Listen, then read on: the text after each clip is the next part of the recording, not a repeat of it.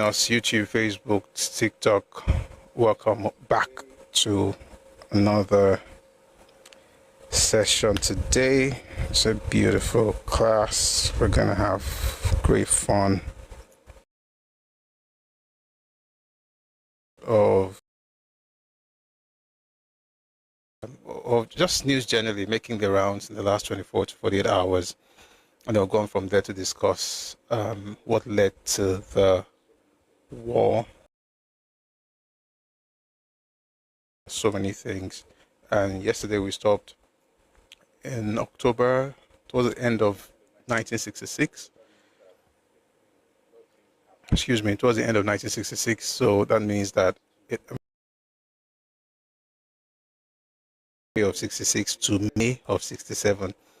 But many things happened. Or the best that people do is to jump from January, mention pogrom in September, and then jump to Aburi in January. But a lot of things happened. And just to be clear, because I don't think people are hearing me, but maybe they just want to hear what they want to hear. I put something out yesterday. We discussed it here the day before yesterday, so we put it out yesterday about how there were killings in the north, how Easterners were unalived. Of course, like I always say, it's unfortunate, it's a terrible event. But we also talked about how Northerners were unalived in the East, which of course I'm not making up. Literally, there are many books to support, these claims. It's not even a claim, really. It's just me sharing, with us what's available. And then you have people saying things like I saw this morning, which was actually quite interesting. The person says you are one-sided. So I was like, what does one-sided mean? Right? We see, okay, this is what happened to the Easterners in the North, this is what happened to the Northerners in the East. How is that one-sided? Like, I think people think that they have a monopoly on victimhood. And interestingly, the Northerners are not claiming to be victims now, but they know that they were victims back then. So all of this is not, we're not having this because there's hatred for a particular group. I just want to denigrate them. One-sided means sharing an account of a person's view and standing on it. You're not. Why do you always come here when you know that last they will still block you or remove you? So all the Igbo people's account that we read yesterday, that's still one-sided. Like, I think what you guys really want is not about one-sidedness. What you really want is for us not to talk about the fact that people from your side also hurt other people. But see, I say it every time. It doesn't make you demons. It doesn't make you villains. You're just human. People hurt you. You hurt them. Anything wrong in this life? Everybody has just been hurting you. You just sat down, just gentle, peace and quiet, and people are just dumping on you. But that's not true. If that's what you want, a zero beer parlor, take the Euro beer, because that seems to be the only definition of Euro, Like, just drink Euro beer and enjoy, and you can have the banter. But if we're talking about things that are recorded and having conversations like that, it's important for us to stay true. It's not. It's only if you have problem with the truth that you, I think, have problem with me, to be honest, because I try. Even me, I'm telling myself, I try. I try to be as balanced as possible. I do everything humanly possible.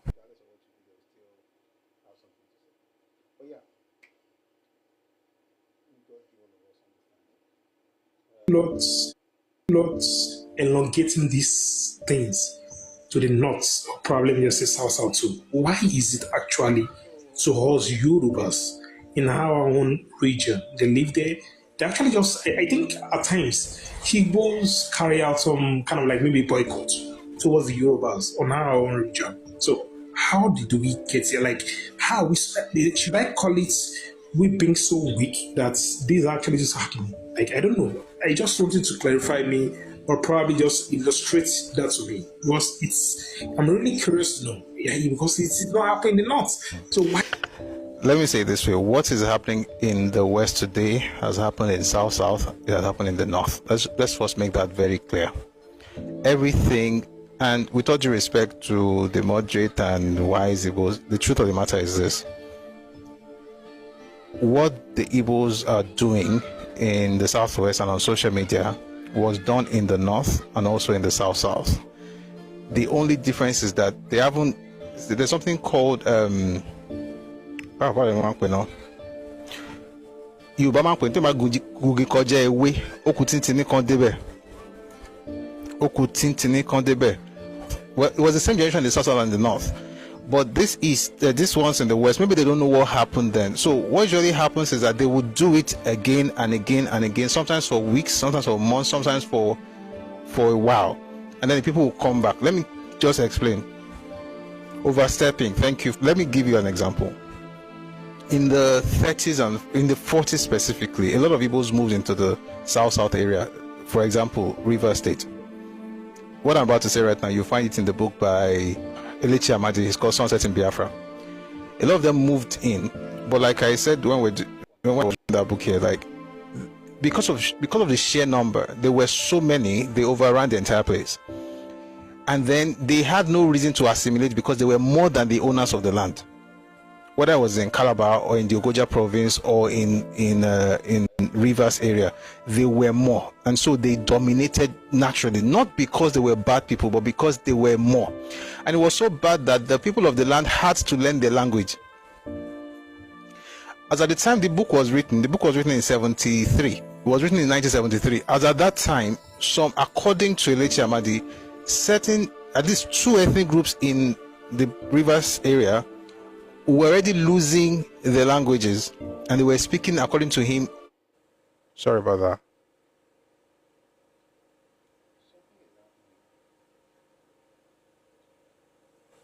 Something is happening. I thank you very much for calling my attention to that, Ife Empire. I hope it's better now, though. Something is happening. This other device just tripped as well. I don't know if it's TikTok. Bayelsa was made out of 3 local governments. That's where they got their name from. Oh. I hope one of them is not Baramoto. I think that was Baramoto, Abi. I never thought. I didn't know. Thank you. Thank you for Empire. Thank you so much. Thank you. I really appreciate that. I didn't know that Bayelsa was an acronym. Anyway, let's get back to it. A form of Pidgin Igbo. They were overrun because they were not as many. So your teachers were Igbo because they were the most, they were more than any other group of people. The Bible you used was in Igbo language because it was the language that was used most widely by everyone. The prayer book was in Igbo. All those things, they were used to that. And of course, they had political power in that area from 1939. Especially from 1952, right? They had political power. That's why the fact that was Ayoita. By 53, was already consolidated. You had Azikiwe as the premier of the East. So that gave them that thing of, we've conquered this place, of course, until the war. And I'm not going to get into it, but we'll get into it much later. There's a reason the South deals with them the way they do. To the point where if you say you're an Igbo, for instance, you're Ikwere and you call yourself Igbo, the Ikwere man sees you as a very stupid person. I've heard them say it. I've watched interviews. I've listened to them. I've read books. By the way, Elechi Amadi himself is an Ikwere man. And he made it very clear as in 1973 that they had their own association different from Igbo World Congress that the Igbos had in the 40s and 50s. And that even after Ironsi banned all tribal parties, their own group, they were still meeting. And now they have to assert that, listen, we are different because they notice the tendencies. And now there's one of the examples that was given by Dr. Kalu, where he mentioned how the way the Igbos in the area got into the area, they were not indigenous to that space. So during the just before independence and in the First Republic, you have to read that report to understand the way they were. I don't use the word, but it's the truth. That's what they called it. They called it oppression. And so they now push back and took over the land, for instance, houses. It was called abandoned properties. There's a story behind that one. But by the time they were done dealing with them economically, they now started pushing back, right? So now, with even the little you say you are getting now, how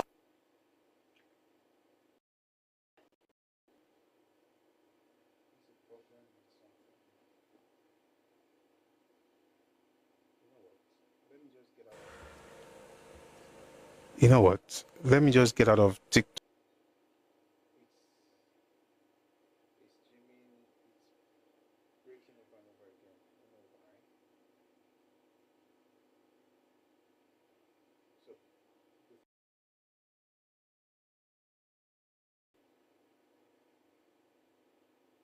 Second place, guys.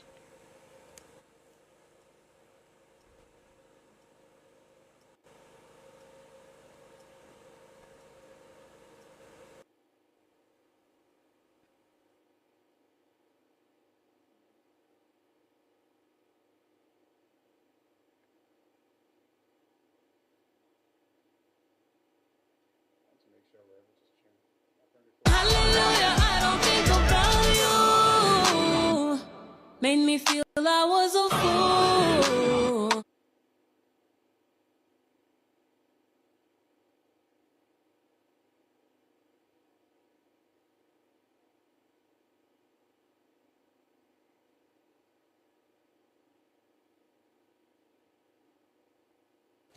Testimony of wanton murder is available from both sides. For that stuff is another device, and I'm trying to get it back.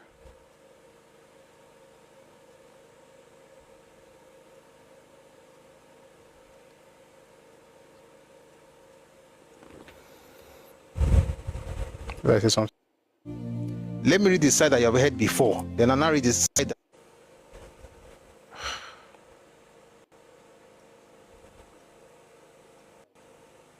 I'm watching them live on Facebook. How? Sorry, 1 second. I think I have... There's a... YouTube is the issue now. Number.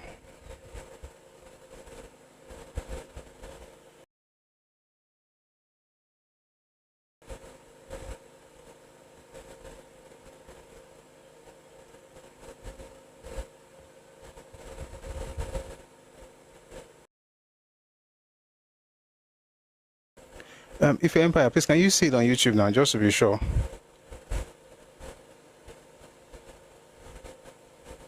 Okay, I think we're good on YouTube. You have not heard before.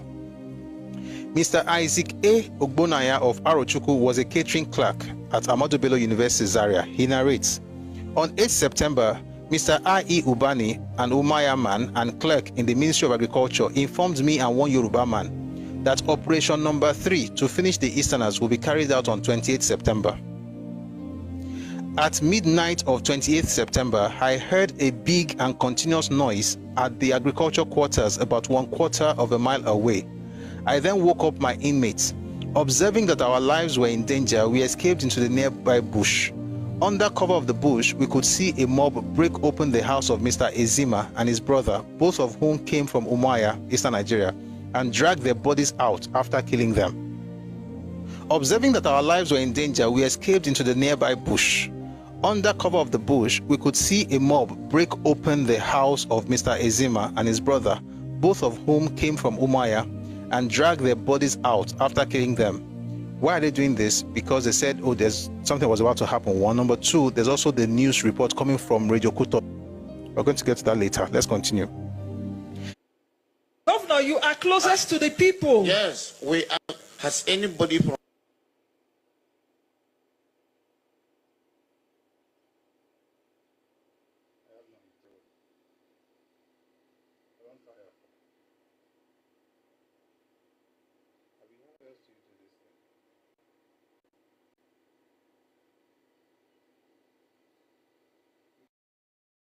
Then at about 2 a.m., one of the roving mobs spotted us and gave chase.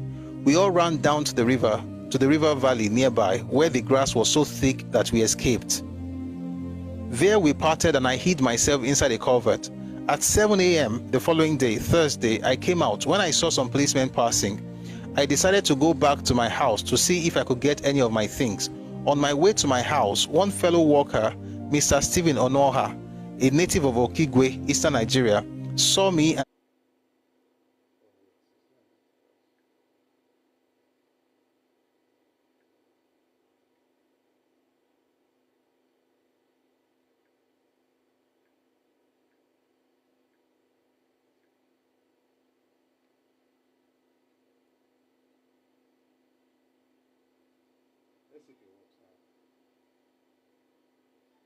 and started to hail at me. His calls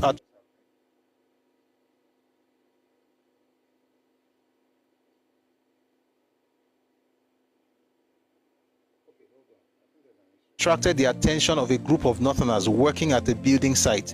They chased and caught him and beat him to death with.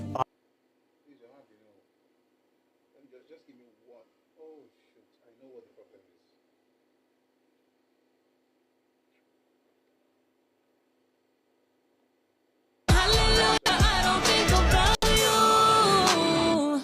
Made me feel I was a fool.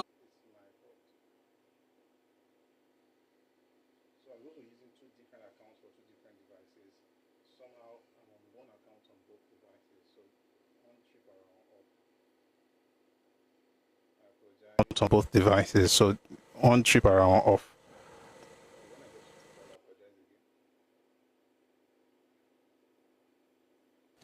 Testimony of wanton murder is available. Such a rookie mistake. Okay, we're back on YouTube now, and if you're on YouTube, I apologize. Sorry about the break. You've not been able to enjoy this stuff very well. Sorry. Made a very, funny mistake, but it's good now. We're good. We're good. All right. Now let's get back into it. I was talking about Bielsa, and then I want to play something. Governors are like, okay, yeah. So this is a plenary session featuring the governor of Bauchi State, and the anchor, is one of the reporters on AIT. So we're good now. Don't worry, YouTube, no problem again, I promise. All right, so let's listen to that conversation for a bit. So take a Jesus is Lord. Mumbo.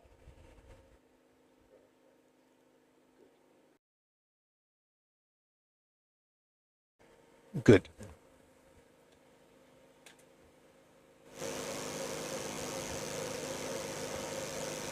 Governor, you've sparked an important conversation.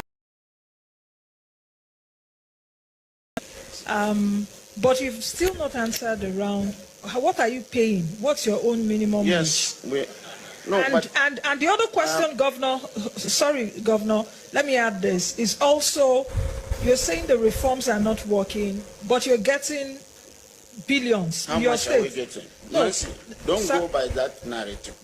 No, Governor, hold on. Let me just line. Yes. The allocations you're getting now is more than what you were Yes, getting it is. before. I'm a numbers person, Governor, Okay. so I understand it. But the issue now is that citizens are saying, with even the little you say you are getting now, how are you spending it? So those are the two questions. What are you paying Nobody now for has asked the federal government how they are spending the much money they are getting. Governor, you are closest to the people. Yes, we are. Has anybody from my state complained that it's not being paid? How much I are am you paying? Excuse me. We are doing projects and programs, and we don't need the permission of the federal government to do it.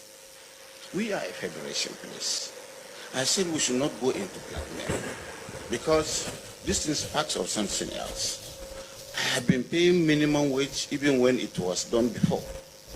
Now we are looking at our revenue. Everything should be done scientifically to see that we can pay if we can afford the 7,000. We may not, but some states can afford because not all the states are the same. I cannot compare myself with Lagos or Rivers, but certainly I'm a realist, as the governor of CBN has said. We will do it based on what is on the ground. So you don't come up with a figure yet? No, we have not agreed on the figure, but we have a committee that's looking at it. But we are paying the all minimum wage. And then, of course, we are doing it religiously. But certainly, since the big brother has agreed on the minimum wage, we will work towards paying it as soon as possible. Thank you. So here's the issue I have with all of this.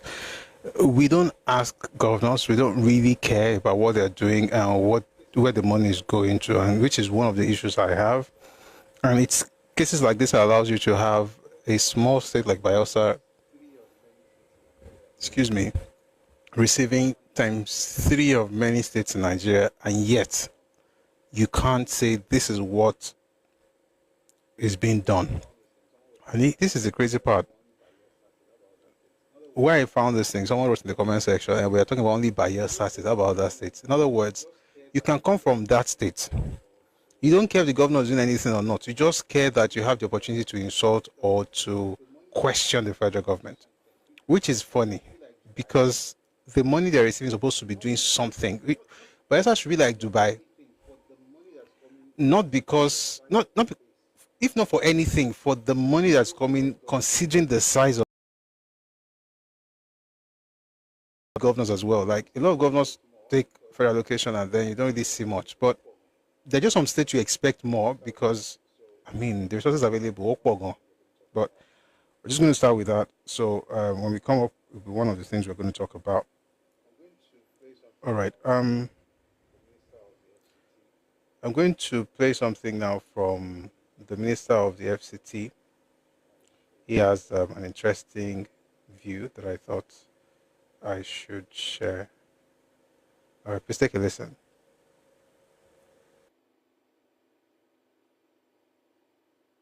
That he told the president, I won't support you. You have no capacity. A president who identified me, he said he had no capacity. Something must be wrong with you.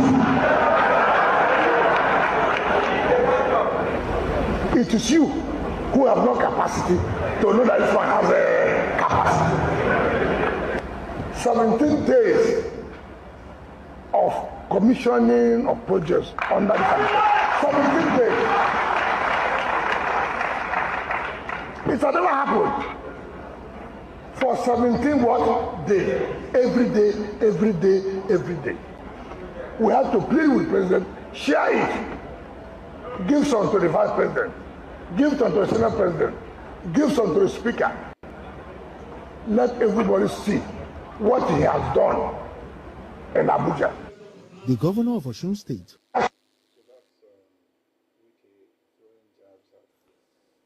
So that's Wike throwing jabs at his. That one says the former Oga. That's one says not. Whichever one. They shall having banter about who is president.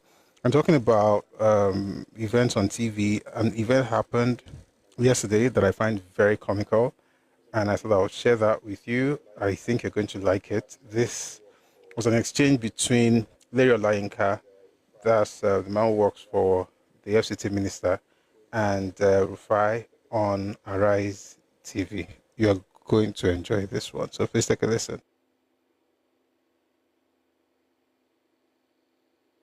That you had to go back and forth to court for. Maybe we'll talk to that. Your own 20 million fraud allegations. Allegations against you too. Allegation. I went to court.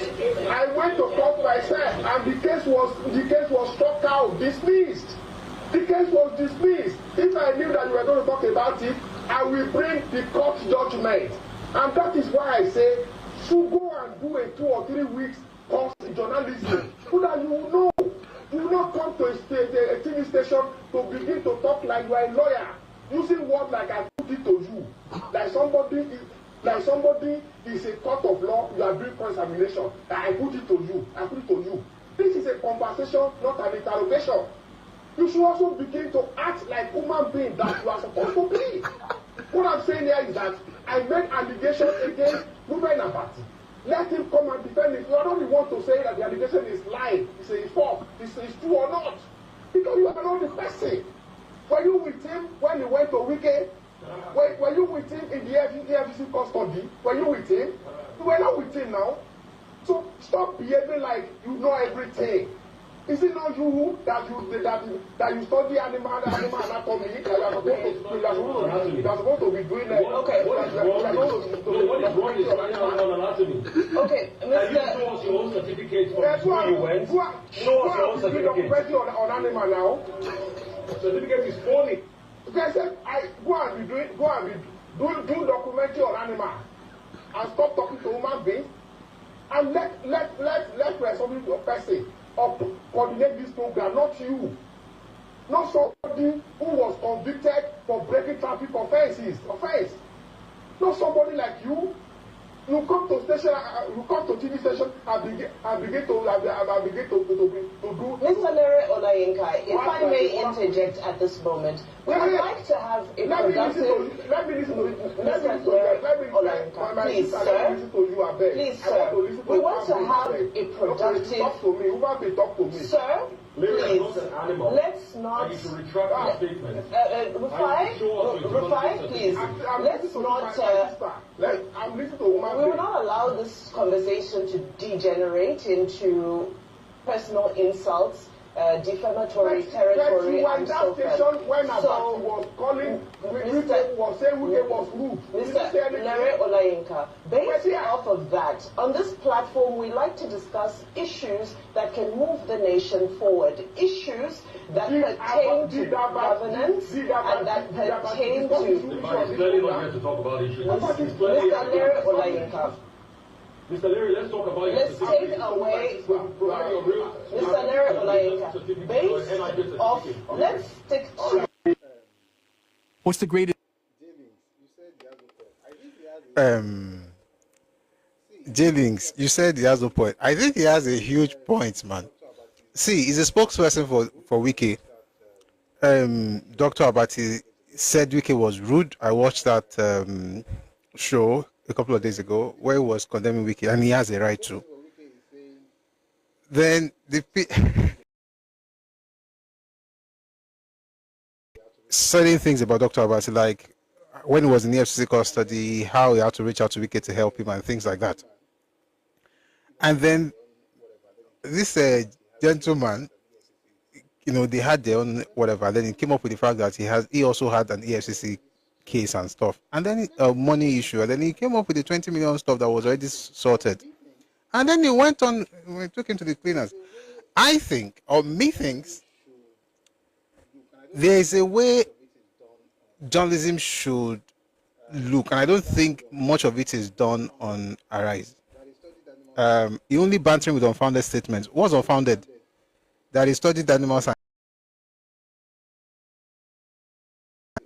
You are telling somebody that he has a case in court, and then what did he do about the money? And the person is saying that if I was already in court, it's already been settled. That means that you are not a journalist. You don't even know what you are criticizing him on or about. That's one. Number two, I like what Larry Olayinka did. You see, there's a problem I see with the way people do. You watch TV, the newscaster or the journalists on TV or radio don't usually have their own opinion. They may have, but they don't bring it out.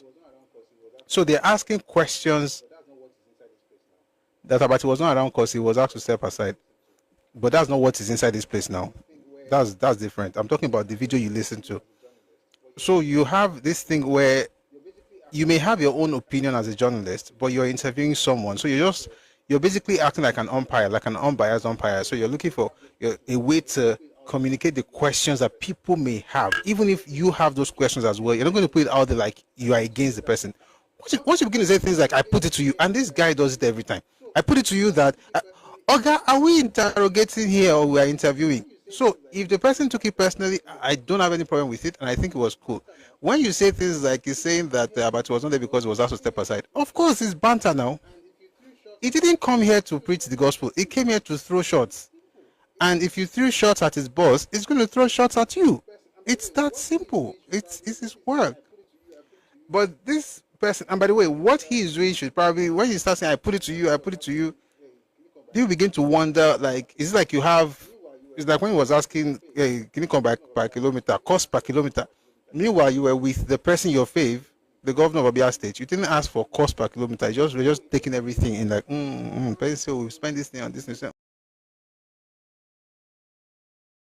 Even to be honest, what he's doing is not wrong for the kind of show he's doing, as far as it's not called journalism. For instance, what I'm doing right now is not journalism, right?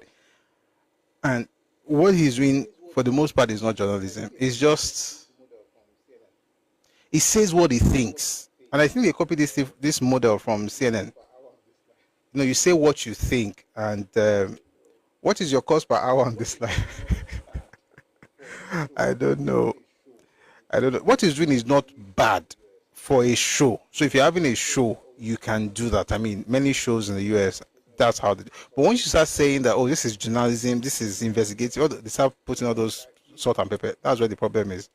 And to make matters worse, Lera Layenka is a journalist. You know, Ruben Abati is a journalist. So the last time Lera Layenka was on Arise News, it was about what Chief Dele Momodu had said about Wiki. That time they were not fighting, but now that that one has insulted his Oga, he's a spokesperson. So all is fair in love and war. I mean, is that how they say it? All right, let's go to something else. UK updates advisory warns citizens to avoid 23 Nigerian states. Borno, and the states are as follows: Borno, Yobe, Adamawa, Gombe, and Bauchi in the northeastern part of the country. Others include Kaduna, Katsina, Zamfara, Kano, Jigawa, Sokoto, Kebbi, and the Federal Capital Territory in the north. No, FCT is not North Central now. Kebbi in the northwestern part of Nigeria. Taraba State in the north central part of the country. Abia, Delta, Bayelsa, and Nigeria. No travel can be guaranteed safe, it said. We're glad that we don't have any issue like that in the southwest, and we pray that it continues to be like this. We have no reason for violence. There's always peace in our land, in Jesus' name. Amen. And if people are having challenges, two things. Number one, looks like security apparatus has been set up in such a way that it will help people, but particularly with the next things we're going to discuss right now. So we're hoping that they'll do what has to be done. However, I think some parts of Nigeria, what they need is beyond what any soldier can do. They have to be serious about their situation rather than just, lying about it. Having said that, I want to play you something from a conversation by Major General Christopher Musa. 1 second, please. I think he's the Chief of Army Staff. Something about building fences across Nigeria. All right, please take a listen. It's about international borders and all that.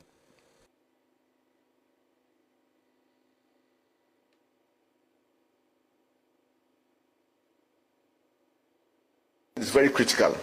I've had countries, border management is very critical.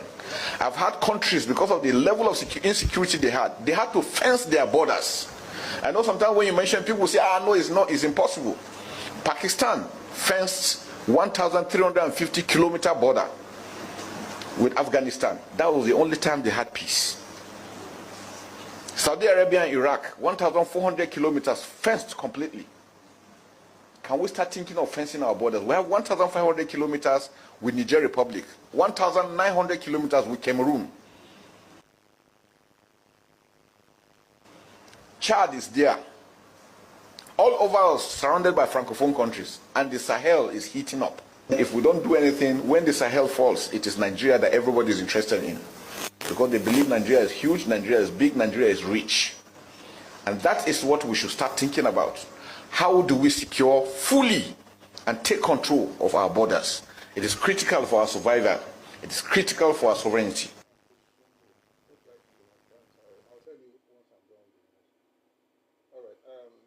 So that's that. I don't understand the practicality of it because, of course, I'm not a security operative or security personnel. But anything that can help us. I just want to let you. Oh shoot! Sorry about that. So I'm saying that I don't know the practicality of what. Sorry about that. So I'm saying that I don't know the practicality of what he said, but then of course he's a professional in that area. I'm not.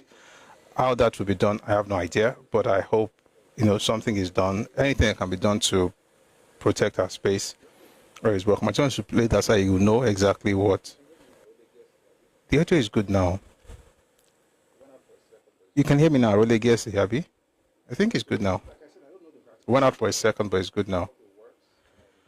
All right. So, like I said, I don't know the practicality, but I hope it works, and it would be nice if that's done. that's fine. So I just wanted to put that out there. Then I read something else. Foreign airlines have no blocked funds in Nigeria the first year in this decade. And so I didn't understand what that meant. And I don't know if Olamide is there, but I went to check what blocked funds mean. So let me read to you what I discovered. Blocked funds, blocked funds used to be a major issue in Nigeria, and it means that money earned by foreign airlines, usually in naira from ticket sales, could not be converted into foreign currency like dollars or euros and transferred out of the country due to Nigeria's foreign exchange shortages. So now the foreign airlines operating in Nigeria are able to move money back to their country because, I mean, it's their money, but it has to be kept in Nigeria because of volatility and our issues with foreign exchange shortages. So that's a good thing. If you are an expert, when you come up, please speak on it. Let me not be like people that they call animal farm or whatever. All right. Moving away from that, from the GHS report, share of households that had to skip a meal because of lack of money, based on regions. The Southeast has 62.4%. That's people who had to skip a meal because money no day. The Southeast has 62.4%. The South has 59.6%. Southwest 50.1%. Northeast 43.8%. Southwest, Kimonkai. Let me tell you again. Southeast 62.4%. South 59.6%. Southwest 50.1%. Northeast 48.3%. Northwest 37%. North Central 34%. That North Central, they must be right, because by the time if you ever understand what goes on in Benue State and Nasarawa, there's no way it shouldn't be that low.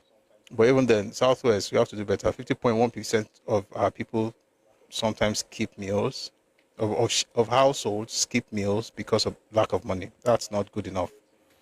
So for Southwest, I think we should bring it down. Hopefully, we can have food security. We thought that the governors are saying that they are doing. And I hope that, something happens for us. However, let me be petty. When people go online and start shouting, Yoruba people are hungry, and even the presidential candidate of LP, Peter Obi, said, I'm in Ogun State. Are they giving them bread because they're Yoruba president? Even a presidential candidate, that is the day. I mean, I never really thought much of him, but that one I thought even less. Like, you reduce yourself to that kind of thing because of election. And this was this year. That conversation was this year, where you're saying, in Ogun State, they give them bread because they're Yoruba. Anyway, the region that actually has challenges with food the most in Nigeria is the Southeast. I'm just putting it out there. All this chest beating on top of nothing. So when I'm talking about hunger, is actually in the Southeast. Which part am I looking for? I have enough.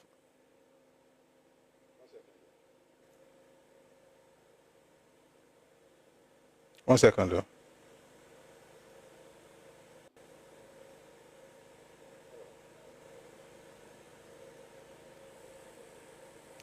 All right. And there's some other things I need to quickly read because of time. Speaking about statistics, let's reel out a few more.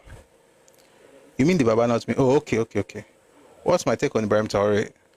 Is he your next Lord and Savior? Because the way you're asking about this person, Abba, when we're done with the news, I promise I'll answer that question. This one is bad though. Let me not read it. It's from NDHS. Women who had intercourse with a partner who was not their husband or living with them. Oh boy. The first four are from South. Number 1, 2, 3, 4, South. I don't want to mention the states.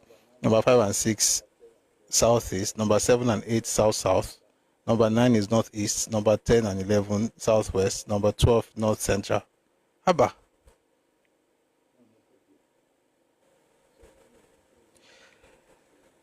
I'm going to go there.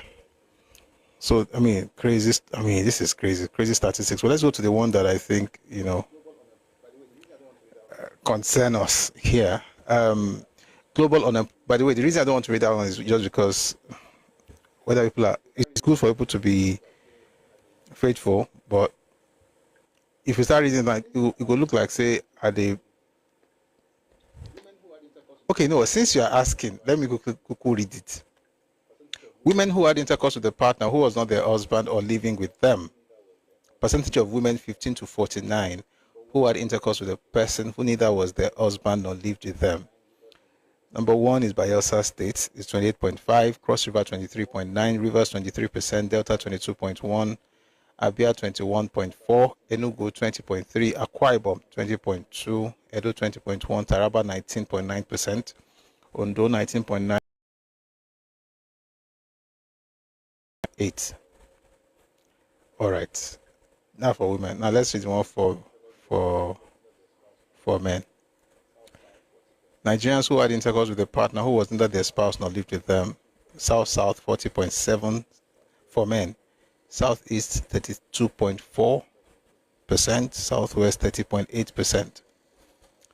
North Central 21.4. Northeast 8.3. Northwest 5.8. So it'd be like I say northwestern men are actually faithful. Lagos no deal. We are very faithful people. For the women, South again 22.5, Southeast 14.4, Southwest 14.4, North Central 9.6, Northeast 4.6, Northwest 0.6. So apparently again, men and women in the Northwest are the most loyal. By the way, what's the source of this thing? NDHS. As Nigeria Demography and Health Survey. Yeah, so that's where that is from. You disagree? If you disagree, don't my fault now. Let's read the... No, I don't want to read all this in a beg. Women who had intercourse with a partner was not their husband. Men, by the way, okay, somebody will ask, men who had intercourse with a partner who was not their wife. Number one is Benue State.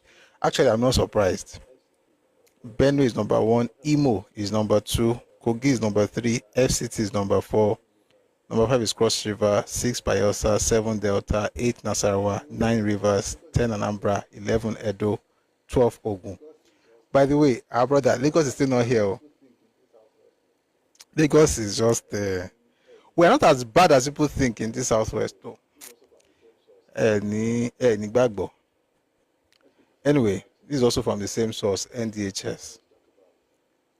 Let's go to things that actually that I wanted to talk about. Global unemployment rate 2025.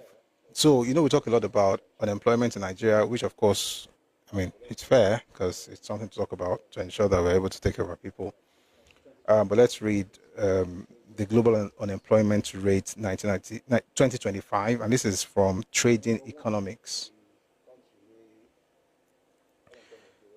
Number one, the country where unemployment they were is Swaziland, 34.4%. South Africa is 32.9%. Angola is 29.4%. Palestine is 28.8%. Djibouti is 25.9%. Let me just put it this way, all the way. Nigeria is 116, is 4.3%.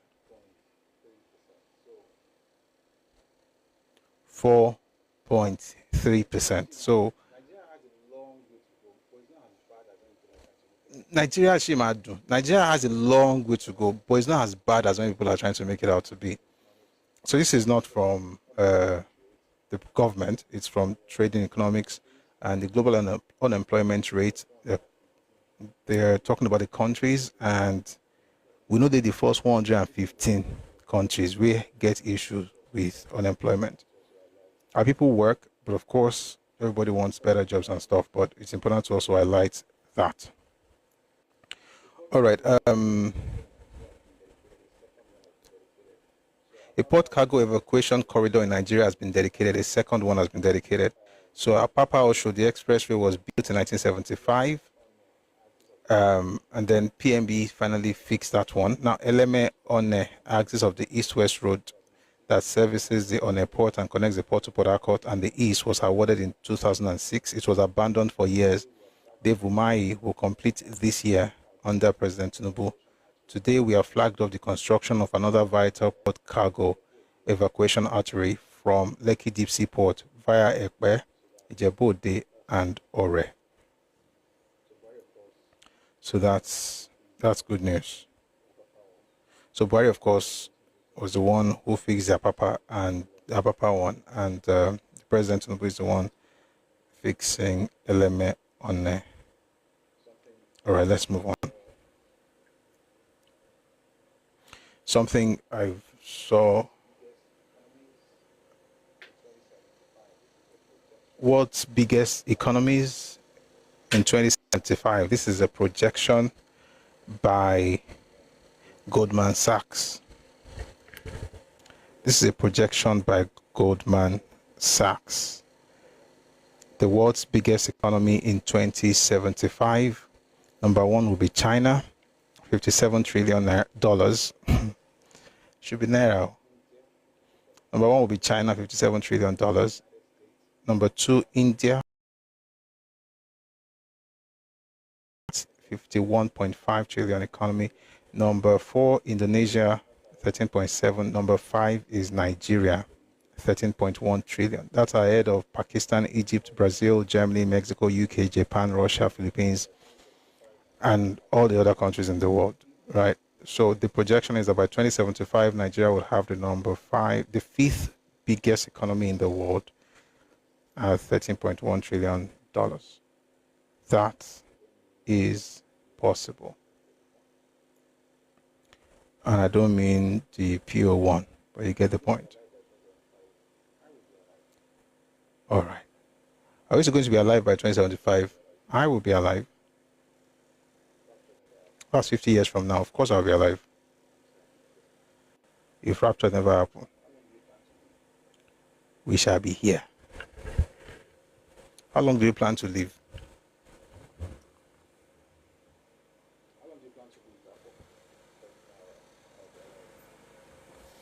How long do you plan to live, Dakpo? Because me, I'll be alive. I'll be with my children's children. 50 years. Yes, now I should have great-grandchildren by then. All right.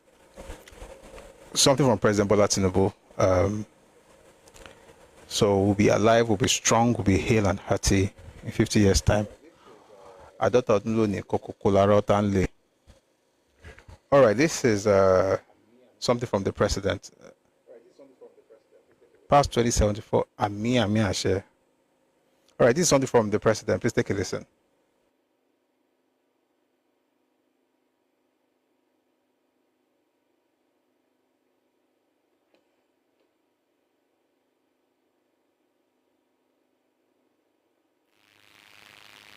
Expansion, building of infrastructure to enhance road architecture and return on investment. Please, our dear governors, let's work together. Don't give planning approvals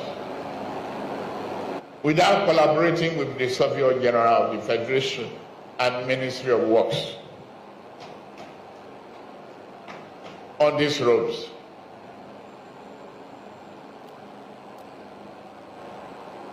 Please, I appeal to you. And I'm glad the Deputy Governor of Lagos State is here.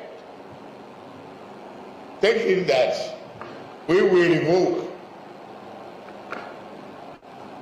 all those approvals given on the setback already given. And please note that we are very serious about it. No more planning approval for those unapproved islands being created illegally. Thank you very much.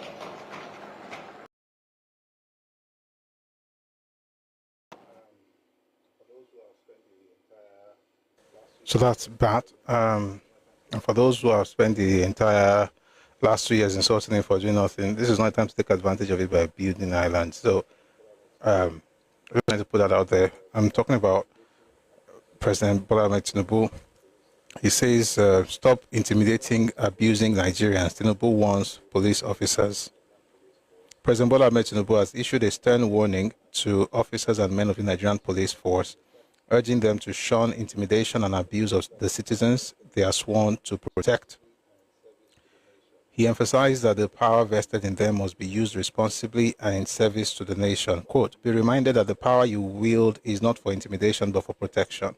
It is not for abuse but for service, the president said, stressing the need for accountability and professionalism within the force.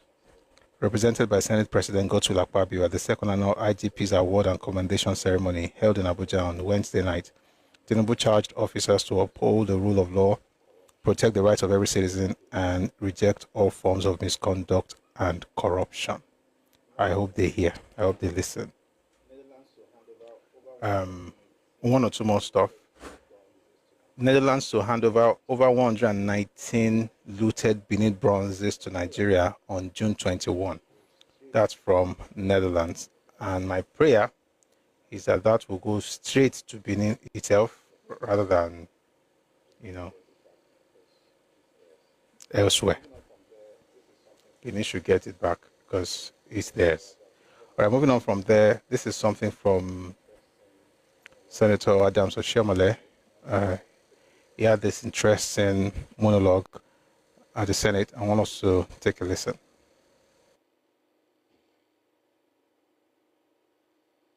The wish of my colleagues, the idea of privatizing electricity.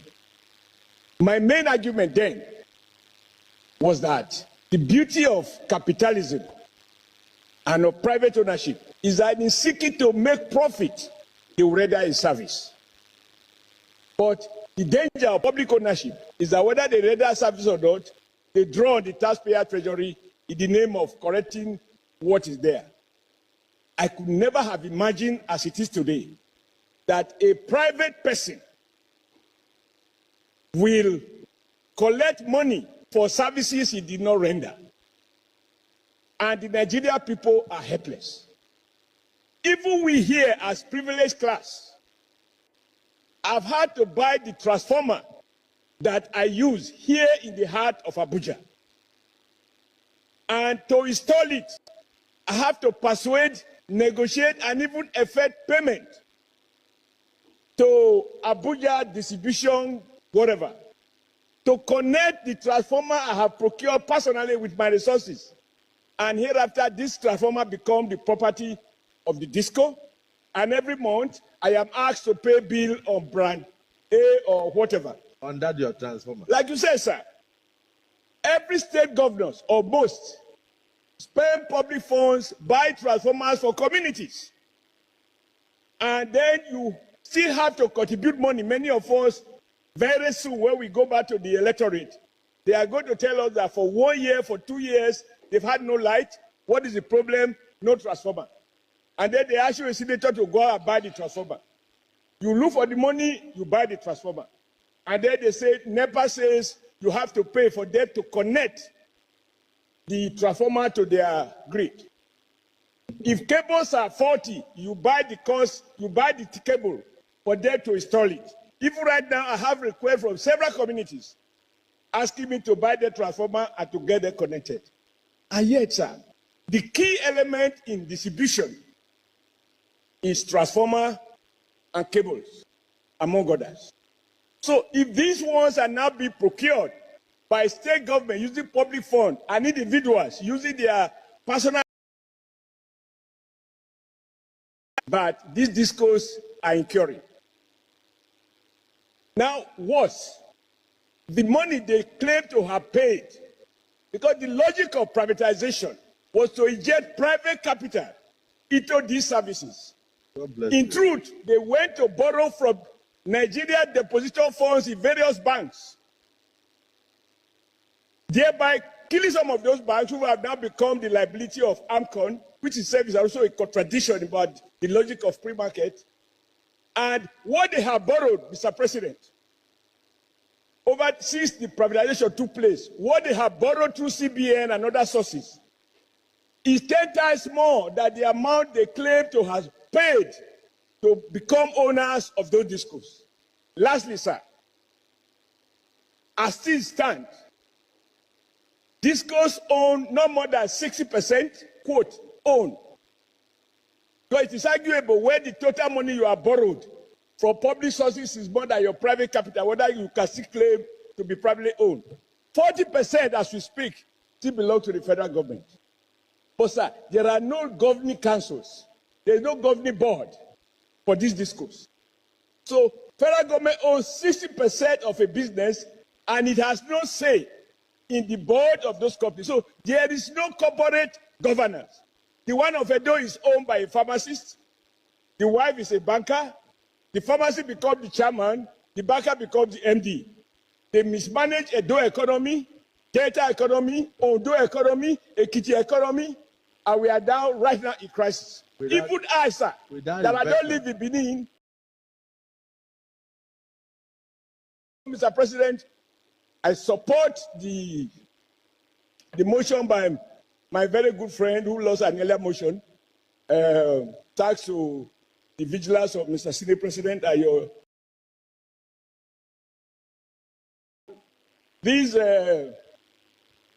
motion can benefit from a radical review, including the option of revoking the ill-conceived, ill-executed privatization and revisit it in line with the renewed agenda of Mr. President, that no one shall pay for services to a private Nigerian who did not render that service. We are going to a petrol station to buy fuel without a pump, and the person selling the fuel tells us this is the amount of liter I have injected. You have no means to verify it. May your leadership, sir, or common as it is, be the one that gives us the political will to revisit and protect Nigerians, rich or poor, who have been victimized by the fake new owners of this discourse. Thank you, Mr. President.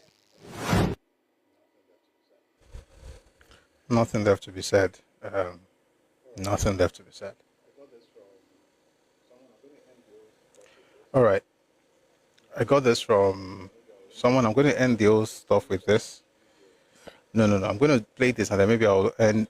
There's a series of videos here. Then we're going to get to something else before we go on. Welcome, UIG. Good to see you. And to be fair, I mean, that was fantastic. There's nothing else to say. I mean, we all get it. How many of us have to buy stuff and then they now tell you that Disco owns the stuff you bought? License cannot be revoked. Janto and Yibo's plant the heist. Let's stop this thing, please. Let's stop it. There's no, except you have something to prove. We're just throwing shots at an ethnic group. What's this? That, you know, I'm not saying they're not there, but at least we have to show evidence. All right. Thank you. So, something terrible was sent to me today. Terrible because it just shows the people who need help. But I'm going to play this. Hopefully, it's a series, by the way, of videos, and just see if we can pick the truth in any of the things that they are saying. Emasco, you have to learn to be courteous. Don't say bring me up like you put me here. Please. Erama so can you bring me up like dear. Or dear Laranfe, but I'll bring everybody up in a bit. Let me be done with the news. I'm going to bring everybody up and then we'll talk. Bombo. This is something from the Times of Israel, and they will just play a few of them and then we can make up our minds what to believe.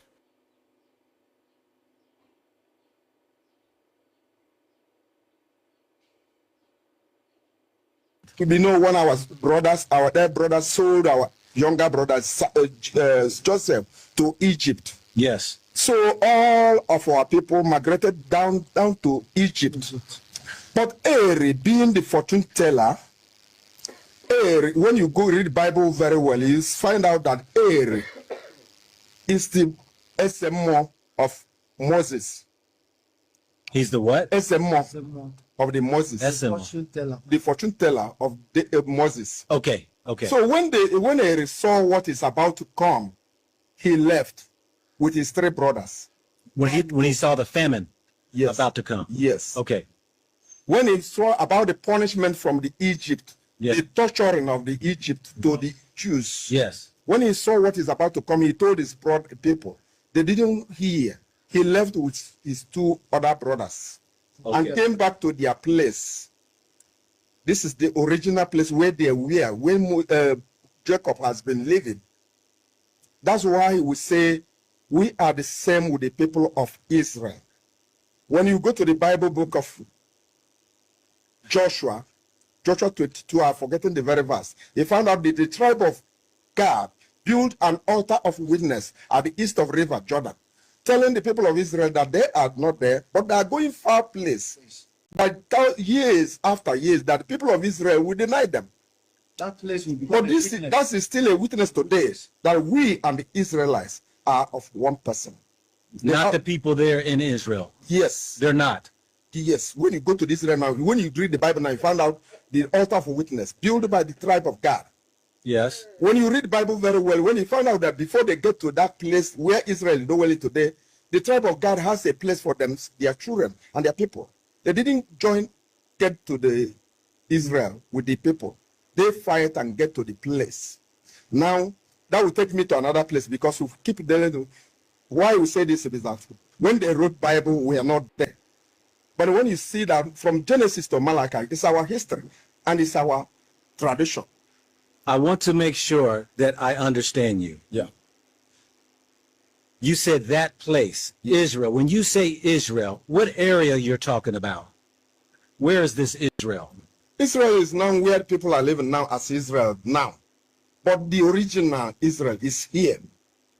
I told you, go and do your research. Since the creation of the world, yes, this place you are living has never been destroyed. Go and verify. After the migrating out, Oba. So we're going to listen to another person. So we can learn as much as possible. You know, we used to have issues with all this Ife. Why are you saying Ife? The only thing that makes me interested in this is because certain people are writing Yoruba stories and selling the books and saying that they own Ife and they are from Ife. So I'm like, let me try and know these people. I know this is me being funny. There's another part that actually can be very serious, and that one, the real history. I won't get into it today, but we'll just listen for comic relief. So we've listened to the one that they are from Israel, Eri, inside Genesis. We'll know whether it's Eri Tofin Shagwado or Kenya. So let's play the next one. Please listen and be blessed.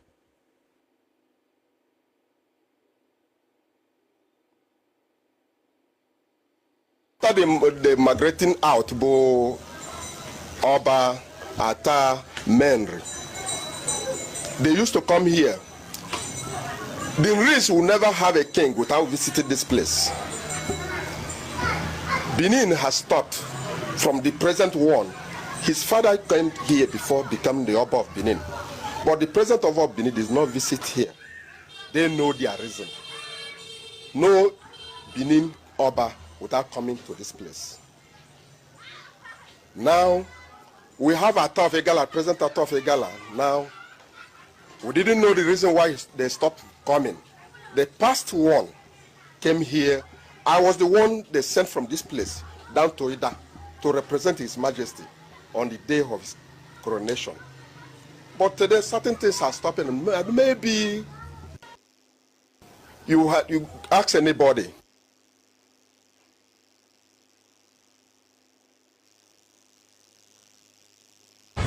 Yeah, Europa is on. The woman named called Bo, who gave birth to Europa. Europa, the one that ruled Europe. Yeah, Europa is on. Europa, okay. Europa is the woman's name. The grandmother's name is Bo.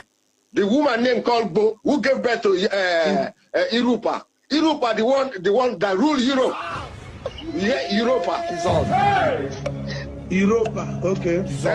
Europa is the woman's name. The grandmother's name is Bo. The woman named called Bo.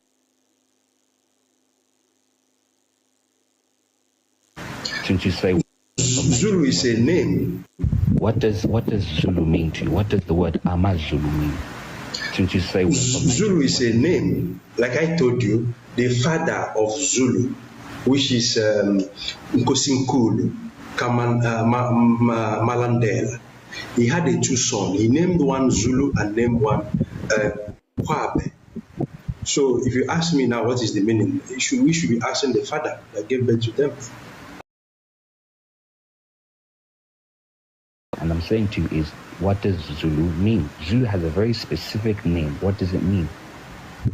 Hello, are you still here? Yes, I'm still here. Yes. I'm saying to you, since you said Tina, yeah. We're from Nigeria, so what does the word Zulu mean? We are, because I use Zulu now, if I use Nkulumalo, you might not know what I'm talking about.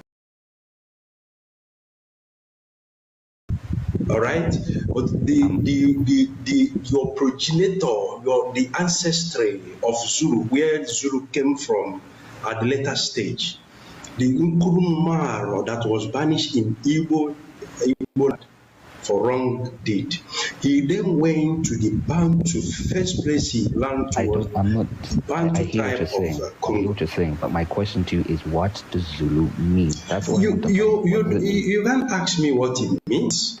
Because I can, because you're saying we're from Nigeria. You can as well ask me. You can as well ask me what does Nkosinkulu mean, or what does I am telling you the meaning of Nkulumal. I've told you the one that related to Igbo is the one that can tell you what it means. Nkulumalo, of which you come that side and corrupted it to Kumaro. That is the linkage. So the Zulu was the child he gave birth at later stage. There were so many kings before the father of Zulu was born. Before Zulu was born. I don't know if you understand. I don't think you're understanding my question. But at the very same time, don't try too hard, man. Don't try too hard. You know, sometimes when you try too hard, you become fake sometimes. Because people, when they come and say, no, I've done this, and I came up with this research, you look at the person and you say, is this person for real? Am I talking to human here, or maybe some kind of AI? I don't know sometimes, you know, some people are delusional in such a way that they even forget that they are human themselves. Let's actually come up with facts and not claim things that we do are factual. When you come up with a discovery, if you were doing research, where is the paper that you actually writing this? Where you can't even tell us about the sources. You can't even reference whatever you're saying. You just come up with these are facts. Yes. Why can't you just say, according to this and that, there was my paper, according to this.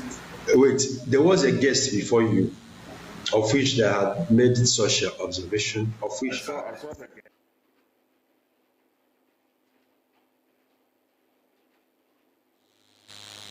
Egala. Talking about me or trying to compare Igbo with Egala, it makes no sense. They are not in the same league. These are tribes that came out of the so-called Igbo tribe. Talking about Bini or trying to compare Igbo with Egala, it makes no sense. They are not in the same league. These are tribes that came out of the so-called Igbo tribe. Talking about Bini or I am crazy. I shut my mouth. Later, Japanese government said they are interested. I have to. The first time I told the people that the Igbo people gave back to Japan, they said I am crazy. I shut my mouth. Later, Japanese government said they are interested. I have to come. Because when I got there, I am going to show them why the Japanese answer names like Ogwejofo, Ngozeka. The Japanese? Yes. They said I am crazy. I shut my mouth. Later, Japanese government said they are interested. I have to come. Because when I got there, I am going to show them why the Japanese answer names like Ogwejofo, Ngozeka. The Japanese? Yes. There's not like Igbo. There was Bo, GBO. The woman named called Bo, who gave birth to Irupa. Irupa, the one that ruled Europe. Yeah, Europa. Europa, okay. Irupa is the woman's name. The grandmother's name is Bo. We have a technology Guys, I'm sorry. That sound, that I said, Jesus Christ, my brain won't blow.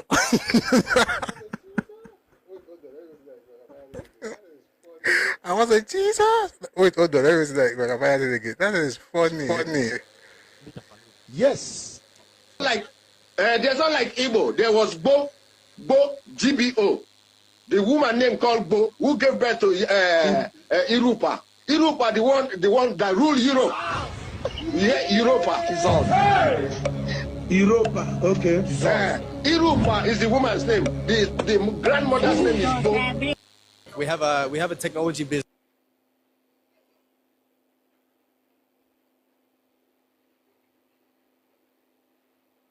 Written out Bo, Oba, Ata, Men. After the migrating out Bo, Oba, Ata, Menri, they used to come here. The Nris will never have a king without visiting this place. Benin has stopped from the present one. His father came here before becoming. They know their reason. No Benin Oba without coming to this place. Now, we have Ataf Egala, President Ataf Egala. Now, we didn't know the reason why they stopped coming. The past one came here. I was the one they sent from this place down to Ida to represent His Majesty on the day of his coronation. But today, certain things have of this world, but we said no. We must find where we came from. And then he opened the rubber eyes to this Eri festival. That is our father from Aguleri, that he born us. We are the children. Now. We say we don't want to separate ourselves again. As a rubber man, we need to vigilance and do what our father was ready to do. That is where Urobo people has come here in every year to come and do the festival that they are doing in every year of this world. But we said no, we must find where we came from. And then he opened Urobo eyes to this Eri festival. That is our father from Aguleri, that he born us. We are the children of children. We say we don't want to separate ourselves again. And do what our father was ready to do. That is where Urobo people has kept. Yes, the whole in the book series, as we go along the several volumes of the book, you will see that the 360 pharaohs, we call them in Igbo, Eferoha, your worship of the people. We are all Igbos. These are the people who built the pyramids. They were the people who invented writing. They were the people who invented the battery circuits. I show it in the book. I actually show typical battery circuits which were invented then. I actually show the aeroplane with perfect tetrahedral structure, which has been tested by companies like Lockheed Martin. The models, they have been put in a wind tunnel and they fly. So that means even today's technology, even with the today's technology, the engineers have not even achieved this level of perfection as we speak. So the Igbos really were the kings of ancient Israel. They were the pharaohs. They were the people we know as Carthaginians, and then some of them are known as Phoenicians. So we are actually rewriting the fundamentals.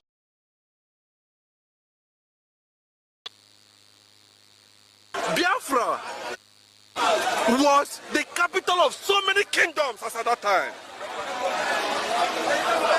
Go and ask the first person that was able to draw the world map, a Portuguese, Fernando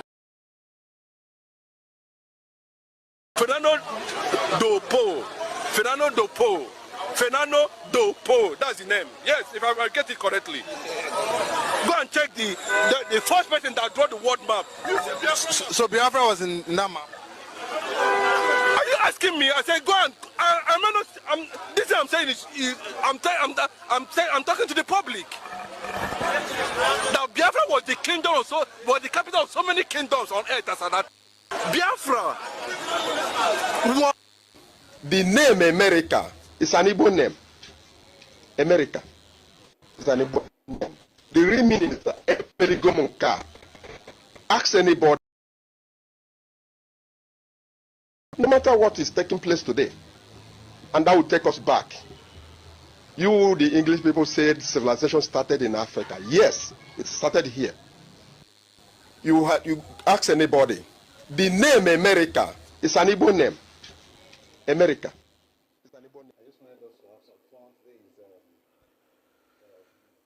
I just wanted us to have some fun. Today is Friday. I just want us to have some fun. All right.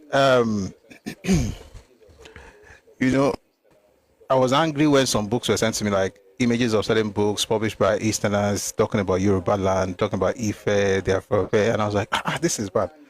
When I now saw these videos, I was like, why am I even angry? You jump to Egypt. So now you create Egypt. Jump to America. Jump to Europe. Igala, Benin. Why not Yoruba? Why not? If you want to be stupid, could be Japan. I mean, just complete your circle of stupidity. Like you can add, I mean, it's okay. Israel. That's South Africa. That one day.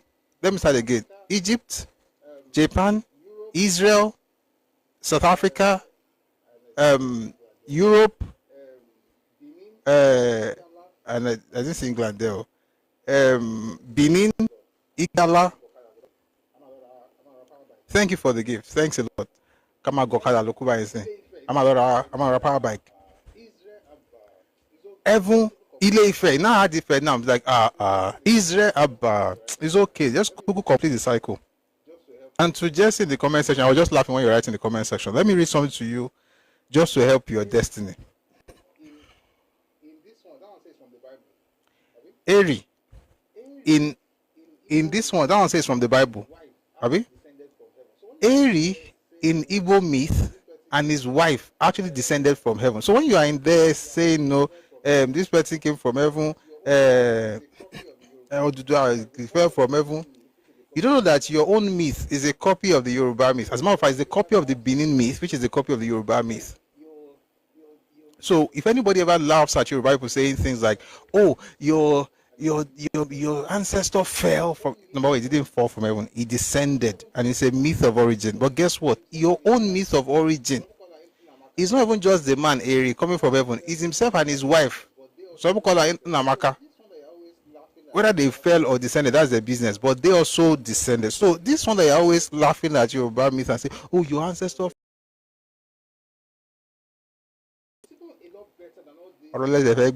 and that's even the one that I want. You know, it's even a lot better than all this tap that you guys are doing all over the place.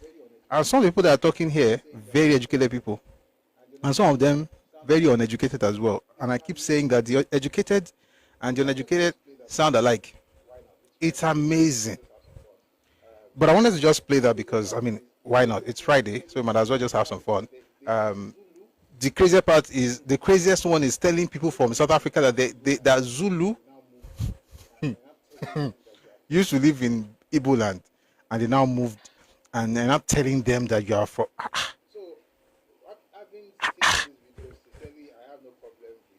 So having seen all these videos, sincerely, I have no problem with you guys again. So if you say you're from Yoruba land, you know you are not, Abi, but at least the delusions can continue. By the time, I'm just afraid for the younger ones because nobody deserves this.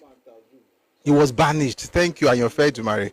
It says Umanta Zulu, something like that. He was banished from Igbo land because of something that he did. He now walked all the way from Anambra all the way to South Africa because they banished him. When he come out from that place, he don't see any place for this word. May walk out to now South Africa, they go straight. The younger ones don't deserve this. The younger ones don't deserve this. Please, if you are an Igbo person, please, please save.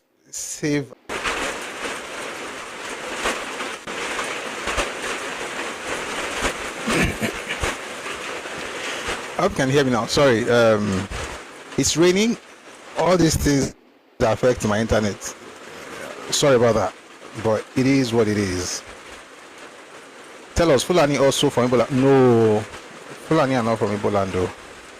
They're totally different people. They have a totally different story.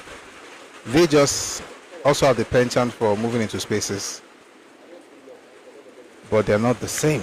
All right, so just two more things, and I will bring people up. I don't want to bring you up now because everyone just been insulting people, but more just sleep on that one for now. So, two things. And Djibouti, Alaji Dangote was there, and I just played the exchange because so I hope you can hear me.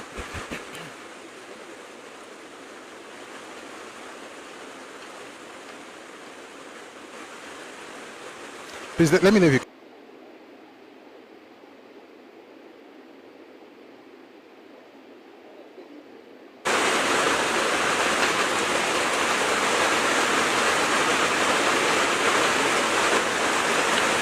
Somebody said there's so much chaos in this here. It's not been the same Nigeria. Not been the same. I want Shelia lower by Aworaye.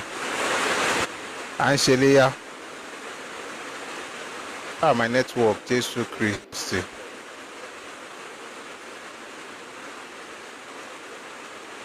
I hope you can hear me. Okay, so let me play this stuff by Alaji Aliko Dangote. Someone says network is bad. Sorry about that. I'll soon let people start speaking, so I'll be out of your face in a bit. No, I'll be in your face, but you.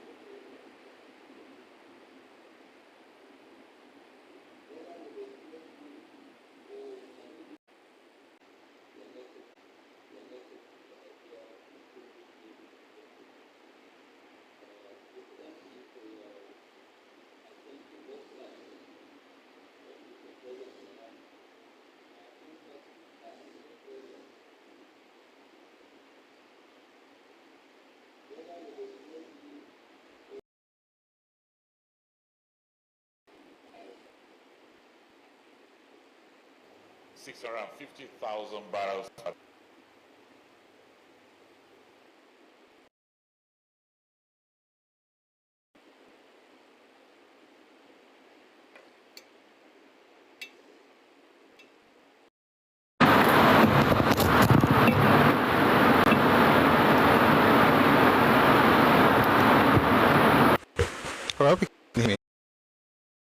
And so please, if you sent requests earlier, I can't see you anymore. I noticed you were here, but please resend your request and then I can bring you up.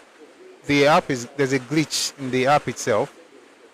So please let's power tap and let's then resend your request, please. Sorry about, I think it's the app itself. Okay.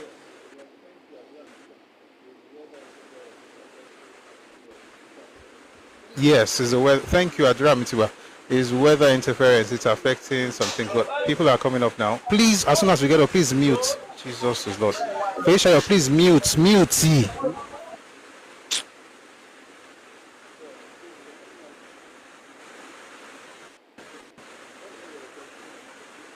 All right, please, if you're coming up, excuse me. If you want to send your request, please do send the request now. Thank you, Adram.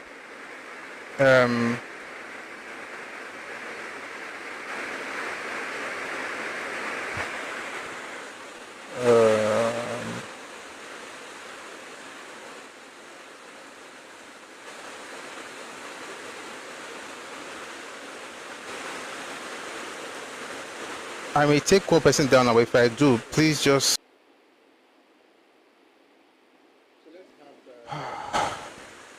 It's going to be a great day. So let's have. Jennings, please send your request again. Okay, I've sent you an invite, Jennings.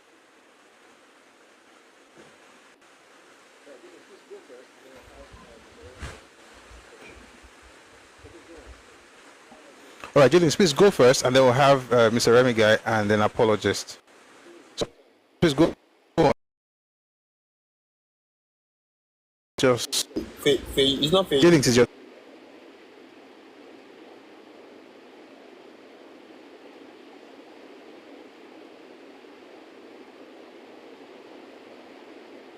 So, please bear with my background noise, please. Good morning to everyone. I would like to speak with on two things: Wiki and Mr. Leary's attack on fire. I think it's high time they stopped attacking animal science, especially journalists. If they need to banter Rufai, I think they should find something to do. It's unprofessional. It doesn't make sense for political aides or whichever one to go online and be attacking political scientists. I'm taking it personal because I'm attacking animal science. I'm taking it personal because first and foremost I went to FUNAB, and secondly, yes, I did animal science. I don't know of all these political leaders. Hold on, no. You did animal science. You are on TV as a journalist, but you're not acting properly. Now, me, where they talk, I don't study history now. The real issue is not what he studied. Wait, see. No, see. It's not about this course he studied. It's about the fact that he's doing journalism as though he's in a pen. In other words, he's not being professional. No. It's not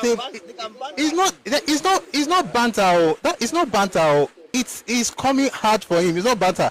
The point is, it doesn't matter what you studied in school. You could study what? I don't know, Latin, whatever you studied.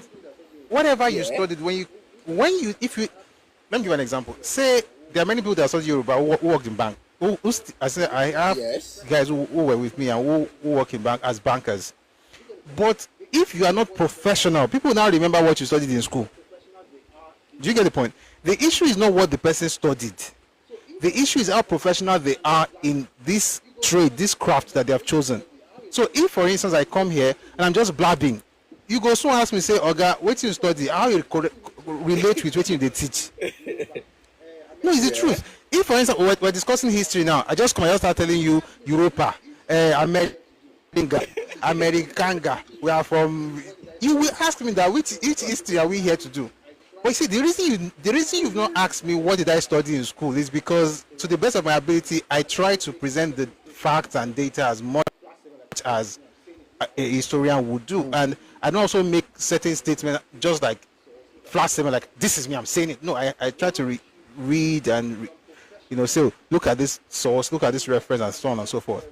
Once you choose to be unprofessional in that craft, in that career you've chosen, they will remember that you studied Igbo or Yoruba.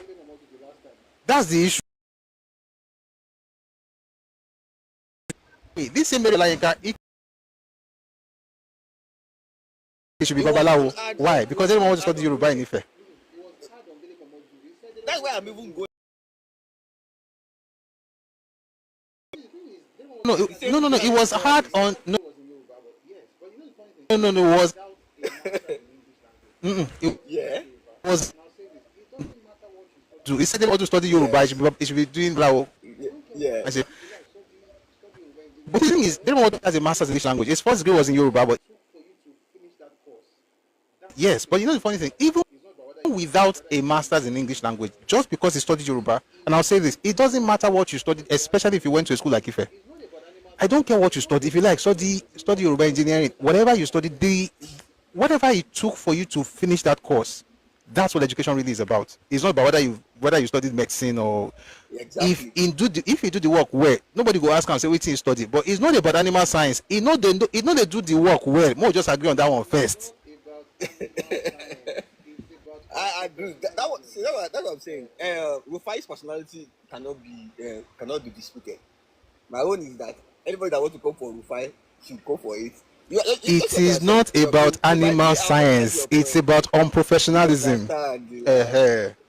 You understand. I understand also. My own is my own. My own is not Rufai.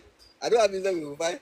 My own is our own, but I understand what you said, and it's quite interesting. I always say it because I listen to the whole view and I understand why they came for him, but at the same time too, that's what they do.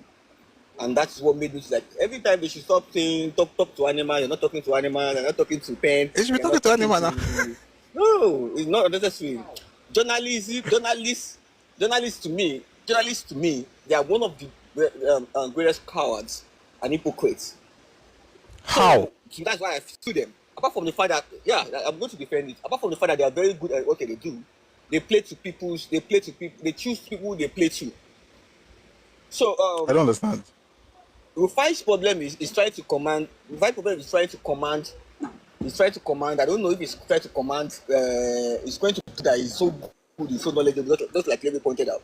At the same time, by not trying to bend to, by not trying to bow to nobody, just nodding his head. That's what he's trying to do. He's trying to be separate from. In fact, I can't even defend Rufai. But the point is, you have explained my point. You can't defend him. They need to be professional. You don't say someone is unprofessional by being unprofessional on their career, because you have explained it very, very well. The reason why my brother is unprofessional. All this one you're just talking. Leave him. Nobody's criticizing animal science. These animal scientists should not be there because they don't let you work. You have to carry animal sense. Okay. Baba, I know. I understand you have explained it. I felt the same way when he attacked Billy Mamadou's Yoruba.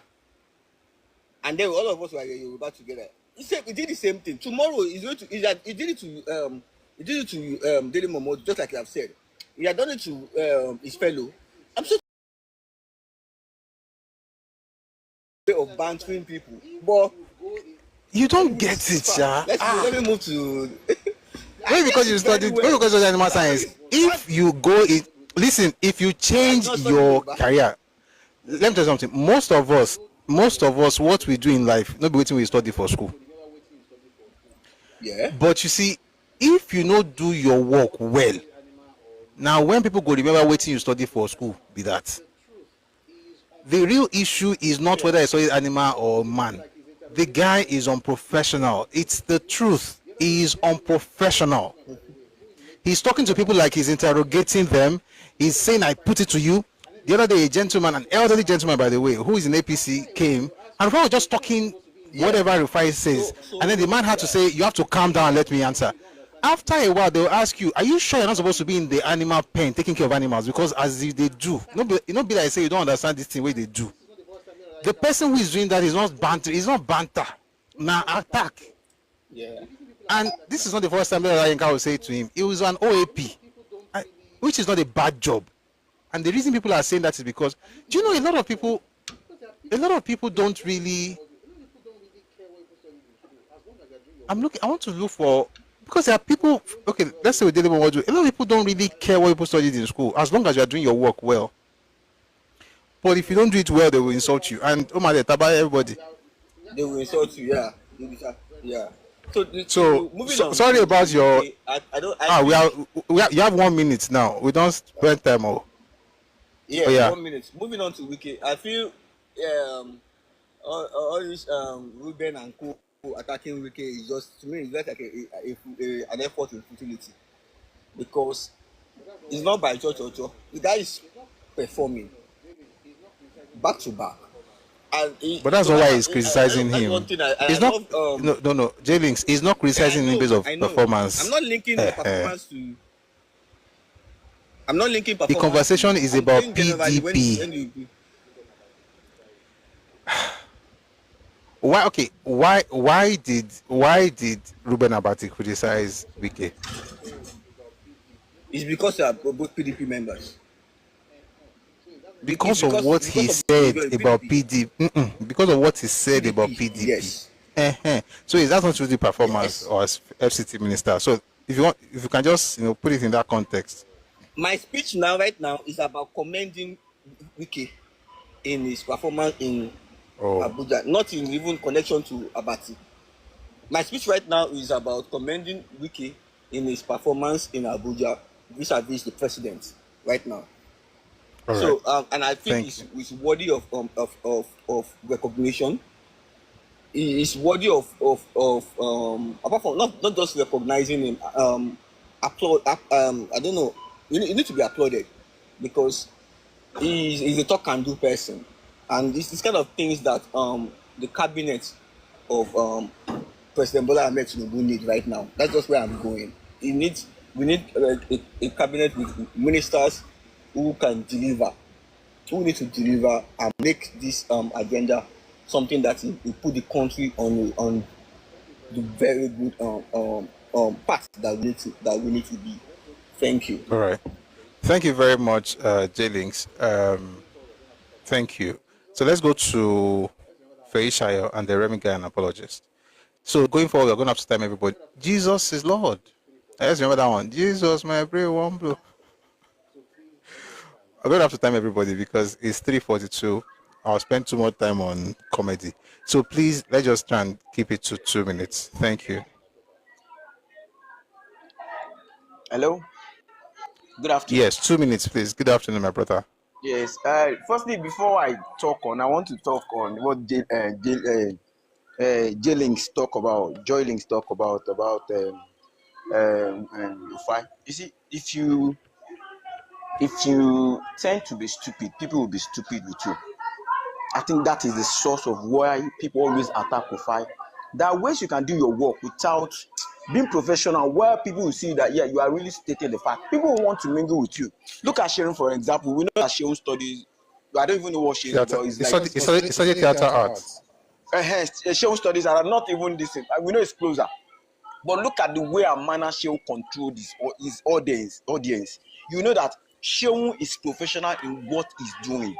That is why people don't attack him. No, you never see anybody that come to attack Sharon in channels. So that is it. And then on this thing about the I want to talk about the people that claim everywhere. It's just something of laugh whenever this kind of thing comes to my present. There are some people I don't take serious, but in as much as we don't take them serious, we need to also take them serious.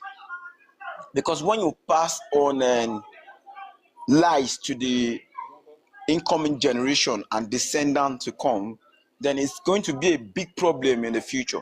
I think every ethnicity should come and talk about this thing. It is getting stupid day by day. With what you do now today, proof, with what you did now today, you know that some people they are coming for you a big time. You know they have been coming before, but this one coming pro max. This one is coming they are really coming for you. So you should be ready. And it's not supposed to be. When you lie, you should set the record straight. It is very, very important. These are lies everywhere. Lies. That's how they lie. And the Israel sent someone to them, and the Israel discovered that they don't even come from them at all. When they observed the DNA this thing, they discovered that they don't even share any link with them. And you want to claim, you're claiming Are you sure? Yes. There is no, but Ari left from America. He now went through Europe and landed in Ebola. What are you talking about? What are you talking about? Sir, they've sent this to come and do their research now, and they discovered that they don't I even know. have any this thing with them.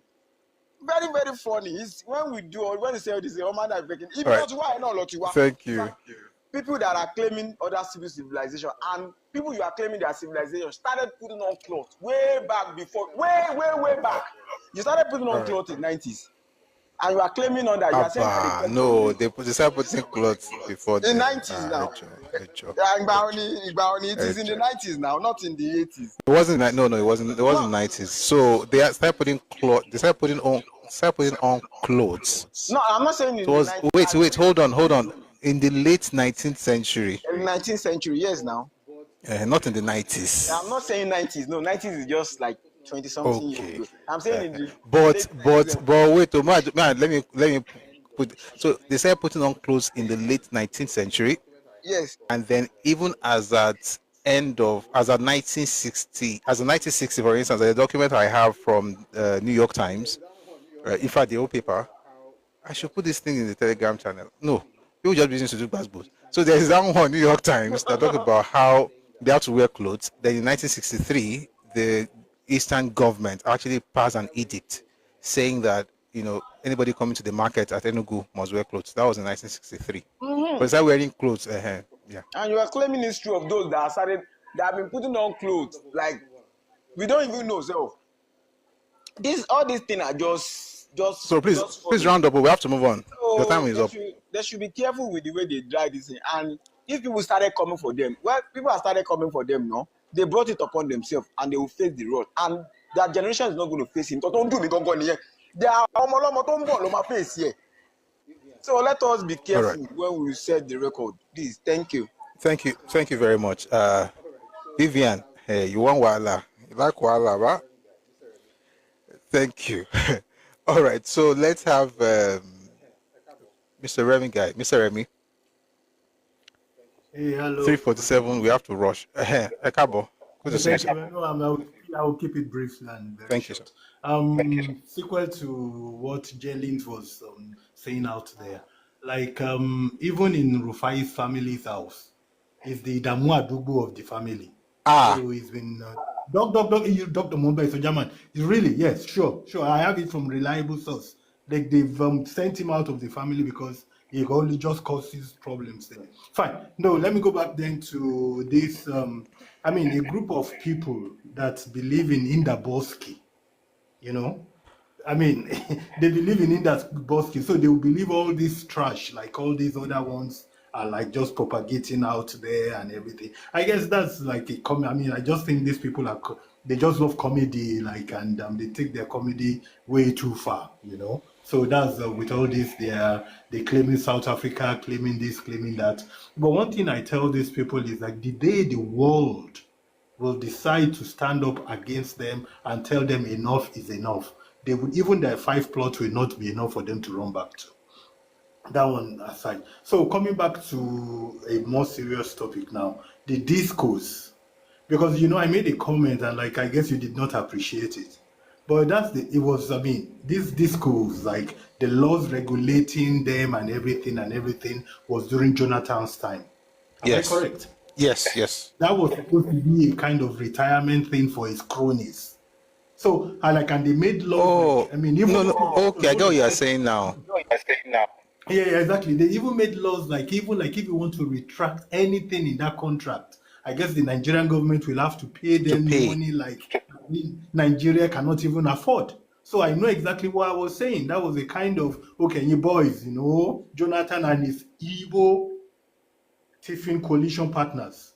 They set up this thing and they arranged it that way. So that's the lifeline. That's for them to to continue living on Nigerian resources forever and forevermore, So I guess that's just basically it, So people I don't know how we're going to get out of this contract, but I guess the discos are not helping Nigeria at all, They are just milking everybody dry. Thank you. Thank you very much for that submission. I really do appreciate that. Somebody asked for the New York Times link. I'll put a link. I'll put the link in the Telegram channel because Vivian asked. So who am I not to give you the link? I'm going to put that there. I'm looking at it right now. I'm looking at the one that is in Tio Buruju Mufe Fisibe. Some people here also might be using it to now be attacking people. But for educational purposes only, I'll put out the one that's the mildest one, which is from New York Times. All right, well, thank you very much for that submission, Mr. Remy. Apologies, and then Dark Poet, and then we'll get back into the conversation. Thank you very much. Good afternoon, my brother. Afternoon, sir.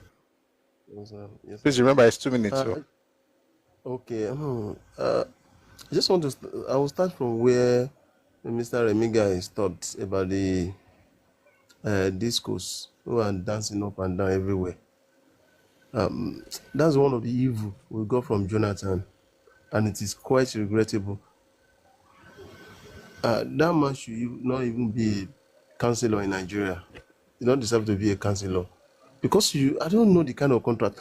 I said it the other time. I was having a conversation with some people. I was talking about the problem of Nigeria with electricity. How on earth will you sell? I learned that GE, all these European and Russians, some company from Germany came the other time to come and build during that time for the same disco, but he preferred the Cronus because of the second time that was running after, because of the second time.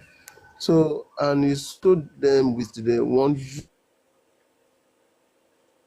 useless clauses in the contract, and nobody could, no government cannot even take away from them. Imagine going to a new site whereby you will be the one, so the community will buy pole, they will buy the cables, they will buy the transformer, and they will still pay to come and connect it. After that, they will not give you paper that the secretary and the CDA chairman must sign that the property belongs to them. Who does that? Private company.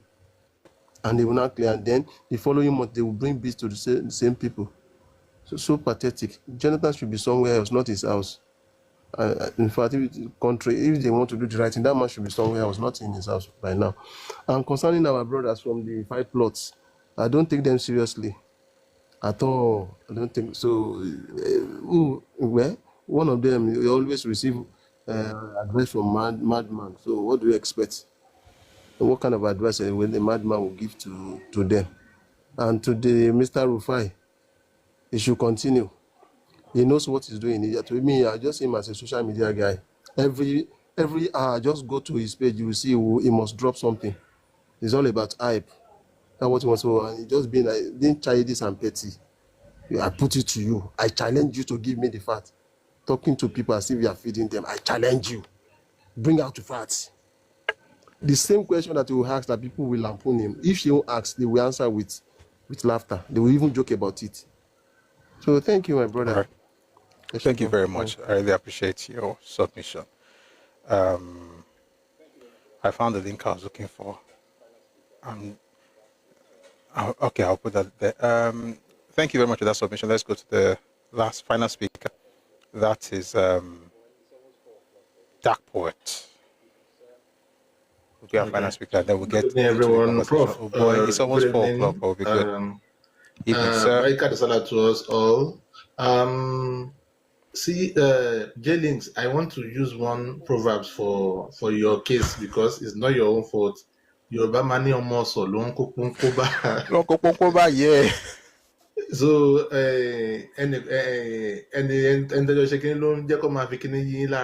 so it's not your fault. And they are not really attacking animal science. They are just degrading him because of the way he handles it, what is handling. So and for our brothers that Ibadan, only Oyo State is bigger than the 5 plots. So their own case, you see, if you remember when there was a clip of Donald Trump that was shown a long time ago that said if he wants to run for president, he will run as a Republican because they are the kind of people that believe Santa Claus is real, because they are so gullible they will believe anything. I think that is what is going on there, because they will believe anything that put them in a supremacy kind of thing, even though they don't verify anything.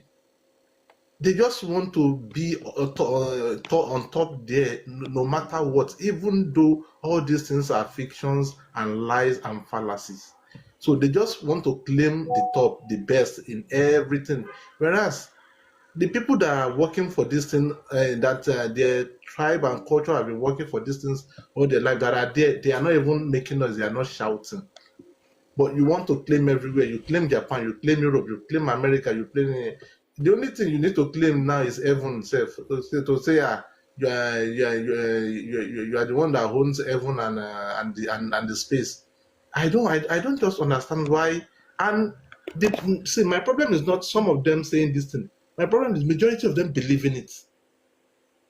It's like saying, "Oh, I saw a flying lion outside," and without going outside to check the flying lion, the driver said, "Yes, the lion is flying," and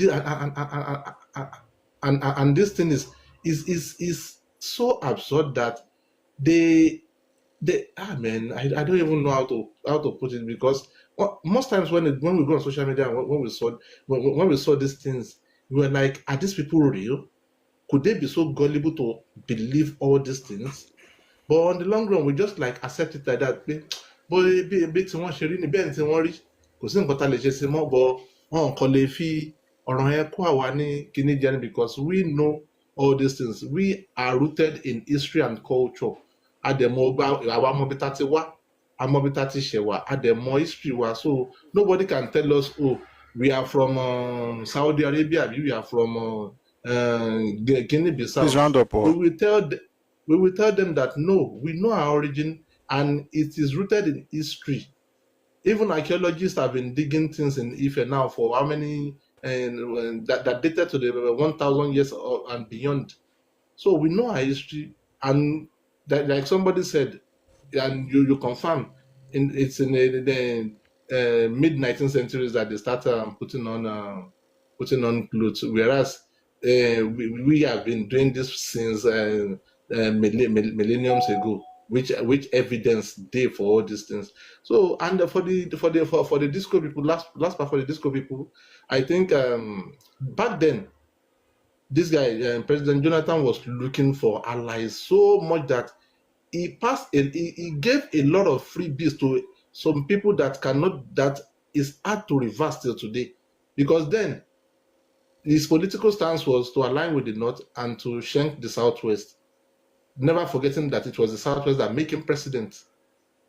So when he tried that, he was just giving freebies, dashing everything to everybody to make him and gain more allies, whereas he doesn't know history. If he know history, he will have known the people to align with. So that's my submission for today. All right, thank you very much. Thank you very much, Dark Boy. But let me quickly say something, because I saw Aderoya in the comment section. As far as believing things are concerned, I don't think the Republicans are worse than the Democrats, to be honest. Democrats believe anything as well. I think it's just a society where people go according to what they feel or what they're working with. And I'm very careful with the reason is because their own political parties are more ideological than our own. And when I compare both of them, sincerely, if I was in America, I definitely would be. I'll be a centrist. I'll be a centrist. I can never be a Democrat. Those ones just believe anything. So, but then the Republicans also, sometimes those ones just take things to the extreme as well without their funny beliefs. So, if I were in America, I will vote on a case-by-case basis. I will not be hard right or hard left. I'll be in the center because of the way their policy is good. But in Nigeria, anybody that favors Yoruba people, now they vote for. If you don't favor, I'm not saying the person has to be Yoruba, but it has to favor my space. If it doesn't favor my space, far. So no matter if you're a fair person, if you're a fair-minded person, you want to favor my place. But if you don't want to, then you can go. But thank you very much for a wonderful section of the session. So I'm going to take everybody down now. We'll get into the topic proper.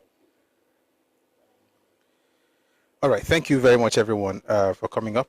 Thank you. But we're starting pretty late today.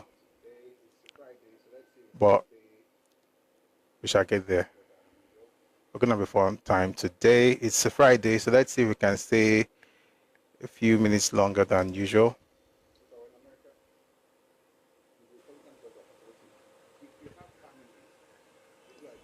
If I were in America, you'd be Republican because they're conservative. If you have families, this is what I believe. If you're a family man, I don't think you want to be a Democrat in the US, sincerely. All this liberal thing.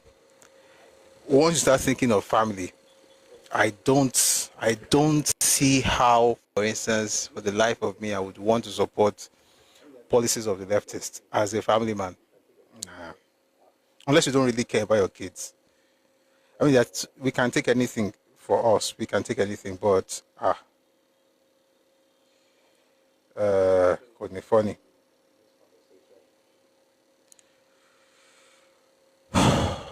Now let's get into today's conversation.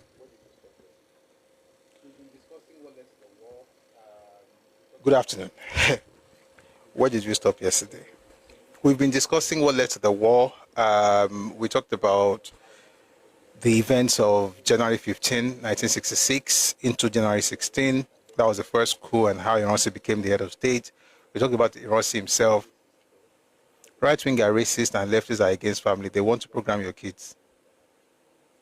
Are they racist though? Or they're just protecting their space? They're doing exactly what you are doing in Yoruba land. And I'm not saying they're not racist among them. Of course they are racist. But when you say things like they are racist, I don't think the entire group is racist. How are Republicans racist? How are Republicans racist? Like I always say to my friends in America, black people have to look for other things to put on people than racism. Like sometimes we just mess up. They are conservative. Of course, you are conservative in your land as well. Anybody who has any attachment to their space will be conservative. And I've said this before. See, America was not designed for the world. It was designed for the WASP. White Anglo-Saxon Protestant. That was the design of the United States of America. The fact that everybody now gets to go there does not mean that the ones who, and I don't care how they go, say they kill everybody. Is the way of the world. Are they royal? Republicans show their racism. Democrats hide their racism. I don't even like to think about that racism thing because you can't break them.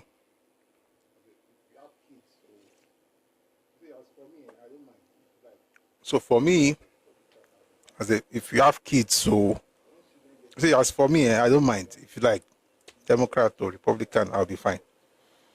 But once children get in the mix, I think you have to think more about your children than about yourself. In terms of which government, and I'm not saying that one is, they are perfect. They will have, advantages and disadvantages. So when I compare these things, who would I entrust the education of my children to? That's the question. And it definitely cannot be some people who are always pushing nonsense agenda. All right, where were we?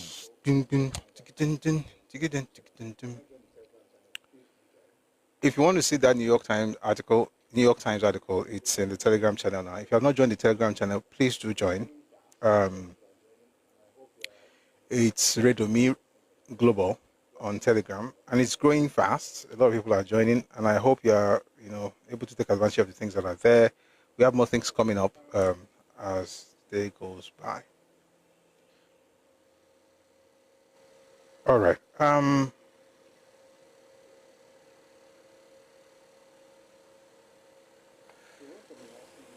Yeah. Where were we? So we went from Iransi into Gowon and Ojukwu, and yesterday we tried to go through the events of August and September into October of 1966. So today we're going to go on to 67, but before we go there, I just want to read something from the Nigerian Civil War by John Desenjo. But please, let me just appreciate us again for getting us to 105.2K right now. I really do appreciate it. But please, we have to now do a bit more. Please, let's power tap. Let's share the live. Let's try and get on the FYP. And if you're on YouTube or on Facebook, please share the live with your friends and your contacts. Please, if you're on TikTok, click on the heart icon beside Busui or just above my head. Join the team. Please join the team. And also drop gifts, drop heart means. Apparently these things help the live session, and I really want us to have a great time. So we talked about the terrible things that happened in August and September. We talked about how Northerners were unalived in the East. Well, just to be fair, let me take everything together. There was a case where I mean, you know what happened in January, the coup, right? Excuse me. There was a coup, and then there was the tauntings and all kinds of things that the Easterners did in the North, and then eventually everything came to a head with the Decree 34, and then there was the killings May 29, 1966. After the killings, Ojukwu made a statement to his Attorney General saying, that's Nebo Graham Douglas, saying that he wanted to pull the Eastern region out of Nigeria. This was in June of 1966. And we're going to come back to Ojukwu's, I'm going to repeat some of these things when we talk about Ojukwu's ambition specifically. And then from then on, we have the counter coup in July, and with the counter coup, also northern officers unalived, Igbo officers at first in Ibadan, in Abeokuta first, then in Ibadan, Ikeja, and then also in Kaduna. And then eventually they said touching civilians in Makurdi, like as we read from the book by John de Senjo, the Nigeria Civil War. And so they, unalived people in Makurdi, and then people heard about that in the east and began to kill northerners. And that happened in Onitsha, it happened in Owerri, happened in Enugu, happened in Oboloafo, happened in Port Harcourt, happened in Umuahia, and you'll find all of that in Crisis and Conflicts in Nigeria by A.H.M. Green. You also find part of that in Sunset in Biafra by Elechi Amadi. Now, when the Northerners heard about that, how did they hear about it? The event that happened in the East was picked by Radio Cotonou in present-day Benin Republic. They broadcast it. Guys in Kaduna, caught wind of it, translated it into English and Hausa, got the people in Kaduna to know about what was happening. The Kaduna people now started the pogroms, gone. Terrible events, terrible things, but that's the timeline. And why that's important is that it was a terrible thing that happened on both sides, and it's important for us to know the genesis of stuff, because generally speaking, when it comes to killings and massacres, because of course an emotive conversation, we don't sometimes think of the cause of those events. We're just very emotional about it, as we should. But while we're being emotional as we should also ask questions why, so that we're able to have things in perspective, and so that we also know the cause of the event, so that we don't repeat the mistakes we don't repeat the mistakes that caused those terrible events. And that's the reason we're talking about this, not because we're trying to downgrade anything. However, there's something very important when it comes to numbers, and for this I'm going to be reading from that book by John de Saint Joe. The book open and I walk. So the book is, again, The Nigerian Civil War by John de Saint Joe. It says here, so what happened in September, continued into October of 1966. And then it says that they played with, for some reason I can't even see this thing. 1 second, guys.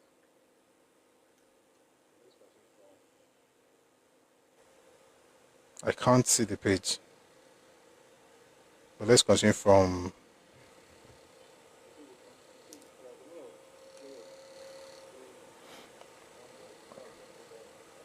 So it says you said there was a lot of play with the numbers as far as the October massacres were concerned, converting it into one of the horrors of the Civil War's myth. Ojukwu himself escalated the figure on 4 separate occasions without apparently anyone noticing. Why didn't anybody notice? Because it's an emotive conversation. It's something that requires empathy. And because you want to be seen as empathetic, as compassionate, you most likely will not ask questions. But it's important to ask those questions and to also set the record straight. And so when people come around and tell you that 1 billion people died, 30,000 people died, 50,000 people died, 100,000 people died, 6 million people died, while we can, show compassion for lives that were lost, we should also not be hoodwinked with people just throwing numbers and figures anyhow. So let me read something to you from here. So Ojukwu himself escalated the figure on 4 separate occasions without apparently anyone noticing. In the foreword of the Eastern Region's booklet, Pogrom, he spoke of more than 7,000 dead during the events of September and October in Kaduna, in the north. So he says in the Eastern region produced a booklet called Pogrom, and inside that booklet, Ojukwu said more than 7,000 people died in the north. Of course, more than 7,000 Easterners. At the Aburi Conference, which we are discussing today, at the Aburi Conference in January of 67, long after all the casualty returns were in, he said 10,000 had died. By the time the war was underway, this was after Don declared Biafra, the number had leapt to 30,000, which is the figure most often used by Biafran propaganda and most often accepted unthinkingly by outsiders, including I hasten to add myself. In other words, this writer also believed it. And then in the Ahera Declaration, Biafra's Blueprint for Revolution, published in June 1969, Ojukwu claims 50,000 were killed. The true figure will probably never be known, but most reliable estimates converge on something between 6,000 and 8,000, although Ojukwu's Aburi figure might just be within the realms of possibility. Several hundred Northerners were killed in reprisals in the east. You're replying to me and making noise. Few military officers of Igbo descent take a horrific action. You don't understand the concept of responsibility, do you? No, you will punish. There's no innocent in this case. Stop being stupid. Sorry. People went on the streets of Kaduna and Kano to tell the owners of the land that they had won because their person don't collect power for Lagos. You say it's the people that collected power. That's why I keep saying you can't keep around taunting people and think that there will be no consequences, even if they don't do anything, which is what you guys are doing on social media right now. You are insulting everybody, particularly Yoruba people. Any small thing you are insulting, you are lying, you are talking rubbish. The day they will grab you, Odi Koloni. So no, don't say what makes you see. I feel for the people that died, but the question is, what were the events that led to it? It wasn't just the killing, and that's why I keep saying it. It was not just the coup of January that led to what happened. A lot of events happened between January and July, and May to even start with. Between January and May, what did the Rossi do? What did he do with the people who actually planned and executed the coup? What did he do when people were threatening Northern officers that they were going to be killed as well? Which was what caused the whole thing in Abeokuta in July. Let's not make it look like, oh, few officers killed our leaders, they killed the Northern leaders, the Northern now killed all these people because of those few people. That's not what happened. And it's not different from what happened after Peter Obi won in Lagos. We own this place. It's a very primitive way of acting in a foreign space. And I'm telling you something, there are foreign spaces all over Nigeria, even to me. Sokoto is a foreign space to me. Kaduna is a foreign space to me. It's a privilege for me to walk into those places. It's just a privilege of citizenship. But I'm not an indigene of those spaces. I have to use my number 6. It's not different. You just walk everywhere. We don't collect power. Because they put all kinds of things outside. Say, oh, Shine Manganinku is only Nzogu that can deal with you in the motor parks, in the secretariats, in the market, all over the place. You are talking to Northerners in their own land that you don't win them. And they didn't do anything. And you're carrying guns and cutlasses. And you think there will be no repercussions. You say it's just one people. And it's just one person. Which is what still happens today. You say certain people are saying certain things. People say it's just one person who said it. What did you do when that person said it? You will not correct them. You will not reprimand them. You let it slide. But as soon as you hear reprisals, then you begin to cry. Oh, is it not just one person that said it? What did you do when that one person was saying it? And in this case, it wasn't one person. It was a people. And I have many sources for what I'm saying right now. What? Let's assume you want to learn. So let me tell you some books that you can read. Start with... I'll start with the North. I'll end with the South. I'll give you 3. Start with Beckon to Serve by Shehu Shagari. Then read Tragedy of Victory by Godwin Labi Sama. Then read Sunset in Biafra by Elechi Amadi. Then read, not Sunset in Biafra. Read The Nigerian Civil War by John Desenjo. These guys were making albums. there were two songs that came out in the midst of all of this thing. There was Machine Gun by Celestine Uku, and then there was Ewu Nabakwa by Rex Lawson, blaring it in the motor parks in a foreign, in another person's land. I played the music here. I'm not playing it again today. The goats are crying, taunting them, creating images. When you put Sardauna on the floor, and then Nzogu's feet was on Sardauna, and he had conquered him. And telling people, Shine Maganinku, now only Nzogu put sense into your head in their land. Guess what? They still didn't do anything. They had to wait until Ironsi now passed the terrible law he passed in 34. Even on March 24, even then, they still didn't do anything until he now unified the civil service, essentially putting the Northern civil service in the hands of his people, because that was what was happening before the Northernization policy of the Sardauna. Stop jumping history. There's timeline, there are events. So the innocent. And the sad part, and I've said it several times, this taunting that you guys are doing in your generation, when the chickens come home to roost, it will affect people that were never part of this nonsense that you're doing on social media. Just insulting people anyhow. Okay, if you're not talking about their food, you're talking about their culture, you're talking about their history, you are changing something to fit your narrative, you're trying to make yourself comfortable in your stupidity. One day, it will happen. And my own job really is to make sure, is to spread information that will make it not happen. But I know that people will still not listen because it's a cultural problem. And I don't know if I don't know. Hopefully they will change. But the people who died, I mean, again, like I say, I can't say, oh, serves them right. No. It was a terrible thing. But we also have to know why those things happen. If people give you this long rope, the rope now, because maybe they gave you the rope to tie tree or to tie wood. You can't help but believe that I'm subtly inciting violence. No, you can help or believe or not help to believe anything you don't want to believe or believe. I don't care. How you hear what I'm saying is entirely on you. What I'm saying is what I am saying. How you understand it depends on how you think.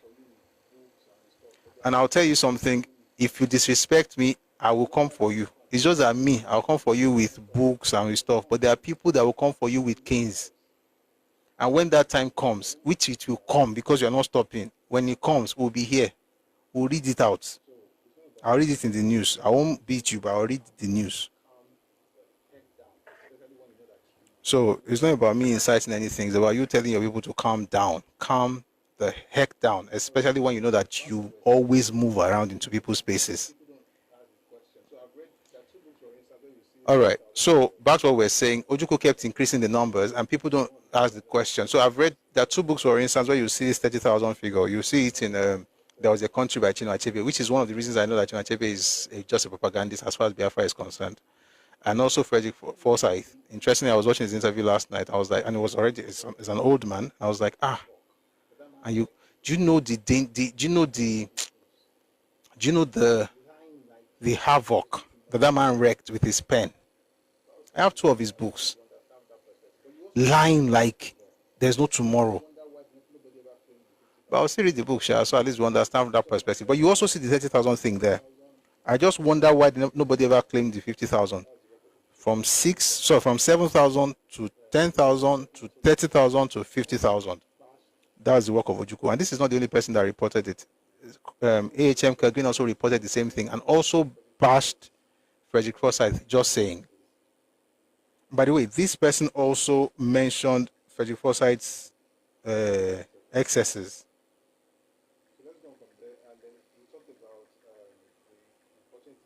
One second. So let's go on from there, and then we talked about the unfortunate incidents, the death. 1 second, please. Yeah, we talked about the death, the massacres. Of course, these are very, very terrible events.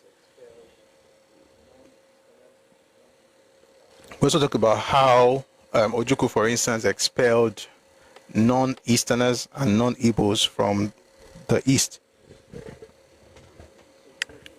All right. And all of this, of course, leads us to Aburi. So today we're going to spend some time on Aburi, and the reason, of course, is because it's part of the entire events of that period. So now we're in January of 1967. What is happening to my document? Guys, 1 second. I have to find another way to open this thing.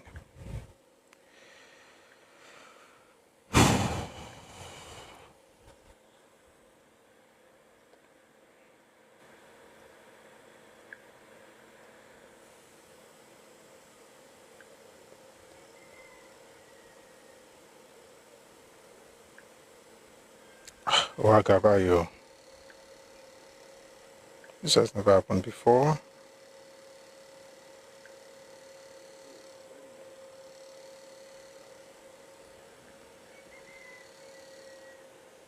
You know what? Let me restart my device.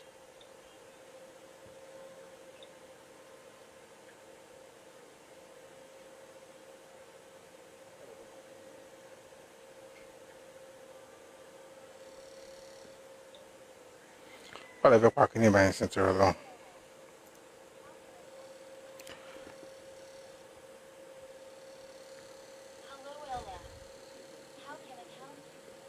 What do you want to help? Disrespectable people, we only speak to the ones that mission. No, I don't like to disrespectable people. That's the truth. Like, I'm not a disrespectful person. It's just that some people used to koja ye. Ah, gosh, man. 1 second, please. Let me just open it with another stuff. I don't know what's happening today, but regardless, it's going to be a great day.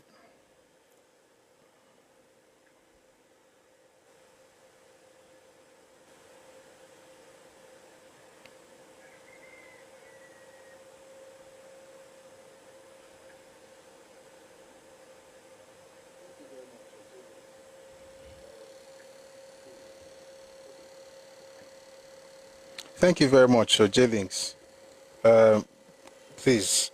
Okay, I think I found it. Okay, let me find the page and then we'll get right into it. Okay. Technologia. Do you guys watch these things on TikTok? Technologia.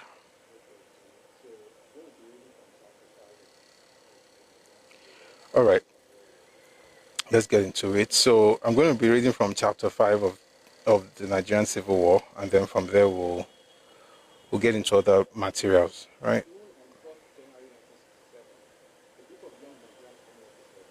So let's go. At noon on 4th January 1967, a group of young Nigerian army officers, a naval commodore, and a couple of senior policemen were sitting around a large polished table, adorned with a bowl of flowers in former President Nkrumah's luxurious weekend lodge in Aburi, Ghana. The officers, immaculately turned out in crisply starched uniforms and gleaming Sam Browns, were listening intently to an older man, General Ankara, head of the Ghanaian military government, which had ousted Nkrumah almost a year before, who was talking in slow, measured tones. Apart from a couple of confidential secretaries, there was no one else in the room, but over in a corner on a small table stood a tape recorder. A spool of tape revolved slowly, and the voice level needle flickered with the rise and fall of the general's voice. Outside, there was a cordon of heavily armed guards and security men, a couple of light aircraft standing by, a restless helicopter whose clattering rotors occasionally jerked the tape recorder's needle to its maximum limit, and a gaggle of pressmen kicking their heels and telling each other increasingly improbable stories. It was a curious and historic meeting. For the first and last time during the Nigerian drama, the two principal actors, Gowon and Ojukwu, sat face to face, calling each other Jack and Emeka, and talking over the problems which had estranged them. Such was the state of fear and mistrust in Nigeria at the time that the only acceptable venue for a meeting of the country's Supreme Military Council, a suggestion of a British aircraft carrier off Lagos, had been turned down, was outside the country itself. And even then, the participants insisted on flying back to their regional capitals at the end of the first day and returning on the morning of the second. Aburi is probably unique in the annals of historic confrontations. The entire 2 days proceedings, apart from the 2 short breaks, were recorded by the Ghanaians, who afterwards gave each military governor and Gowon a copy of the tapes. The Eastern government later issued its own set of 12 10-inch long playing records, one of which I have and on which I base the following account. Everything is there: the asides, the tension, the belly laughs, the confusion and anger, not least the human frailties of a group of young, inexperienced military men groping to find some sort of workable solution to fill a deep political vacuum and prevent the colossus of the country from falling apart. Now, let's leave all this long to Renchi. Please, let's power tap. We're going to get to the meat of what really happened.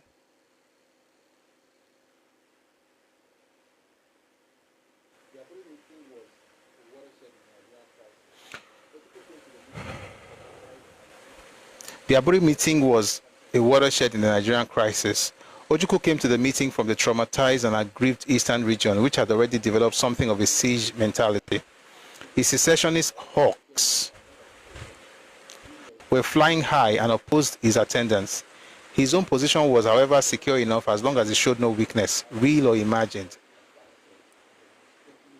with the federal government. This was one of the reasons why he turned out with a bevy of advisors and the most carefully prepared brief of all. Ojukwu's strategy was to bring back a concrete agreement on something as near to a confederal system of government as possible. He stated it elegantly and persuasively. It is better that we move slightly apart and survive. It is much worse that we move closer and perish in collision. He came to Aburi to rewrite the Nigerian constitution and largely succeeded. Gowon and the other military governors arrived in Ghana in a very different frame of mind. They saw it less as a constitutional conference with full powers and much more as an informal, ice-breaking gathering in the style of an officers' mess committee meeting. The first they hoped of many to come. Few advisors attended. Little detailed preparation was done beforehand, and the politicians were kept out of it. General Ankara, somewhat naively, echoed this in his opening speech. Soldiers are statesmen, he said, and if you could put the politicians out all together and leave things to the military men, there will be no more wars. There was an assumption evident in the content and tone of the remarks on the federal side that the main priority was to get on talking terms with the East again.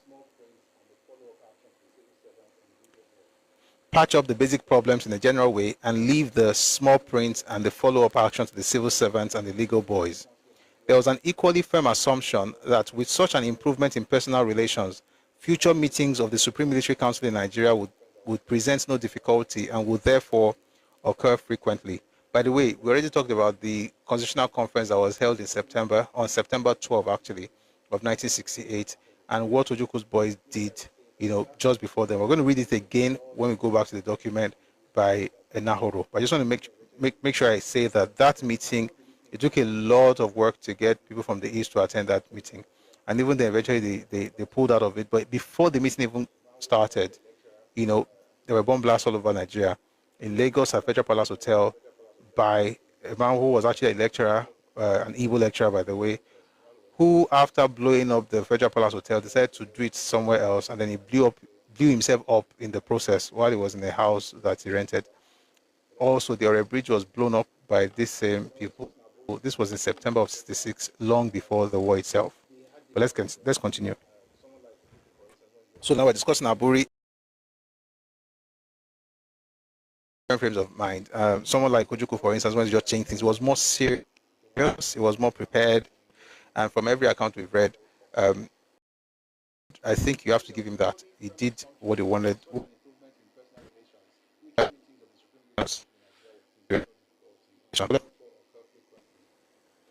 So it says there was equally firm assumption that with such an improvement in personal relations, future meetings of the Supreme Military Council in Nigeria would present no difficulty and would therefore occur frequently, enabling residual problems to be ironed out. There was, however, another reason for the amorphous and loosely knit nature of the federal strategy. It is often assumed that Aburi was a straight fight between Ojukwu and the rest. Nothing could be further from the truth, because as the records make clear, the federal camp was both divided and confused. The West was bitter about the northern troops still stationed there. "This is where I am hit," cried the governor, Colonel Adebayo. The Midwest was out of line with the North. Midwesterners had also suffered in the July coup and September massacres, and to a certain extent with Lagos too. But underpinning the federal side and its assumptions was a strong, though ill-defined corporate feeling that despite all the disasters and bloodshed, a basis of trust still existed among the leadership. After all, none of them seated around that gleaming table had blood on his hands. That the situation was now improving and that they all genuinely continued to believe in the ultimate aim of one Nigeria, that is a federal Nigeria, and a unified national army. Please, let's keep our tapping if you're on TikTok. But did Ojukwu also subscribe to these sentiments? Was Aburi for him a serious attempt to preserve the unity of Nigeria by arranging a temporary pulling apart in order to move together again when passions had cooled? Or was it merely a convenient device and an excellent window dressing to gain time and disguise his secession plans? The Aburi meeting, for all its detail and 50,000 words, is inconclusive, but it does reveal, perhaps better than anything else, the contrast in the character and style between Ojukwu and Gowon, and the fundamental difference in approach by the Eastern and Federal delegations. Seated on opposite sides of the table, Ojukwu and Gowon were as different from each other as chalk is from cheese. The former with his broad, powerful face, covered with a bushy beard, high forehead, the hair receding prematurely, and a strong, compact body. The latter, smaller, lighter, more delicate in build and facial outline, boyish, yet with a purposeful military mustache and a soldiering bearing. Ojukwu, 33 years old, the son of a self-made transport millionaire, knighted by the Queen of England. He's not a billionaire, contrary to what you put there. He's a billionaire, he's not a billionaire, he's a millionaire. And by the way, all those things about the car that the Queen, the Rolls Royce, that one belonged to an emir. The one he rode in Lagos belonged to her. Maybe he rode his own in the East Shah. It's possible. Back to the book now. Ojukwu, 33 years old, the son of a self-made transport millionaire, knighted by the Queen of England, like many Igbos, a Catholic, born in the North and given the best education that money could buy. King's College, Lagos, Nigeria, Nigeria's Eton, Epsom, and Oxford. He served 2 years in the Nigerian administration, then joined the army in 1957. Officer training not at Sandhurst, but Eton Hall, where British National Service infantrymen used to go. Like Gowon, served in the Congo, a good battalion commander, a good disciplinarian, a good diplomat, and an establishment figure par excellence. Clever rather than intellectual, a complex man with undeniable star quality. Gowon, whose much more humble origins I have already described, looked and sounded far less assured, certainly honest and well-meaning, but naive and lacking in confidence, with none of the incisive logic of the burly, bearded man, yet with none of the controlled histrionics either. From the Aburi tapes, there is no doubt who is the stronger, more determined, and more mature personality. The Eastern government proposals, nearly all of which were accepted by Gowon and the others, appeared to be reasonable enough on the surface. From the Eastern viewpoint, a cooling-off period was essential. Eastern troops could no longer live in the same barracks as Northerners. A de facto separation of the army was agreed, but Gowon stressed that we should, quote, "we should keep the army's oneness as much as possible," end quote. Discussion of the army inevitably led on to the nature of the country's government. Quote, "Is there a government in Nigeria today? Is there a central government?" Major Johnson, the administrator of Lagos, asked, striking at the heart of the problem. Ojukwu said there was not. After the July coup, the country resolved into three areas: the Lagos West North area, the Midwest area, and the East area. No one disagreed. Ojukwu refused to accept Gowon as supreme commander, as successor to Nrosi, whose grisly end was delicately discussed out of earshot of the microphones. and put forward a suggestion that the federal government should have a titular head. On the second day, by the way, I know this may sound very boring, but please stay with me. We're going to get to the happy part, the bubbly part very soon. Just stay with me. I could tell you stuff, but I think it's important for us to read. All right? Thank you for understanding. Where were we? Ojukwu refused to accept Gowon as supreme commander, as successor to Nrosi, whose grisly end was delicately discussed out of earshot of the microphones, and put forward a suggestion that the federal government should have a titular head. On the second day, another proposal from Ojukwu on these lines was accepted. Gowon was to be downgraded from supreme commander to commander-in-chief. This is all Ojukwu. Gowon was to be downgraded from supreme commander to commander-in-chief and head of the federal military government. The titles mattered less than the new powers which were given to the regions. Apart from controlling their internal affairs, the concurrence of each region was now required for any major decision affecting the country as a whole. Thus, these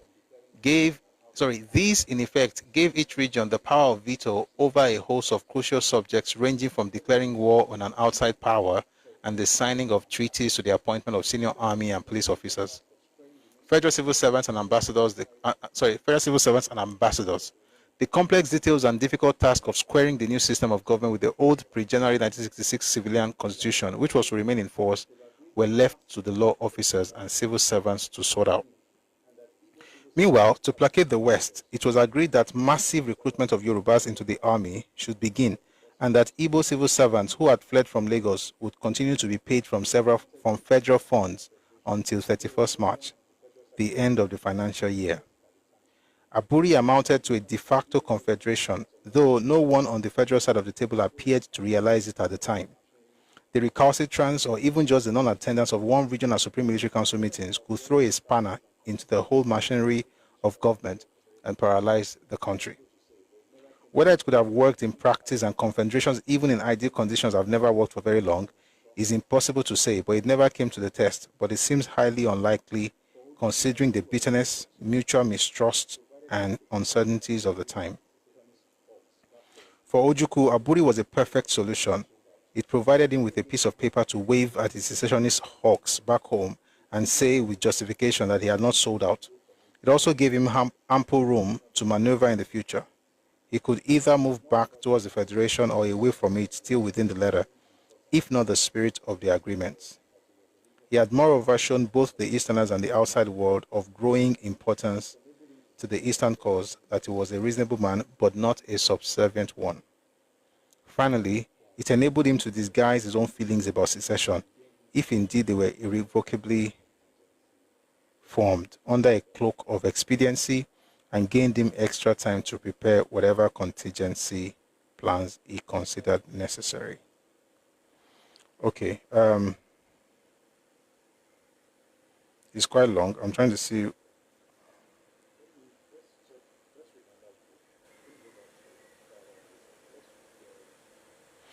Let's check. Let's read another book. We're going to go back to the other one later, but let's read N.U. Akpan's book. It's called The Struggle for Secession. Why am I reading this? Because he was the major person who traveled with Ojukwu to Aburi. Right? And he was the secretary to the government at the time in the Eastern region. Oh, I have this page open. The bombshell page is in his book. Let me just... that's page 59.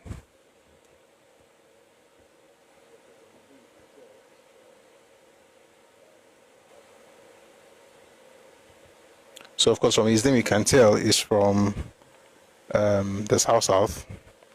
That's Calabar. Sorry, Cross River. I keep saying Calabar. Cross River State. So the book again is called The Struggle for Secession 1967 to 1970, a personal account of the Nigerian Civil War. N.U. Akpan.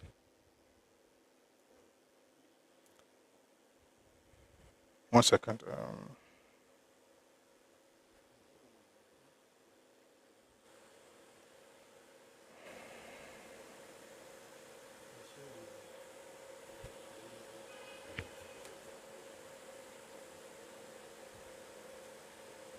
So let's get into this. One second, I'm trying to open the page.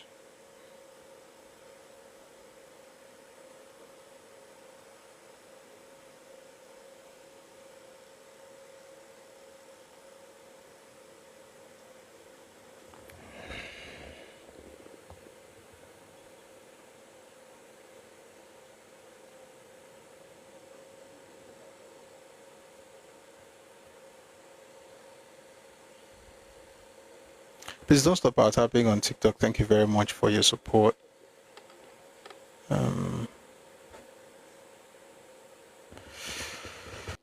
Okay. Problem is, which one should we start with?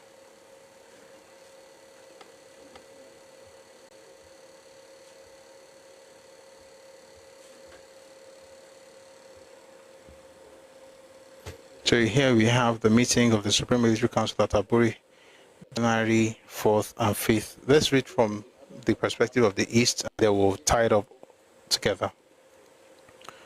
With the failure of the ad hoc Constitutional Conference, in case you have the book, I'm reading page 53. With the failure of the ad hoc Constitutional Conference and its eventual indefinite suspension, the prospects of peace and unity for Nigeria seriously deteriorated. Many people, both in Nigeria and abroad, were alarmed by the increasing possibility that the East might secede from the rest of the Federation. It was this alarm and fear which brought the British High Commissioner in Nigeria, Sir Francis Cumming Bruce, and the American Ambassador to Nigeria, Mr. Albert Matthews, all the way from Lagos to Enugu, to persuade the military governor to work for a peaceful solution and the unity of Nigeria. They also issued a mild warning in diplomatic fashion against secession.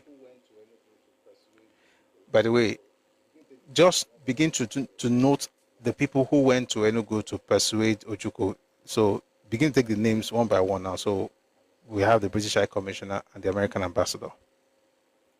So that's Sir Cumming Bruce and Mr. Albert Matthews, respectively. The military governor gave them every assurance that the East had no intention whatever of seceding unless forced to do so. But these experienced diplomats appear to see deeper than the governor realized, for after the meeting, the British High Commissioner, on behalf of himself and the American Ambassador, wrote to the governor an account of what they had understood from him and what they had said to him, and reminded him at the same time of his undertaking to publish the exchanges. As a gesture of goodwill and to show the East that the rest of the Federation cared about and regretted the atrocities directed against Easterners in a section of the country, a delegation of Western Nigeria Obas and chiefs visited Enugu.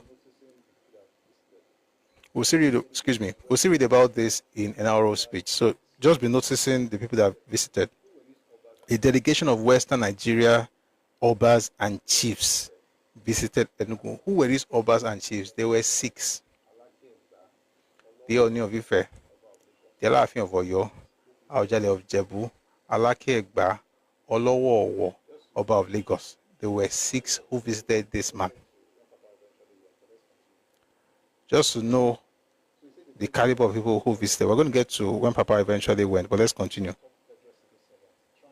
So he says the delegation of Western Nigeria Obas and chiefs visited Enugu, as did a delegation of top federal civil servants, trying to find out what exactly the East wanted in order to cooperate for unity and peace in the country. As a follow-up to the visit by the top British and American diplomats already mentioned, the American consul and the British Deputy High Commissioner in Enugu, Messrs. Robert Barnard and Jim Parker, respectively, paid many visits to the State House, carrying messages from their principals to the governor. Is there any moderator here to please help me with Peter? Is it Peter Soka? Who is this one? Oh, okay. You're having your own conversations. Okay, God will bless you. Let's continue. All right, where was I? All right, so many of them paid visits to the State House, carrying messages from the principals to the governor. Nor were diplomats from other countries idle. They came to Enugu in turn with messages and pleas for the unity and peace of Nigeria.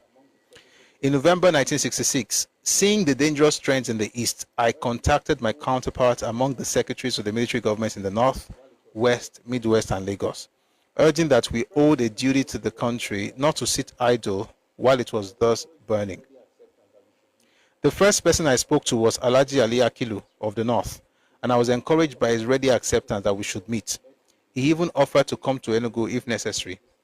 Eventually, all of us, the secretaries of the military government, met in Benin. Please be noticing these things, though, because we're going to tie everything together eventually. Eventually, all of us, the secretaries of the military government, met in Benin. Such was the importance I attached to the meeting that I had to leave the dead body of my own sister in Enugu in order to attend. At the meeting, I was able to tell them as forcefully as I could of my fears and apprehensions. This is before Aburi. We're going to get to Aburi very soon. Just stay with me. I was able to tell them as forcefully as I could of my fears and apprehensions. Later, the head of state, in his usual generous way, thanked me when we met in Aburi for my small efforts to bring about peace and understanding. We all agreed that the situation was extremely serious and urgent. We therefore decided to do all in our power to bring about a meeting of the military governors. Immediately following our meeting was that of the advisors to the respective military governors. They too agreed on the urgent need for the military leaders to meet and accordingly pledged their immense influence to bring about such a meeting in order to save the country, and they issued a public appeal to this effect. Lastly came the personal efforts of Mr. Malcolm MacDonald, that well-known veteran of British diplomacy. He visited the East more than once, commuting between Lagos and Enugu. He spoke to the governor both in Enugu and at Onitsha. His efforts ultimately put the seal to all discussions and secret moves to bring about a meeting of Nigerian military outside the country. Thus, it was a combination of many efforts involving hard work and seasoned diplomacy which eventually brought about the famous meeting of the Nigerian military leaders at Aburi, a meeting which has already assumed a prominent place in the history of Nigeria. It does not appear that the governor's personal advisors had much of a say while the discussions for the meeting were going on between the governor and the different intermediaries. They no doubt knew about them, but probably did not believe that anything concrete would be achieved. I say this because immediately the final arrangements were concluded, they raised the usual alarm about the governor's personal safety in Ghana. Who were these advisors? Remember what we read yesterday from the book by Nebo Graham Douglas. The book is called Ojukwu's Rebellion and World Opinion. He, the Attorney General, by the way, that was the Attorney General. This was the Secretary of the Government, or Secretary to the Government. The Attorney General has said that Ojukwu surrounded himself with his relatives and family members as the advisors and essentially shut them out. That's from the Attorney General, right? Now we are reading from the Secretary to the Government, and he's saying something similar, that his advisors are shouting, oh, what about your personal safety, when it was time for them to go to Aburi. Let's continue. It says, I say this because immediately the final arrangements were concluded, they raised the usual alarm about the governor's personal safety in Ghana. His Nigerian enemies could quite easily arrange to kill or kidnap him there, they pointed out, mentioning the presence of many Hausas in Ghana. And Hausas, of course, were resolute, quote-unquote, enemies of Easterners and their leaders. Fortunately, the personal advisors were a little late on this occasion.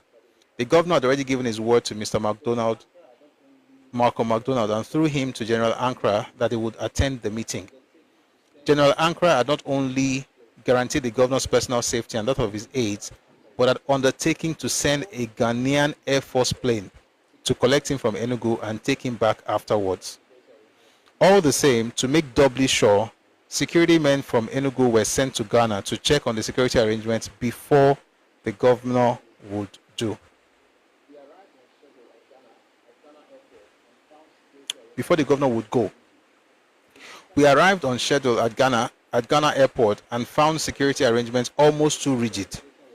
The Eastern Nigerian, so they are there now. This is January 4 now. The Eastern Nigeria delegation were received at a different time and maybe even a different place from the other delegations. We arrived nearly an hour ahead of the other delegations, which arrived in the Nigerian Airways, Fokker Friendship. After thorough searches of our persons and luggage, we were taken in helicopters and cars to Aburi, once more arriving before the other delegations. The delegations from Lagos arrived wreathed in smiles and full of expectancy. A number of them, among them the head of state and the military governor of the West, were particularly exuberant and warm. But our governor was serious, unsmiling and cold, refusing in fact to accept any embrace. Eventually, we all took our seats. Recording instruments had been installed. General Ankara opened the meeting with advice and prayers. that the discussions and deliberations be approached with a deep sense of fraternity, understanding, and give and take. 1 second, please.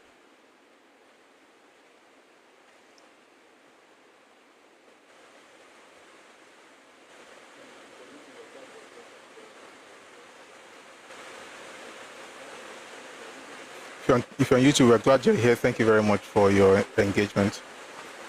Back to the book again. We are reading the book by N.U. Akpan. It's called The Struggle for Secession. Why am I reading this? I'm not just stay with the one by the Oyinbo, because he was there. The Oyinbo, thankfully, actually used the recorded material. By the way, we also have the minutes of the meeting from Aburi. I hope I remember, so I can read it and then I'll drop it in the Telegram channel as well. But I'm reading this one because he was there, right? And so we hear from the John the St. John. We also read from the man who was in the room. 1 second, please.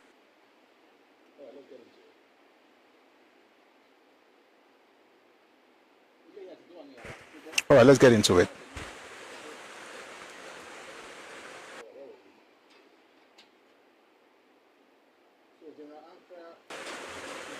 All right, where were we?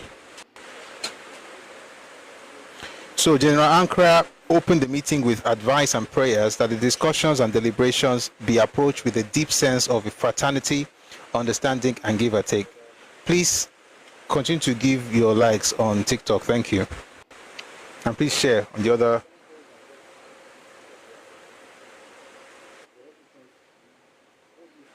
Ghana owes Nigeria the duty to release the full Aburi Accord records.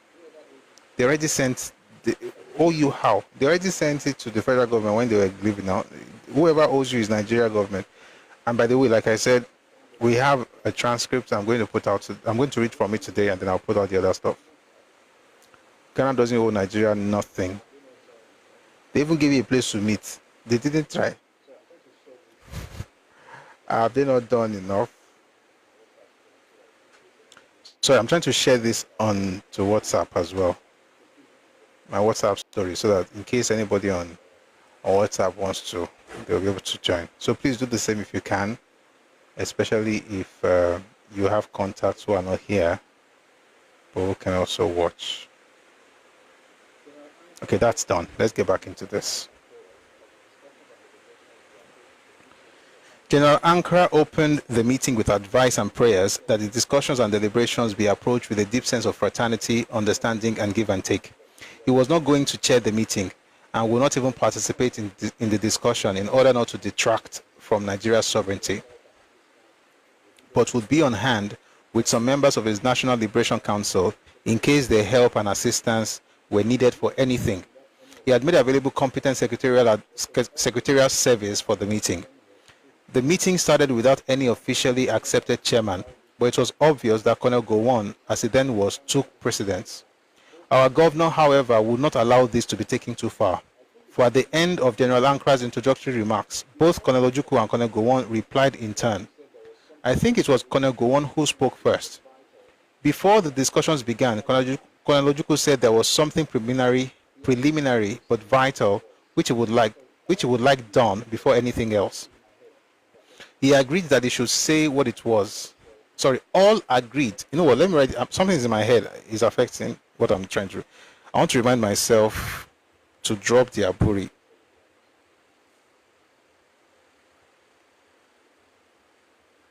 In the Telegram channel.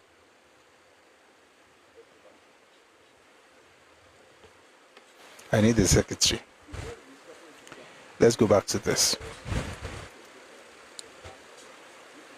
Before the discussions began, Colonel Ojukwu said there was something preliminary but vital which he would like done before anything else. He agreed that he should say what it was. All agreed that he should say what it was. In measured tones with dramatic sincerity, he proposed that as a means of inspiring confidence, they should all do two things. A, reaffirm their faith in discussions and negotiations as the only peaceful means of resolving the Nigerian crisis. And B, renounce the use of force as a means of settling the present crisis in Nigeria and hold ourselves in honor, bound by the declaration. It appeared quite innocuous, and the meeting saw no objection to the proposals. which were at once accepted without argument. I shall return to this in the next chapter. Ojukwu. That's the answer to Jilling's question. The discussions proceeded and our governor was clearly the star performer. Everyone wanted to please and concede to him. Although on a few occasions, Colonel Hassan, the military governor of the North, and Major Mobolaji Johnson, the administrator of the Lagos Territory, threw in some harsh and contrary views. But on the whole, the meeting went on in a most friendly and cordial atmosphere, which made us, the non-military observers, develop a genuine respect and admiration for the military men and their sense of comradeship. The meeting continued so smoothly and ended so successfully with champagne lavishly provided by the host government and toasts that I, for one, became convinced that the military among themselves had their own methods. And it was for this reason that I fervently prayed and wished, even in the midst of war, that they should meet again. We, the Eastern Nigerian Party, left first, and our governor received an ovation as he walked to his plane. The actual decisions of that meeting are well known, for they have been far too often quoted in different ways and circumstances. I shall not therefore go into the details here. All I need to say here is that the military governor of Eastern Nigeria carried his points. At this one meeting, he obtained almost all that he had wanted to achieve, both at the meeting of the representatives of the military governors arranged on August 9, 1966, and at the abortive ad hoc constitutional conference of the same year. Furthermore, he arranged that the body of the kidnapped and murdered former Supreme Commander should be exhumed and given a state burial. Why were those people so... Now, this is where I want to read before I go to the minutes of the meeting. Why were those people so jubilant? The military governor quietly asked me after our plane had taken off. Who is talking here? The secretary to the government of Eastern Region.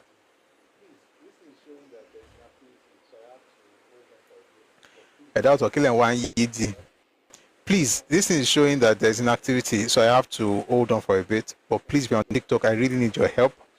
By 115K, let's get this thing to 150. If you're on YouTube or Facebook and this sounds very strange to you, it's because that's the way TikTok works. You have to engage by liking and typing and for it to work. I know you're listening, but we have to engage so that we keep it going. And by the way, we always have fools gather here sometimes, so we always try to remove them. So if you see us, spending some time to hold on for a bit, is because we have a fool to deal with, like the one we just dealt with right now. I hope you're happy that I called you who you are. All right, back to what really matters. So please, if you're on TikTok, please power tap. Let's do it aggressively as much as possible.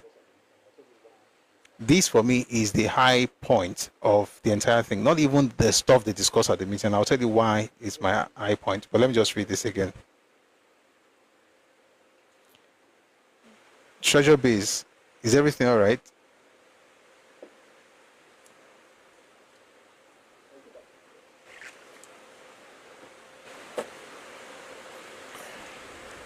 Let's get back into this.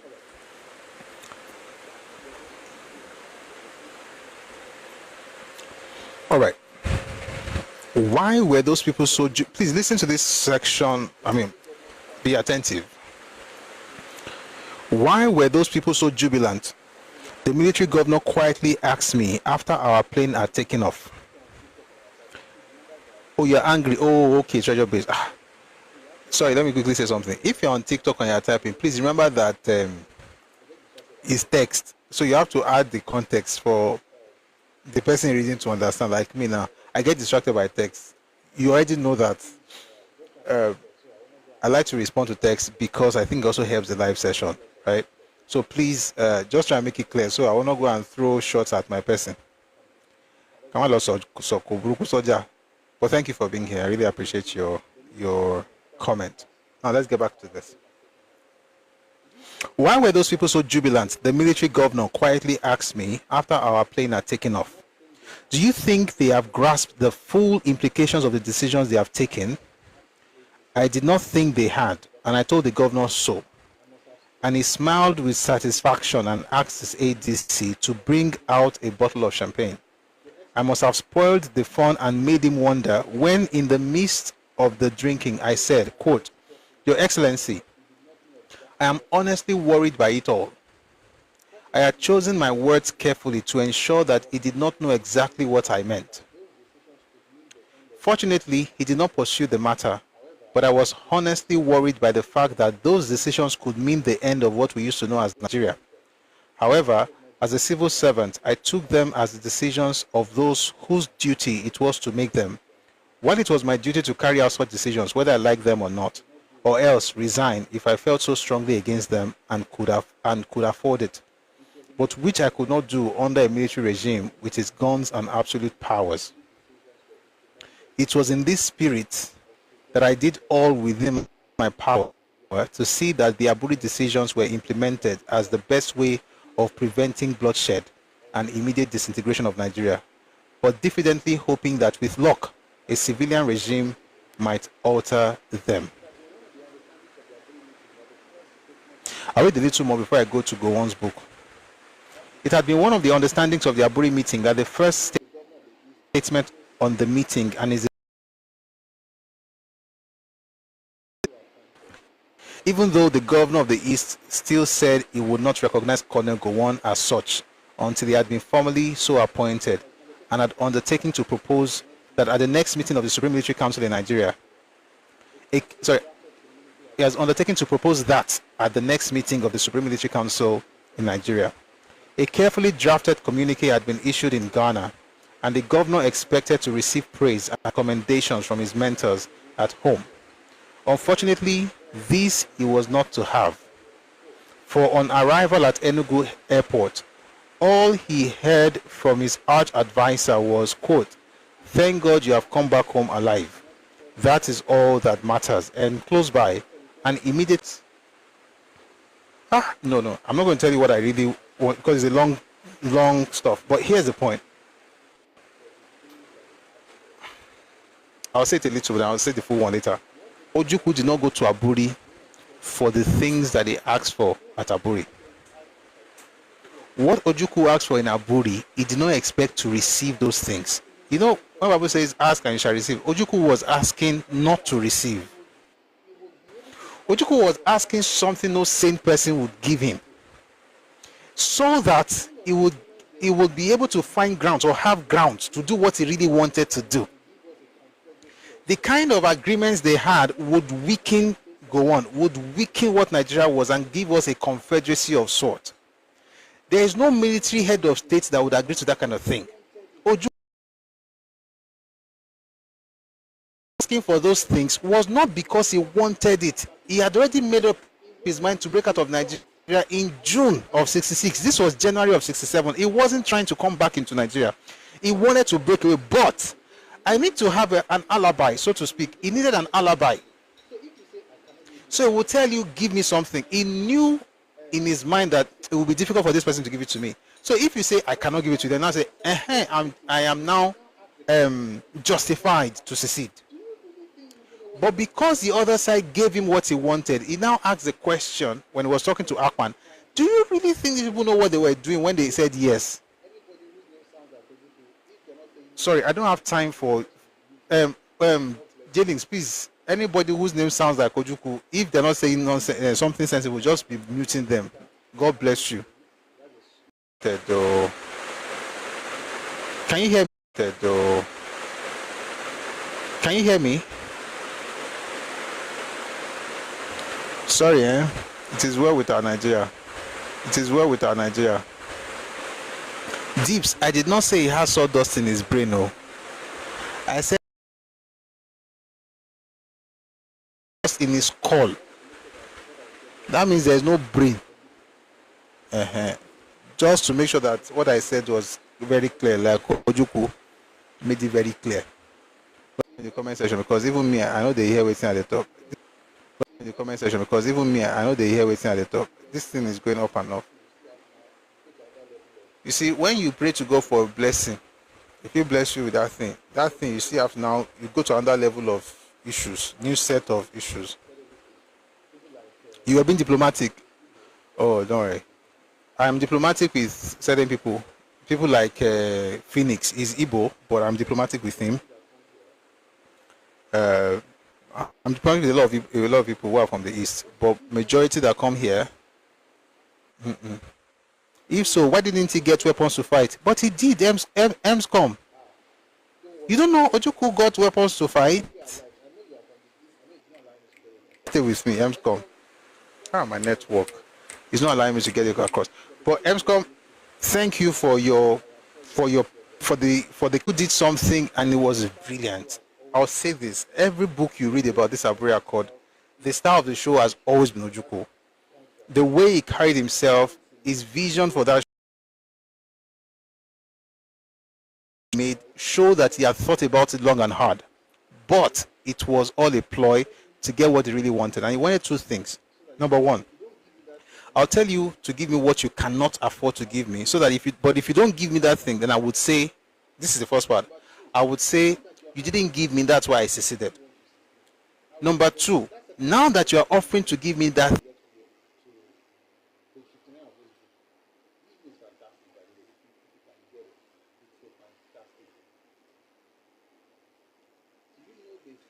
if you can get it, it's a fantastic book.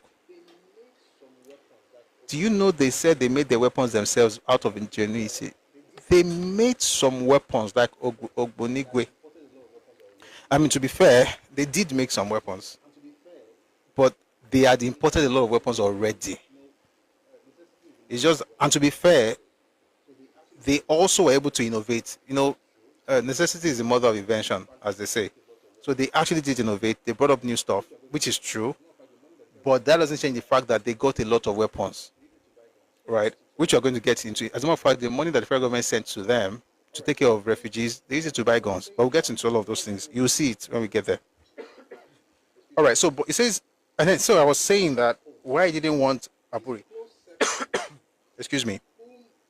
When he got back home, his close circle, whom Nebogram Douglas spoke about, we read yesterday. You know what? Let's read it again, just so, in case you're not here, we can tie it together.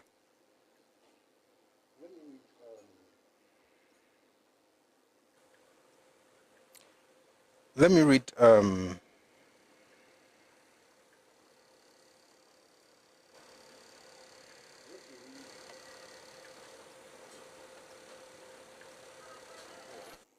going to read. Where's the book? Oh. All right. Ojukwu's Rebellion and World Opinion by Nebo Graham Douglas. Who is he? Why should we listen to him? He was the Attorney General of Eastern Nigeria under Ojukwu. The other person that we just read, N.U. Akpan, was a secretary to the government under Ojukwu. That's why what they're saying carries some weight, right?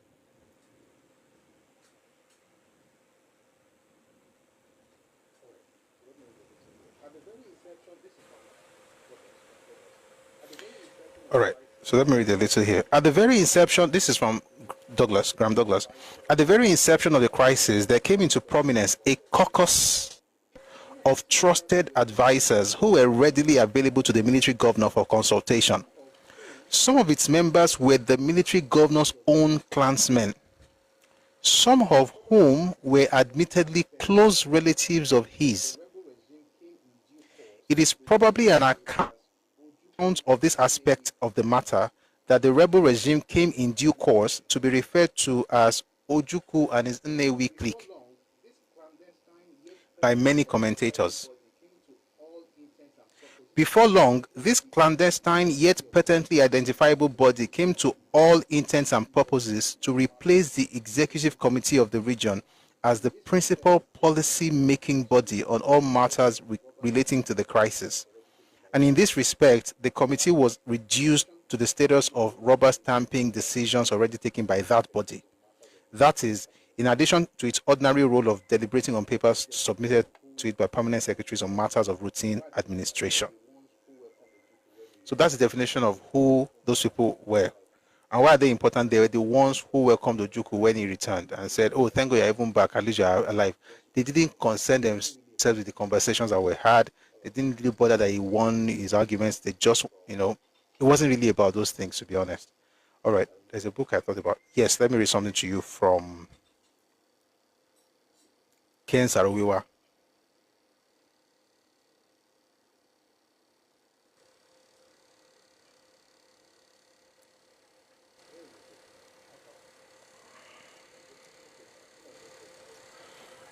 Where is the book now? Alpha. Open. Okay, no, let me just search for it. 1 second. Darkling.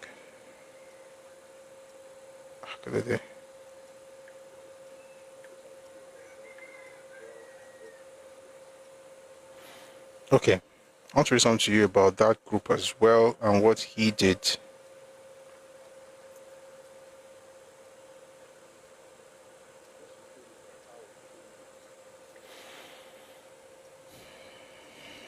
Just to show you about how Ojukwu moved in those early days.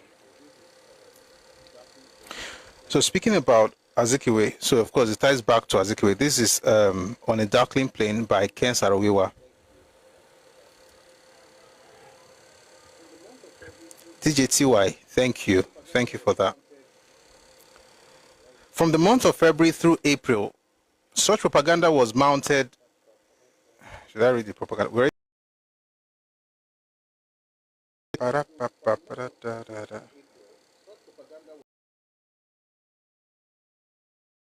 of February through April, such propaganda was mounted in the university that one believed that civil war was imminent.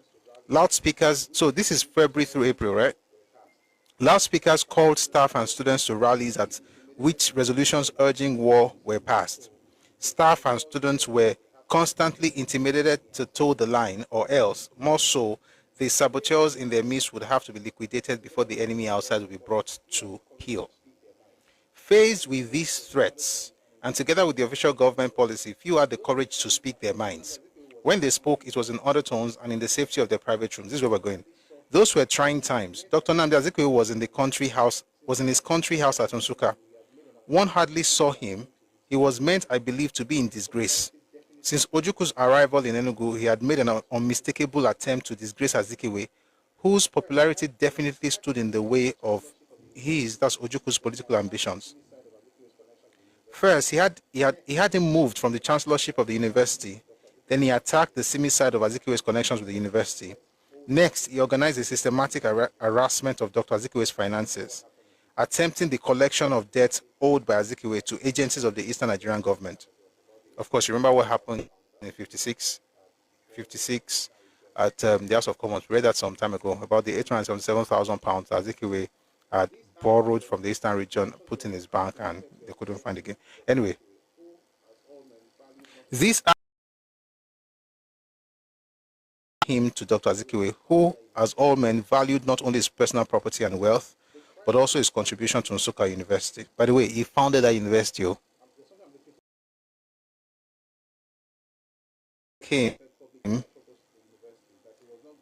There's something I'm looking for. We're going to get there, Sha. The climax to the disagreement came when Ojukwu declared publicly apropos to the university that he was not going to be deterred by the bleating of an old goat in respect of certain innovations he had proposed for the institution. The goat is a symbol of foolishness in Eastern Nigeria. The insult in the remark was stinging. With the events of July 1966, some had hoped that the breach between Ojukwu and some old politicians might be healed. Dr. Okpara had been...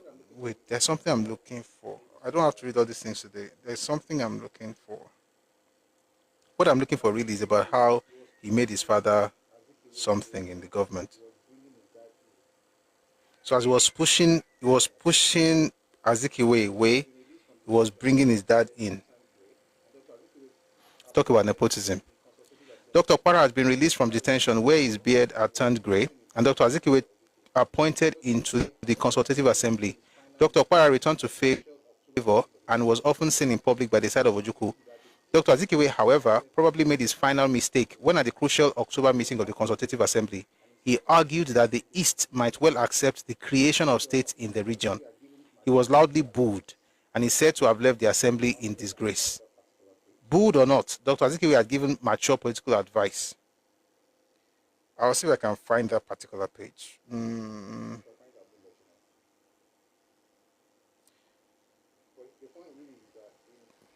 If I find it, I'm going to let you know.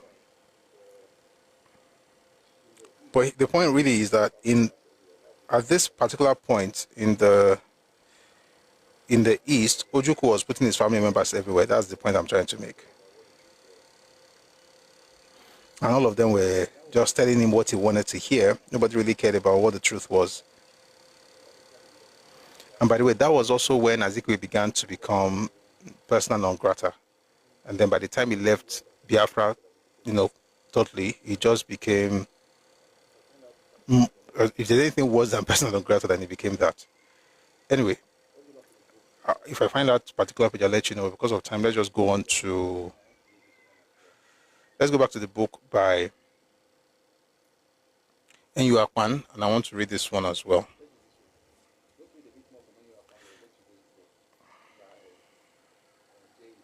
Let's do it this way.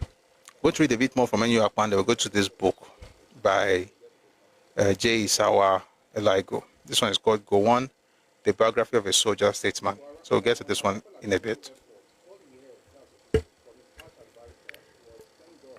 For on arrival at Enugu Airport, all he heard, that's Ojukwu, from his arch-advisor was, "Thank God you have come back alive. That is all that matters." I was close by and immediately asked if he had not heard all the governor had achieved at Aburi. A direct telephone or wireless link had been installed between Enugu and Ghana, and the governor had been informing them of what was happening at the conference. Quote, "But you have not brought us full independence or sovereignty." In other words, the major advisor to Ojukwu, when they got back, did not care that Ojukwu even had all the concessions from Nigeria that he got. All they wanted was secession or independence. Right? So the fact that he asked for all those things, it wasn't really about it. What they really wanted was to get out of Nigeria. Every other thing was just an excuse to get it done. The governor was surprised and peeved. He drove home to the State House accompanied by those who had come to receive him at the airport. I'd like to know who the arch-advisor really was. I have an idea, but I'm not going to mention it until I'm sure. But if you want to guess, please feel free to do so. The governor was surprised and peeved. He drove home to the State House accompanied by those who had come to receive him at the airport. There, he briefed them fully on the decisions taken, after which he was probably advised to inform the public.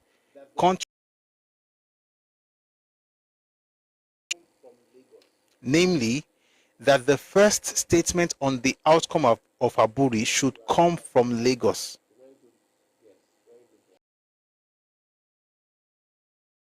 In Shafi. It's a very good guess, very good one. It's not impossible at all. When they left Aburi, the person who was supposed to actually say what happened there was Gowon. Again, this is the secretary. It says, contrary to the understanding reached in Aburi, he was going to inform the public, namely that the first statement on the outcome of Aburi should come from Lagos. Thus, soon after our arrival back home, the governor called a press conference because, quote, "It has come to my notice that the public is anxious to have more details of decisions taken," end quote. Tell me about a child.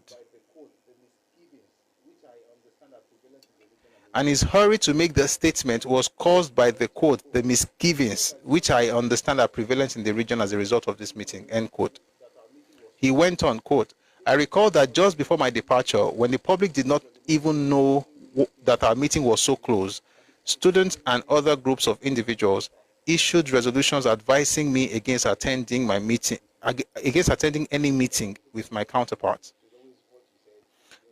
It's like the people are always leading these people. Like, you are a leader, but the people are the ones who are leading you. So it's always what you said, I'm doing what you said. The governor then analyzed the implications of the Aburi decisions, stressing that the regions would henceforth pull further apart than before. The army had been regionalized, and so on and so forth. This alerted and annoyed Lagos and all the other participants at the conference. They awoke to the fact that they might have been hoodwinked and were annoyed that the understanding that the first statement should emanate from Lagos should have been disregarded by Colonel Ojukwu without even the courtesy of prior information to the rest. There was such wrangling between Colonel Gowon and Colonel Ojukwu over the phone on the matter. The harm had been done, the cat was out of the bag, the confidence engendered at Aburi was undermined and was being replaced by awakening suspicions. A group of top federal civil servants met to scrutinize the decisions and arrived at firm recommendations for their rejection. The storm began to gather, turbulent and fast.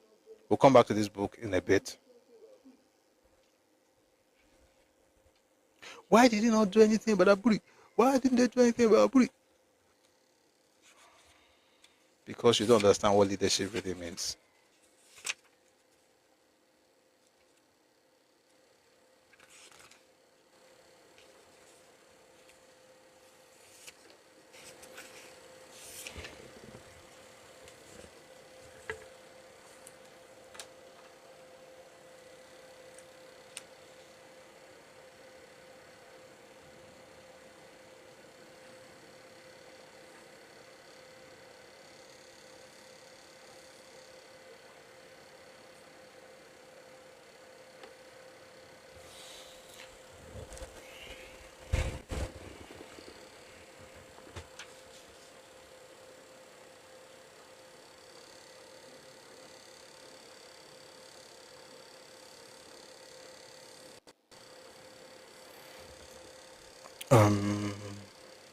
One second, please.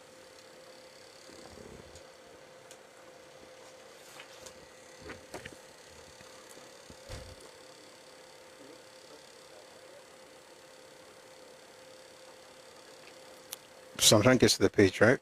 Please let's keep our tapping and let's share the live as well. All right.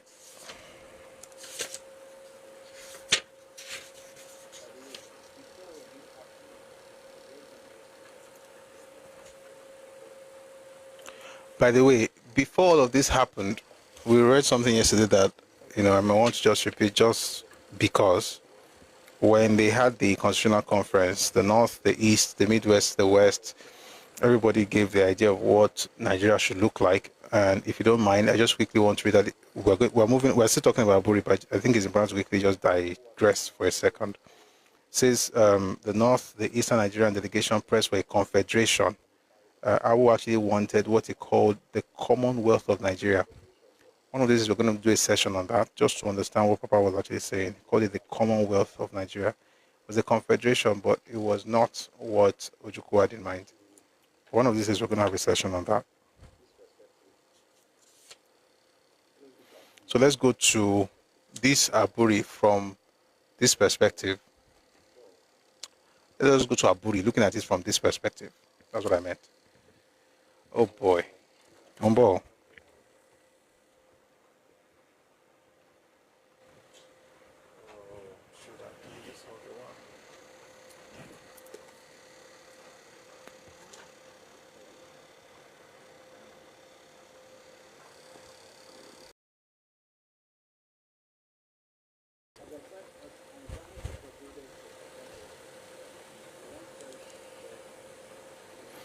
As anxiety pervaded the Nigerian political system, Gowon tried his best to implement the final recommendation by the Conference of Delegates from the regional and federal government that the Supreme Commander should make conditions suitable for a meeting of the Supreme Military Council. In addition to the telephone, he had kept other forms of communication with Ojukwu open and was helped a great deal by an official of the British High Commission who did shuttle trips between Enugu and Lagos to keep discussions going on. That's the one that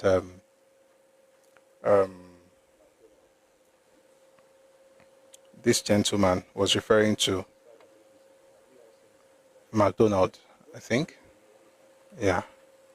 I'm just joining. Please, what inspired Aburi meeting? Can we have same meeting in Nigeria now? Just listen, you will understand it. In addition to the telephone, he had kept other forms of communication with Ojukwu open and was helped a great deal by an official of the British High Commission who did shuttle trips between Enugu and Lagos to keep discussions going on. Ojukwu would not have meetings on Nigerian soil because, as he claimed, he felt insecure outside the eastern region. Nor would he use a Nigerian aircraft or ship. It was at this time that the possibility of using a British frigate was discussed. Gowon was still trying to accommodate Ojukwu. He engaged in a number of actions to help endear Ojukwu to the concept of Nigeria. He successfully resisted the pressure by the hawks in the army, who, by the way, I don't know, everybody's using this word. By the hawks in the army, who thought that the best strategy was a quick invasion of the east to capture Ojukwu. People actually had plans for Ojukwu in the federal government. They were capture, but before he got the region ready as a military sitter. So he says, Gowon successfully resisted the pressure by the hawks in the army, who thought that the best strategy was a quick invasion of the east to capture Ojukwu before he got the region ready as a military citadel. Instead, Gowon postponed the ad hoc conference indefinitely, following Ojukwu's refusal to allow Eastern delegates to attend this conference in October and November. October and November. Empathetic to the plight of the displaced people in the East, Gowon resisted pressures to stop the salaries of the federal civil servants who had fled to the region. So that what that means basically is that while those people had moved and back to the Eastern region, their salaries were still being paid by who? The federal government, federal civil service. Once again, Gowon accommodated Ojukwu in order to permit a full SMC meeting, SMC, Supreme Military Council, to be held when he responded positively to the invitation of General Ankara, Ghana's head of state, to all Nigerian leaders to meet at the Pedrose Lodge, Aburi, Ghana. The meeting was fixed for January 4 and 5, 1967. If the ad hoc conference provided a forum for civilians to act out their role in Nigeria's constitutional melodrama, the Aburi meeting on 4th and 5th January 1967 provided the military leaders their own opportunity to act. The very announcement that the meeting was going to be held relieved, if only temporarily, the tension under which the nation had been subjected for some months. The Aburi meeting was largely an intra-military affair, which, because the military were at the apex of political leadership, had not only become politicized, but had taken national dimensions and caused great concerns to all citizens. It was an attempt to resolve some issues of conflict which had polarized the relationships among the... Let's just go straight to what really happened, I beg. But did the Aburi succeed in its aims, or did it accentuate the conflicts between the federal government and the Eastern Regional Government? It is essential to look briefly at the decisions taken there.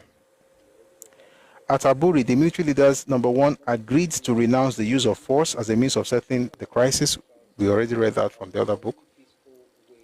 Number two, reaffirmed their belief in discussions and negotiations as the only peaceful way of resolving the country's crisis. And three, agreed to exchange information on quantities of arms and ammunition of army units in each region. They also agreed that, one, the army was to be governed by the Supreme Military Council, the chairman of which also be the head of state, be the head of the federal military government and commander-in-chief of the armed forces. Number two, a military headquarters in which each region was to be represented was to be set up under a chief of staff.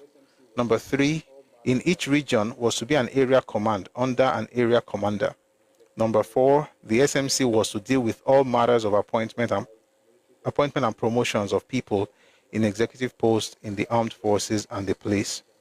And number five, military governors for the duration of the military government were to have control over area commands in their regions for purposes of internal security. In other words, the governor won't have what we have right now, where the IG is the one directing the police. The governor of the region would be able to direct his police or control the area command in his own territory, so to speak. Please don't stop our tapping on TikTok, because I noticed we've stopped, but please let's do it so that this thing doesn't go off. With regard to appointments in public service, all appointments into one, diplomatic, and I'm basically reading to you what they did, though. You know, everybody's talking about it, but talking about the agreement, so please stay with me. With regard to appointments in public service, all appointments into one, diplomatic and consular posts, two, senior posts in the armed forces and the police, three, super-scale federal civil service and federal corporation posts were to be made by the SMC. These and other executive and legislative decisions affecting the whole country must be determined by the SMC, and in the absence of a meeting, be referred to all the regional military governors for their concurrence and comments. In the final communique, the military leaders agreed that future meetings were to be held in Nigeria in a location to be announced later. All of them expressed regret about the bloodshed in 1966 and vowed to prevent its recurrence. There was no doubt that Lieutenant Colonel Ojukwu stole the show from his colleagues. Overly enthusiastic about conciliating, Lieutenant Colonel Ojukwu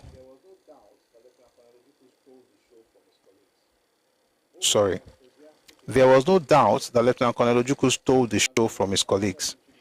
Overly enthusiastic about conciliating Lieutenant Colonel Ojukwu, Lieutenant Gowon and the other military leaders on the federal side lost much ground to Ojukwu, consciously or unconsciously. It was no wonder that Ojukwu asked his secretary, Mr. N.U. Akpan, after the conference, why were those people so jubilant? Do you think they have grasped the full implications of the decisions they have taken? We read that from N.U. Akpan's book earlier. They apparently did not. And it took top federal civil servants to point out that if every letter of the agreement were followed, it would mean Nigeria's disintegration. But Ojukwu did not keep his own side of the bargain on the Aburi arrangements. The military leaders were reported to have agreed among themselves that all civilian advisors, including federal permanent secretaries, were to be kept out of the Aburi meetings. But Ojukwu, contrary to the gentleman's agreement, took with him about 9 permanent secretaries and other senior staff advisors to the meeting. A federal permanent secretary, Mr. Edwin Ogbu, who had visited Accra on official business, had reported to Gowon that some permanent secretaries and advisors from the eastern region had arrived Accra a day or two before the conference. But Gowon refused to break his agreement with Ojukwu in spite of advice that other party was not keeping. In spite of advice that there was no... let me take that slowly. But Gowon refused to break his agreement with Ojukwu in spite of advice that there was no point adhering to an agreement, the terms of which the other party was not keeping. 1 second, please. Please, I need a moment just to relieve myself for a bit. It won't take up to a minute.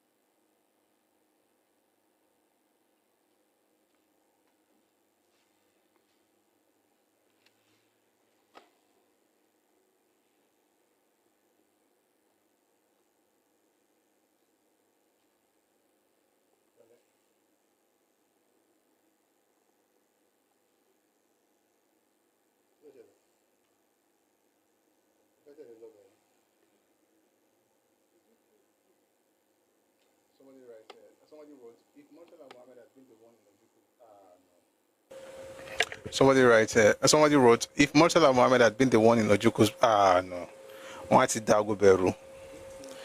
Gowon was just a very gentleman. He is still a very gentleman. And I think people, this is something with people from the East. If you are gentle, they think you are weak. I think people generally think gentle people are weak to their own chagrin. By the time those ones now begin to...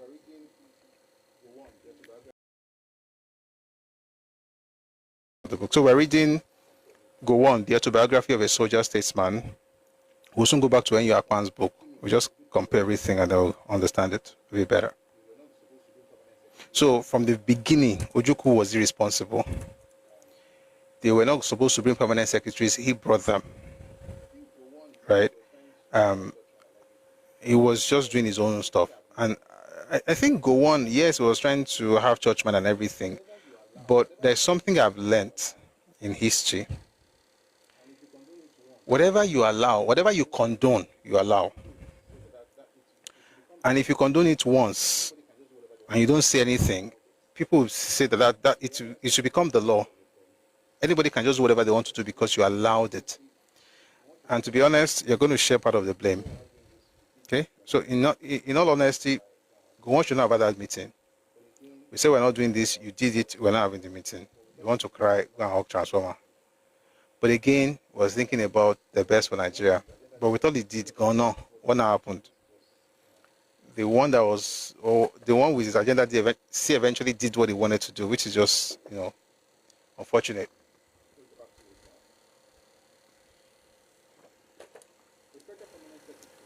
Let's go back to it now. The Federal Permanent Secretary, Prof. Ogbo, who had visited Accra on official business in the eastern region, had arrived at Accra a day or two before the conference. But Gowon refused to break his agreement with Ojukwu, in spite of advice that there was no point adhering to an agreement the terms of which the other party was not keeping. That was Gowon, straightforward and honest in his dealings. This was to be seen throughout his rule. It was a good quality in interpersonal relations, which people exploited. Exactly, they will exploit it now. Like a typical Shakespearean hero, his admirable qualities were paradoxically his basic weaknesses. We shall return to this later. Gowon was soon to find out that the more he conciliated Ojukwu, the more fastidious the latter became.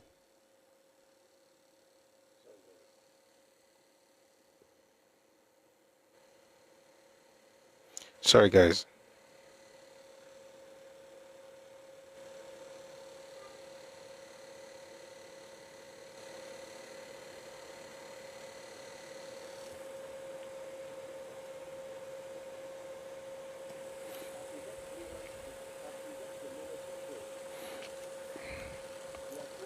As events were later to show, the Aburi resolutions were indicative of the military's ineptness in the politics of compromise and tolerance, which had been typical of Nigeria's political system.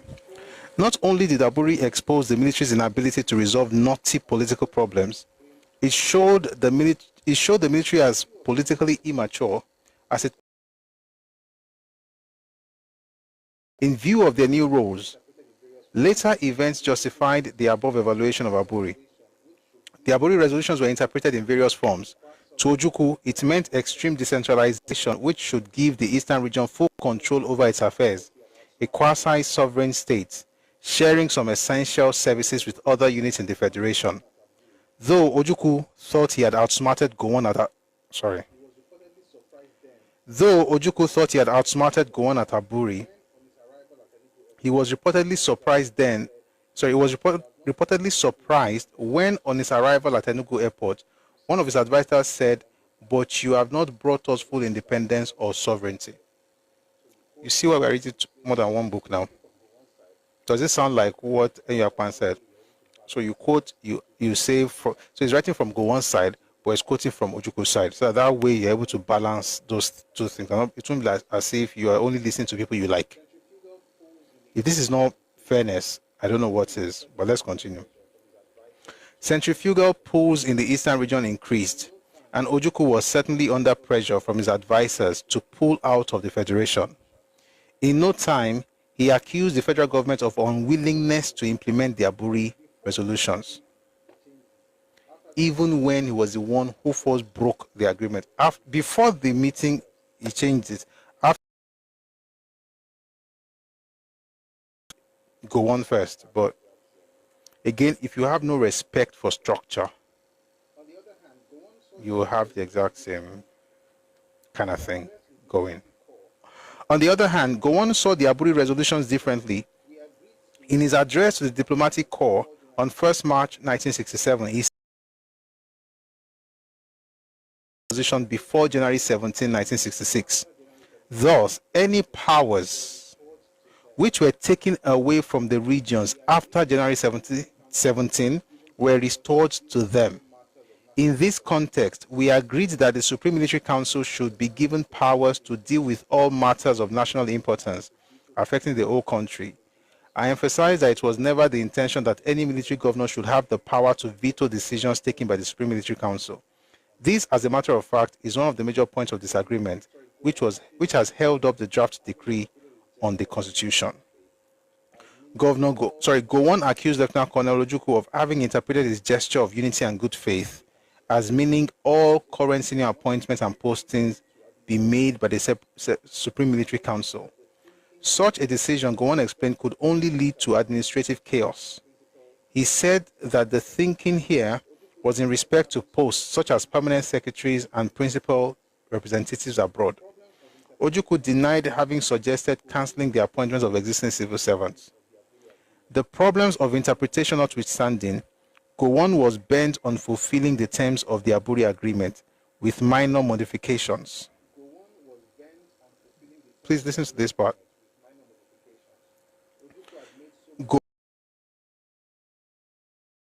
With minor modifications. Ojukwu had made so much political capital out of the Aburi decisions that Gowon felt that he was honor-bound to implement them. Slogans of, quote, "On Aburi we stand," end quote, filled the air and the pages of newspapers. In fact, Ojukwu even threatened in February 1967 that he would unilaterally, if the Aburi agreements were not implemented by March, that he would act unilaterally if the Aburi gramophone records of the proceedings of the Aburi meetings were pressed and sold freely. Similarly, the radio station in Enugu serialized tapes of such proceedings. Driven to the wall, Gowon ordered the publication of the proceedings in the national dailies. So the person who said Ghana owes us that stuff, no, it's already in the public space. And at this point, I think I should even read parts of it.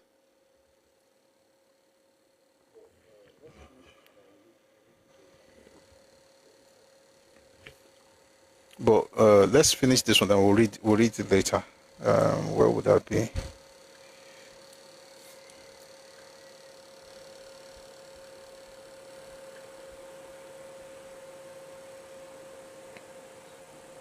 Okay, it's here. Okay, we'll read it later. So just it's open now. We'll come back to that. So it says, similarly, the radio station in Enugu serialized tapes of such proceedings. Driven to the wall, Gowon ordered the publication of the proceedings in national dailies. When the draft of the decree implementing the Aburi decisions was ready for approval, all members of the Supreme Military Council were invited to Benin for a meeting on 10th of March 1967. Ojukwu declined the invitation on the grounds that Benin was not safe enough for him. They should have done it in his parlor or in his bedroom. Why did they take it to Benin? Should have been in his bedroom.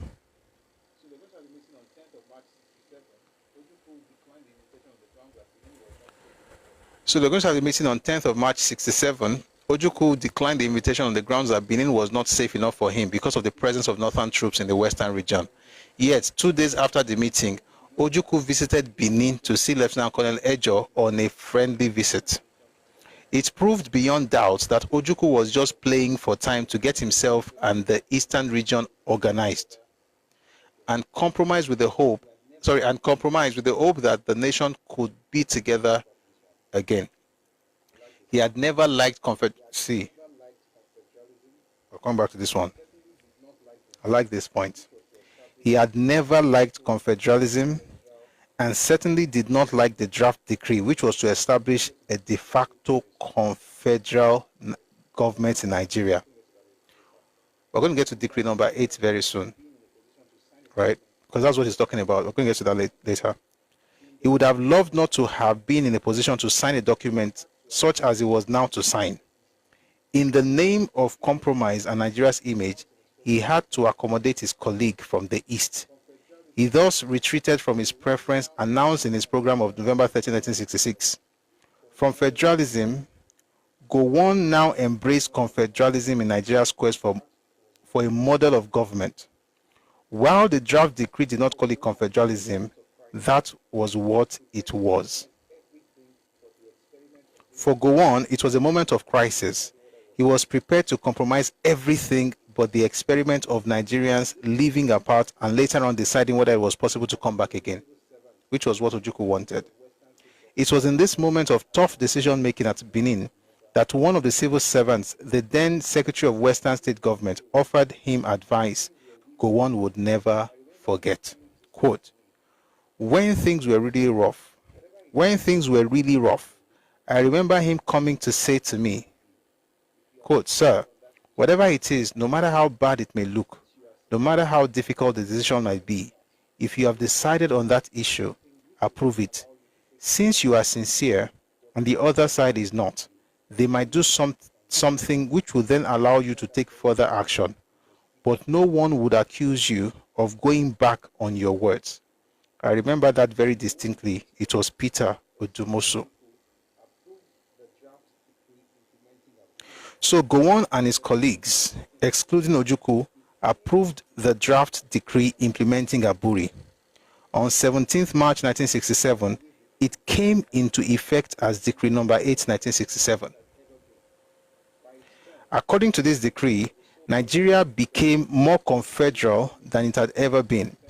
By its terms, a decree, which was the sole prerogative of the federal military government, could only come into effect with the consensus of all the military governors. Both legislative and executive powers of the government of the Federation were vested in the Supreme Military Council. The Federal Executive Council was to discharge only those functions which were specially delegated to it by the Supreme Military Council. For the first time, the concurrence of the head of state and all of the regional governors were made essential with respect to certain matters in Section 69B of the Constitution, i.e. trade, commerce, industry, transport, and the armed forces, Nigerian police, and higher education. The above provisions made the federal government highly dependent on regional governments. The federal government's action on any of the listed items could easily have been paralyzed by the objection of any of the 2 regional governors. Let me read that slowly. The federal government's action on any of the listed items could easily have been paralyzed by the objection of any 2 of the regional governors. This was basically a confederal arrangement. Guys, please, I have to just mute this guy.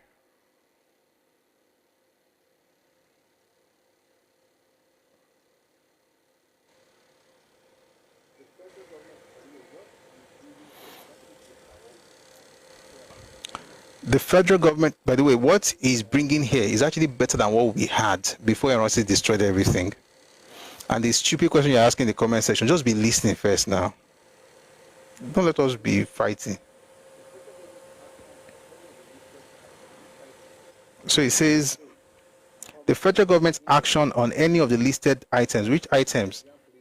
Trade, commerce, industry, transport, armed forces, Nigerian police, and higher education. If the federal government wanted to do anything about those things, if 2 of the regional governments said no, the federal government would not be able to do so, which would make, of course, the federal government weaker than it was under Eronsi. So if you're asking that, oh, why did it not take us back to what we had before Eronsi? It was taking us back to something even better than what we had before Eronsi. So please, keep up. This was basically a confederal arrangement in which the general government is dependent upon the regional government. Moreover, each regional military governor was to appoint the judges of the High Court of his region, while those of the Supreme Court were to be appointed by the Supreme Military Council. Most of the powers given to the head of the federal military government by Decree Number 1 of 1966 became vested not in one person but in the SMC, in which regional military governors now had veto powers. Excuse me. Whereas under the above decree, the SMC was only to advise the head of the federal military government. Now it had most of the powers, and the head of state was a mere chairman. All appointments to superscale group and above in federal public service and posts of deputy commissioners of police and the Supreme Military Council was also to make appointments of ambassadors and high commissioners as well as principal representatives to other countries. Certainly, if Nigeria was still a federation under this decree, it must have been a very weak federation. It was virtually a confederate structure, which went very far to meet the demands of Lieutenant Colonel Ojukwu, even if it did not mean the implementation of the Aburi Accord in absolute terms. Ojukwu got from this decree what he had failed to get at the ad hoc constitutional conference. As Ojukwu's chief secretary admitted, the decree number 8, in my view, faithfully implemented the Aburi decisions. Is that true? Now let's go back to that secretary.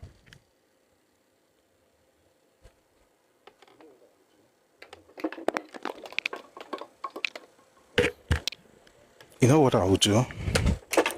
Oh boy. Oh dear. Guys, sorry, I don't scatter things. 1 second, please.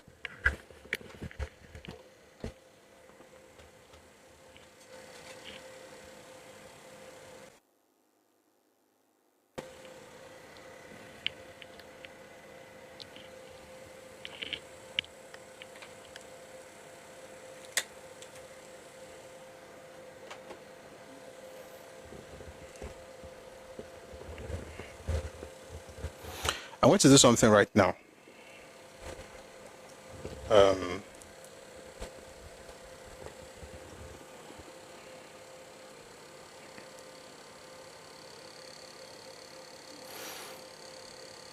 I'm going to put the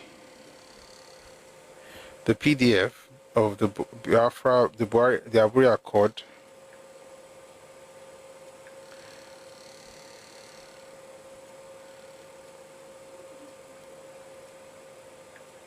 One second. I'm going to put this PDF in the Telegram channel.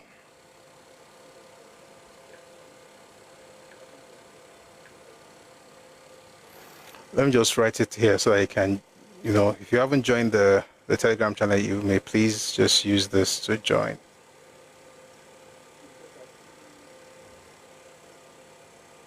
Yeah. And please check out the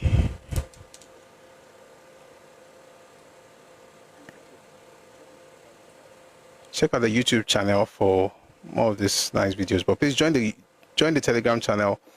The Aburi Accord is there now.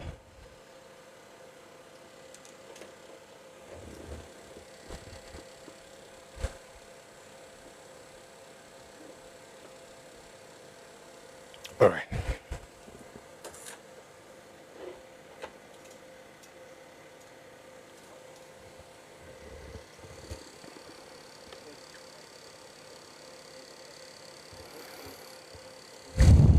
We'll discuss the content of the accord later. We don't move past that one now. So let's go to the book by Enyu Akpan. Why? Because this gentleman, Professor Eligo, mentioned that Ojukwu's chief secretary admitted the decree number 8, in my view, faithfully implemented the Aburi decision. So the question is, did he really say so? So let's go to his own book. The book again is called The Struggle for Secession by Enyu Akpan.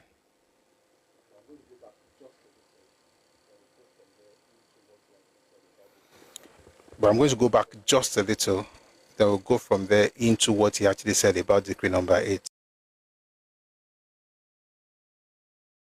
All right. Please, let's power tap. Let's share the live. Especially if you're on TikTok, please. 136.5K, which is really good. Let's try and get this to 150K. It's Friday. Let's end on a very high note. Thank you. So this is Enyu Akpan, the secretary to the government of the Eastern region. It says here, with his usual calculating and anticipatory mind, Colonel Ojukwu knew that once the true implications of the Aburi decisions were appreciated in Lagos, his colleagues at the conference might consider themselves duped, and so either stall on implementing the proposals, as happened in the case of the decision made on August 9, 1966, about the posting of troops, or even repudiate the decisions, as indeed was virtually to happen in this case. He accordingly wanted to ensure that The others did not have time to have second thoughts on the decisions, and his strategy was to set deadlines for the implementation of those aspects of the agreements which meant most to him and his ultimate aims. Thus, he persuaded the meeting to agree that law officers of the Federation should meet on January 14th. That was about a week after the delegations returned to Nigeria, and list all the decrees and provisions of the decree which should be repealed to restore autonomy to the regions. This done, the actual decree implementing the decision about this should be promulgated not later than January 21st, 1967. Since he also needed money, he induced the meeting to agree that finance for the allocation of funds for the task of rehabilitating this scheduled. The decree was not promulgated by January 21st, 1967. Before then, Colonel Ojukwu had been importuning the head of the military government to honor the deadline, but as we have seen, others were now having second thoughts. Later, a draft decree came from the federal government but was clearly out of tune with the Aburi recommendations. The East naturally could not accept it. Tension heightened, arguments and even quarrels broke out and worsened when on January 15th, the federal government launched a vicious pamphlet in answer to several which had been published by the East. The federal pamphlet was titled Nigeria 66. Colonel Ojukwu claimed that in the true spirit of Aburi, Colonel Gowon had told him in advance about the publication, and he had persuaded Colonel Gowon to agree to suspend it. On February 17th to 18th, secretaries of the military government accompanied by legal and financial advisors met in Benin to advise on how the Aburi decisions should be implemented. There had up until now been pressures on the federal government by those who had read the writing on the wall to do something about carrying out the Aburi decisions in order to keep the country together. At that meeting, I impressed upon my colleagues the need to implement the decisions in order to enhance the image and one might have about the actual decisions. The fact remained that there were agreements freely entered into by those in whose hands lay the destiny of the country. I criticized my colleagues in the federal government for trying to change policy decisions duly taken by the highest authority in the land, the Supreme Military Council. As civil servants, our duty was to carry out the decisions of the government, although we had also the right, indeed the duty, to analyze and spotlight the effects of such decisions. The outcome of that meeting was Decree number 8. Listen, which in my view faithfully implemented the Aburi decisions. We're coming back to this book in a second. Let me read something to you from IBB.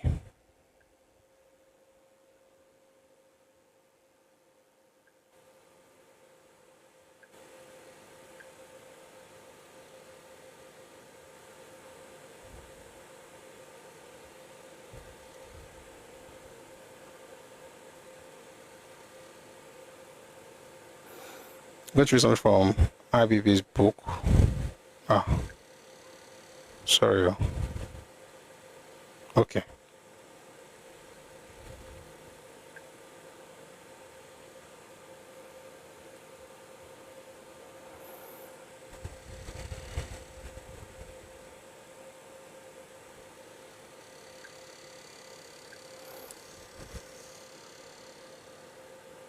One second, please.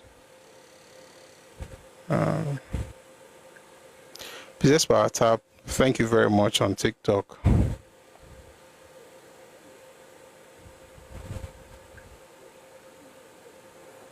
All right, let me read to you from IBB's book. Again, all those people that use IBB's book to taunt people, maybe you guys should read the book.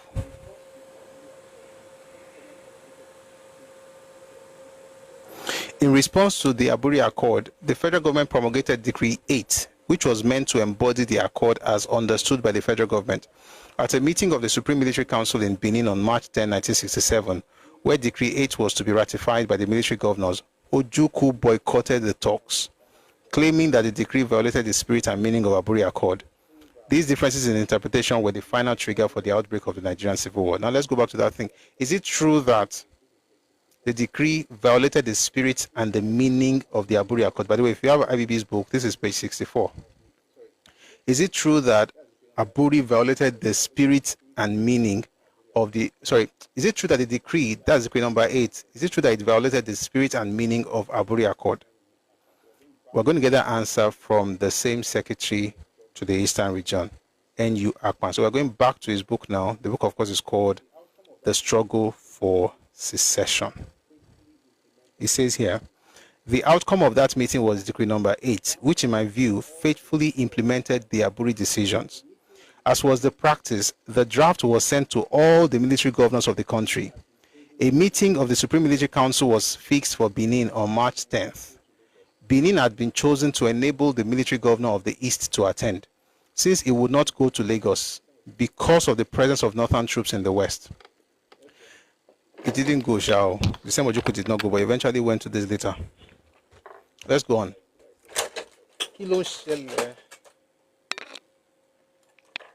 Guys, but I say my setup here needs I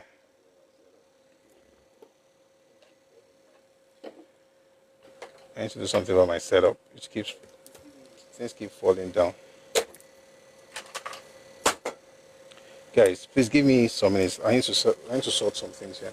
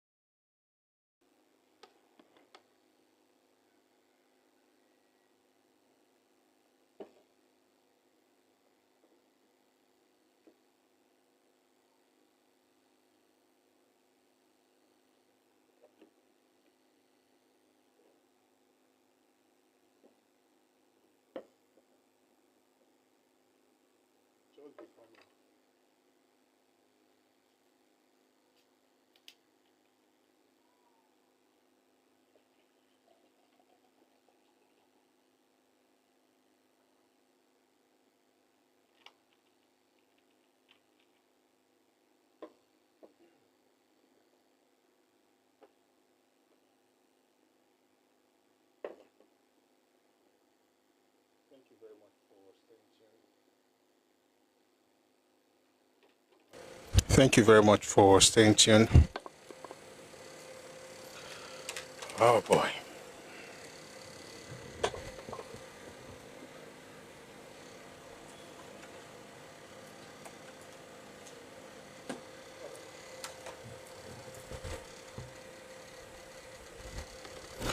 All right.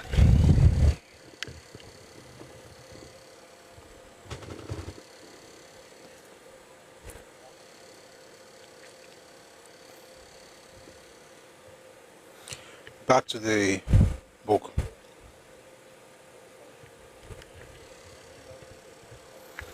JCY. Sycophantic hotheads. I wonder who those sycophantic hotheads were.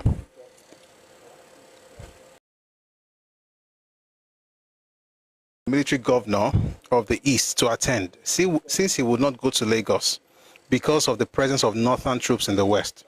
The East military governor had no intention of attending because he had been advised by his constitutional experts not to accept the decree because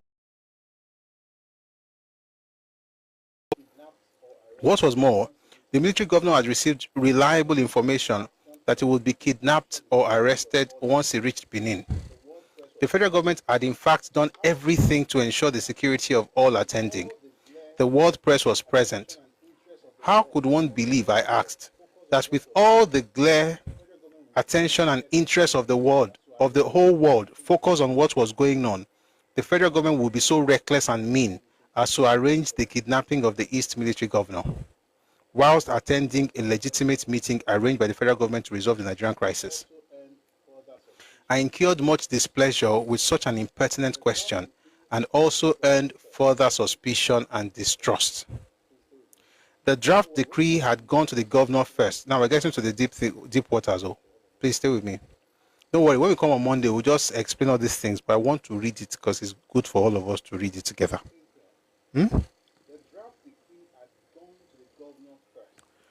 So it says here, the draft decree had gone to the governor first, and he had handed it to the legal experts to examine.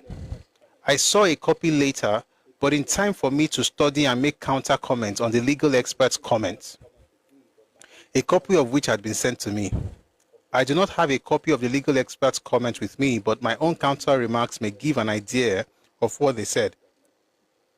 Excuse me, which eventually led to the rejection of that decree by the Eastern Nigeria military government. YE. Lagos has now submitted a draft decree for the implementation of the Aburi to decide, taking all the implications into account, whether to concur with the publication of the decree or not. In order for this to be done objectively, I suggest that draft decree be studied against the background of the Aburi decisions. Those decisions broadly involve the following. 1. The restoration of the powers of the regional governments which had been suppressed or depressed by Decree 1, or Decree number 1, following the army takeover in 1966. Please, let's power tap. Oh, please, everybody, please. Let's keep this live going. We need to power tap, like we've got to. So please, if you're on TikTok, power tap, please. If you're on YouTube, please share the live. Facebook, please share the live. TikTok, we need to keep this thing working. So please, I know you're busy, you're working, but help us. Thank you. Number 1, the restoration of the... those decisions broadly involve the following. Number 1, the restoration of the powers of the regional governments which had been suppressed or depressed by Decree number 1 following the army takeover in 1966. Number 2, the vesting in the Supreme Military Council all the powers which used to belong to the federal government prior to January 16th, with the proviso that any decision of the Supreme Military Council which affected the whole country must receive the concurrence of the military governors. In other words, insofar as those matters were concerned, the military governors had the powers of veto. Number 3, the vesting in the Supreme Military Council of all powers of appointment into certain categories, I'll explain, don't worry, of posts in the federal public service, namely diplomatic and consular posts, senior posts in the armed forces, senior posts in the police, super scale posts in the federal civil service, super scale posts in the federal corporations, the reorganization of the army, the resettlement of displaced persons, the power to make appointments at A, B, C, and D implied that the Federal Public Service and the Police State Service Commission were reduced to advisory capacities insofar as these appointments were concerned. At the moment, they have executive powers in respect of this appointment. Let me just explain what I just read. All this long Turenchi. What it means basically is this. All the powers that the regions had before January 17, 1966, or January 16th, because that was when Iransi became head of state, 16th. All the powers that the regions had now been restored to them.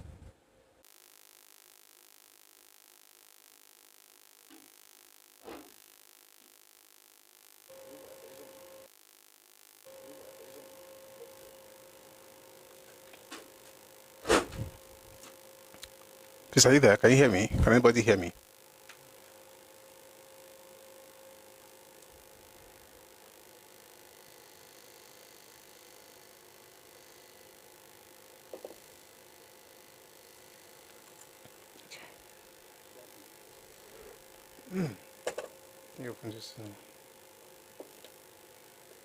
Thank you.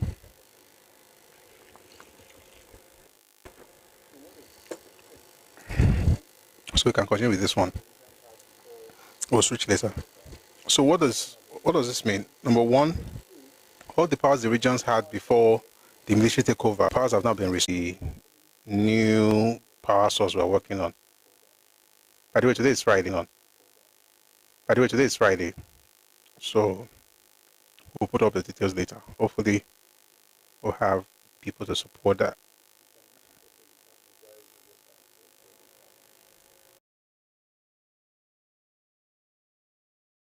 If you're on YouTube or Facebook, I apologize. We're just trying to get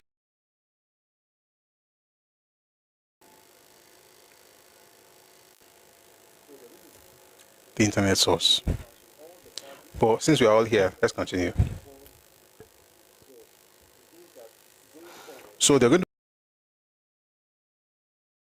which used to belong to the federal government before 1966. So it means that going forward, all the powers that, like let's say the parliament, the power of the parliament, the power of the executive, legislature, all the powers are now resided or vested in the Supreme Military Council.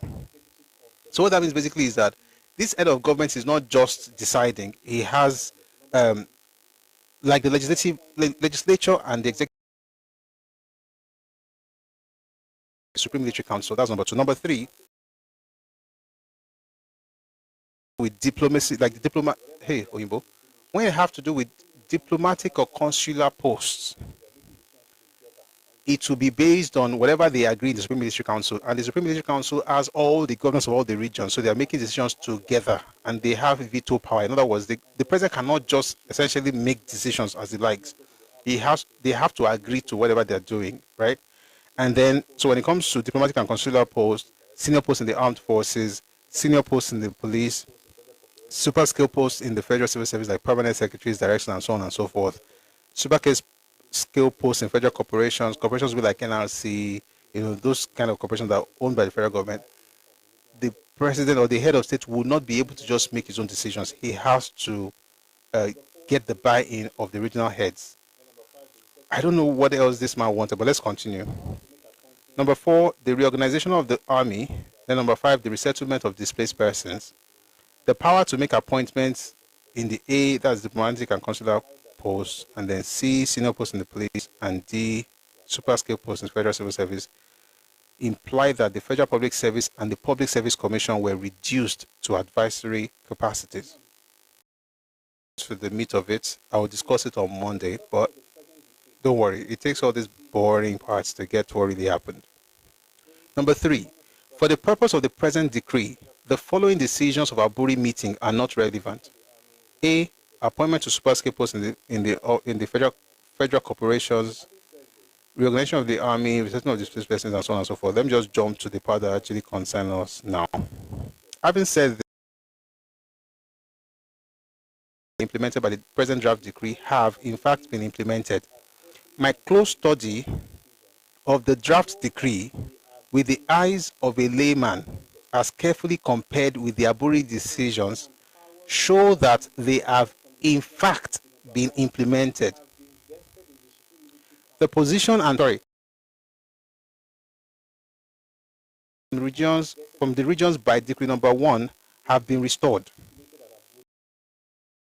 Appointments to the diplomatic and consular posts, senior posts in the police, and super scale posts in the federal civil service have also been vested in the Supreme Military Council. I have this morning received a copy. Please, we're almost ending, so I want to end very well. So please stay with me. I have this morning received a copy of the comments by the lawyers. In considering the comments of the lawyers, I submit that Your Excellency be guided by the following considerations. A, the fact that this draft decree presents a major victory for Your Excellency's stand and principles. I assess the success to be at least 95%. Create has actually given him 95% of what he wanted at Aburi.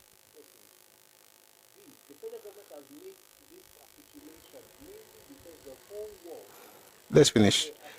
B, the federal government has made this capitulation mainly because the whole world, through their accredited representatives, have brought pressure to bear on them in support of Your Excellency's moral open to show that their efforts have been in vain. C, being very fundamental, it is advisable that we ignore them so as to avoid giving the D. Your Excellency's policy and public statements show that you are striving for a peaceful and just settlement of our difficulties through negotiation. The outright rejection of this draft decree will dash every hope of a peaceful settlement.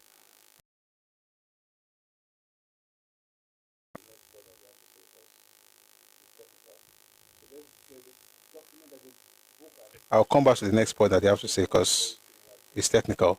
So there's a document, there's a book I've mentioned here before. It says something very similar to what N.U. Akpan said about decree number 8. What was that book called? The book is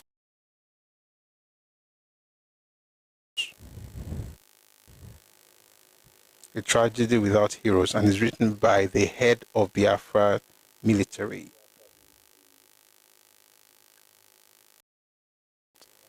Let me see.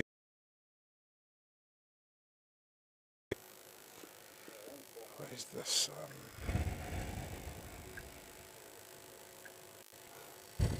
Don't worry, when we come on Monday, we'll build on what we're doing right now.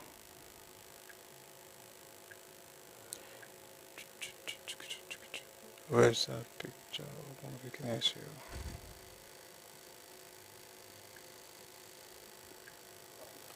One second, I just want to open that page. Found it. This is page 118 of the book by Larry Ojukwu. The book is called A Tragedy Without Heroes. So please, let's enjoy this nice one. One morning, about 10th March 1967, I got to the governor's office at the secretary house. There were smiles on every face. Mr. N.U. Akpan, whose book we just read, the secretary to the military government, was the first person of note I met. He greeted me with the expression, quote, "Shake my hand, we have made it," end quote. I asked, what? Gowon has issued the right decree on Aburi, he replied. Secretary, Mr. Don Egwe. He confirmed the news. He added that as a legal man, he observed that the new decree, decree number 8, contained 98% of the Aburi decisions, and that the remaining 2% was military jargon that could not fit into legal terms. We congratulated each other. As soon as the military governor entered his office, I followed him in a much more relaxed mode. I understand that the new decree on Aburi is out and embodies all you have been asking for. Who told you? No, I won't accept it. It is too late. My face dropped, and I was short of words. Indeed, Gowon had delayed in issuing the correct decree on the decisions of Aburi. It is also a fact that the advice of the Committee of Federal Permanent Secretaries and Executive Council might have played a part, both in the delay and the shortcomings of the decree. Aburi decisions reduced Nigeria to a confederation, and what is worse, it created regional armies in the name of area commands. It would have been unbecoming of an officer and gentleman if Gowon had rejected the Aburi Accord completely. For Ojukwu, history will fault him for this strategic mistake, that is, rejecting the decree on Aburi, no matter how late and relatively incomplete. Perhaps he had bargained for more. And here's the point I'm going to end with before I bring people up today. Whenever people tell you that why did they not implement Aburi? If they implemented Aburi, there will be no war. Just remember that the Aburi Accord was held between 5th of 1967. Decree number 8 came out about 2 months later. So that would be just about 2 months after Aburi meeting. The idea that it came late makes no sense. Late as per how? For instance, Ojukwu decided to write a timeline that it must come out on January 21st. Why would it come out on January 21st? We have to consult. And the boy is in March, and Ojukwu said it was too late. It was actually 98, it was called 95 or 98%. And your parents will call you a failure. There's no situation in this world where you will score 98% and your parents will call you a failure. And this is why I keep saying, and we're going to go deep next week. The topic on Monday is Ojukwu's ambition and rebellion. Ojukwu never wanted Aburi. He just needed something to give him a reason to break away. And even when everybody bent backwards for him, being the spoiled brat that he was, with no respect, whatever, of the people who died,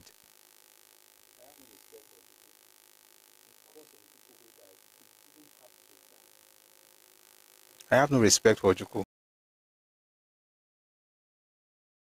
He didn't have to die.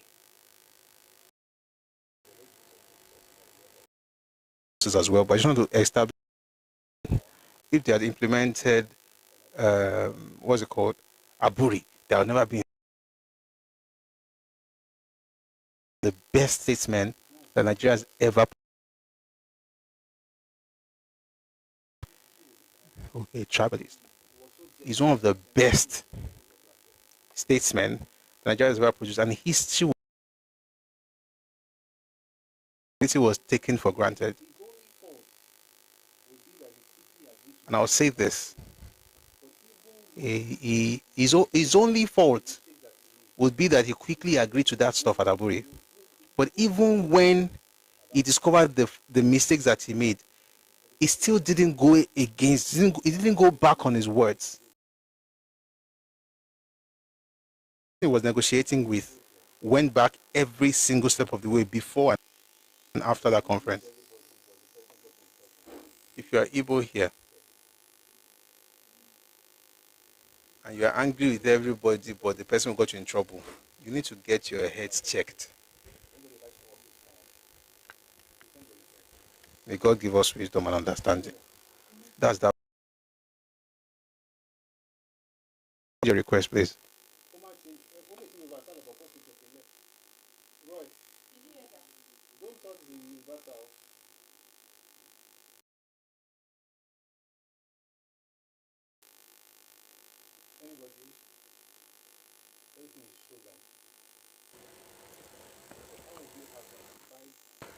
Anybody? Everything is solemn. Because how would you have 95 to 98% of what you requested? Thank you for the gift. How would you be given 95 to 98% of what you requested and you still fight?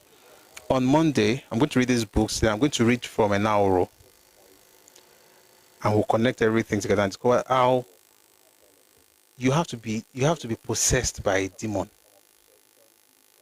to have a war after all of this. We're going to continue this on Monday, but let's have some people come up to share. If you're on YouTube and you want to share, kindly send a message or call on Telegram. A couple of people. If you want to come up, please, we have a minute to bring everybody up, and then we're going to move on from there. So please, I can't see the button. You can see a button, they wrote a guest on it.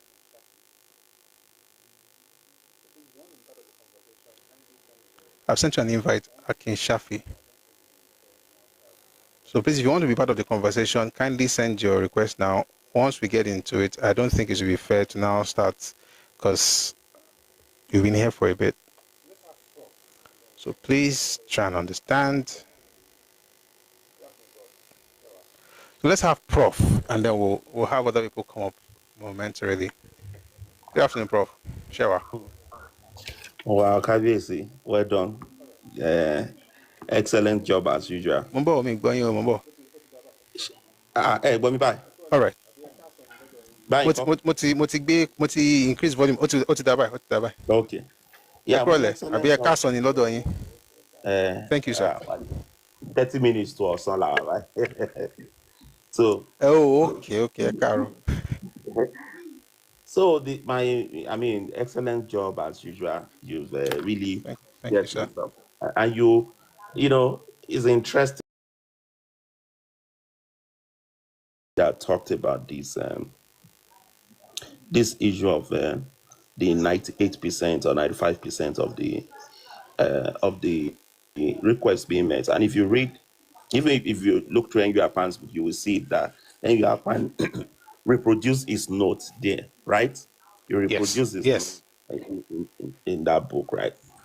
And then if you also read Ojukwu book, he also mentioned the same thing, right? In his book, that he got to the office and the lawyer was rejoicing that there won't be war, and it was around that 90-something%. And he walked to Ojukwu to go talk to Ojukwu, and Ojukwu said he's not going to accept it. He's going to go to war. And now, so it's just the issue. They will say Ojukwu is one great man. This is a man that willfully destroyed your life. He doesn't have a plan, nothing. He was just there making noise. He got at least 95% of this one of these super palm sec, this guy that the brother was by during the civil war, one of the super palm sec that advised Gowon against on this Aburi Accord stuff. The guy gave the interview, I think it was on channels about 2 or 3 years ago, said had Ojukwu accepted those stuff, that Nigeria will have naturally disintegrated within 6 months. Because when you look at the arrangements, of course, after 6 months, we will all look at it as what is the point? Right? Like, what is the point of being together? Right? But the point is that it goes beyond that. These are people, if you read Fola Yewale's book, these are people that were already Zaria. So it wasn't just a war of people defending themselves, it's also an expansion war. Right? So that's what you're seeing that was happening in this war. And that's why the guy could never, ever be contented with any terms that is given to him. And you also look at what he did by also, locking up some of the, military officers, right? If you read, what's this guy's name? F. Young's book, and even Hilary Joku's book. I think I posted a page on that page, which is funny. This bloody guy's strategy included bringing Juju men to the war front. Like, how stupid can the people that said they are the most educated be to follow? He brought Juju men to the war front, and when they had gone, they all ran away. Then they went to bring their Abriba. They thought it is the one that they do their village fight. They ran away. And Effiong also wrote that this guy's strategy is he wants to throw hordes of people towards the enemy, carrying cutlass and all of those things. And the army will keep shooting and soldiers don't like, it doesn't make sense to be shooting defenseless people, that they will get scared. So all the while, he wanted to waste the life of his people, right? It's in all his plan. No matter any of his plan you look at, his people were expendables, right, in the whole stuff, right? And when you also look at what he's doing, there's an article, like what these people were doing is they were like Lebestrom, right? When Hitler is talking about living spaces, right? And all they were doing is that expanding, creating living spaces for their Igbo people and deporting the people in that location. And we saw they did similar things in Ogoni. And when they got to the Midwest, they did the same thing, the Nazis. So these people, I believe they are a bit steep in Nazi ideology. They took people and the Nazis will come, they will deport your intellectuals. West, they took the IG of police, Adiola. They took, there's this guy that wrote this fantastic book, 888 Days in Biafra. He was taken, he's a Bini guy, right? They took all the Edo people that were there, that are the intellectuals, they deported them into Biafra Atland, right? The guy was the engineer at Radio Nigeria, and they replaced them with the Igbo people. And then he created Republic of Biafra. And then he went to come create Lagos. So it's the Nazi ideology. What they want to create is the way the Nazis created Vichy France, right? Vichy Greece, right? Which those ones we have nominal government, but their allegiance is to the Nazi. That was what they were creating in Benin. That was why they wanted to create it in Yoruba land. So you will just be like a province for them, and they can stroll in anytime and do whatever they want to do, right? So you have to look at it. I mean, it's a work that was done. The guy, one of the guys that was a reverend father, and he was an aid worker. Like, look, this guy fooled everybody. But the ideology of him and the intellectuals around him was Nazi ideology, right? So again, I think people need to re-examine themselves, and there are lots of layers. You've unraveled them. There are lots of layers to this. If you've ever read Ukpabia Sika's interview in the Federalist, as at April, remember the first riot in Ironsi's staff was in May. As at April, the Igbo intellectuals at the University of Ibadan have already put a communique together for secession. And they circulated it around themselves, and they all signed it. By June, all of them has left University of Ibadan, except some few like Ukpabia and Sika that stay behind. And it's usually the thinking, the boast that we see today. If you in Ken Sariwa talk about that, they usually have this impression that if they live somewhere, that the place will collapse, right? So if all left the University of Ibadan at that time, University of Ibadan did not collapse, and then they went there and they were causing problem. This is as at 66.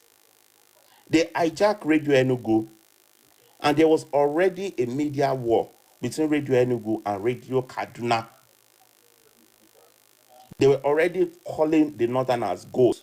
They were already doing those things in there, right? This is as at mid-66. Not like there's anything long away. And then you see all their thinking about how they want to go. I mean, it is a war, but why is your strategy that you must destroy University of Ibadan? Why is that a core of your strategy? Tiobanshi Inunibini, that you want to destroy University of Ibadan, you want to destroy all the important landmarks in the Western region, right? So thank you for unraveling it, but I'm just saying people need to examine themselves. They will, take everything, climb and sink. But this man is evil. Any man that can put at the core of the strategy is people as expendable is not someone that should be worshipped. Thank you. Prof, thank you very much. Thank you for providing that perspective, because it also helps to understand the events even a bit better than what we've discussed so far. So thank you very much for adding to the conversation. And sincerely, I still wonder how young people, and by the way, the older people, they don't talk about what it really represents, but they know exactly what it represents. It's not anybody's hero. But if you want it to be your hero, that's fine. But anyway, so going forward, we're going to have to time all of us. I mean, Prof, I don't time for obvious reasons. Prof. Can Not you yet, sir. Okay. Okay, yeah, you are the next person, actually. Yes, you're the next person.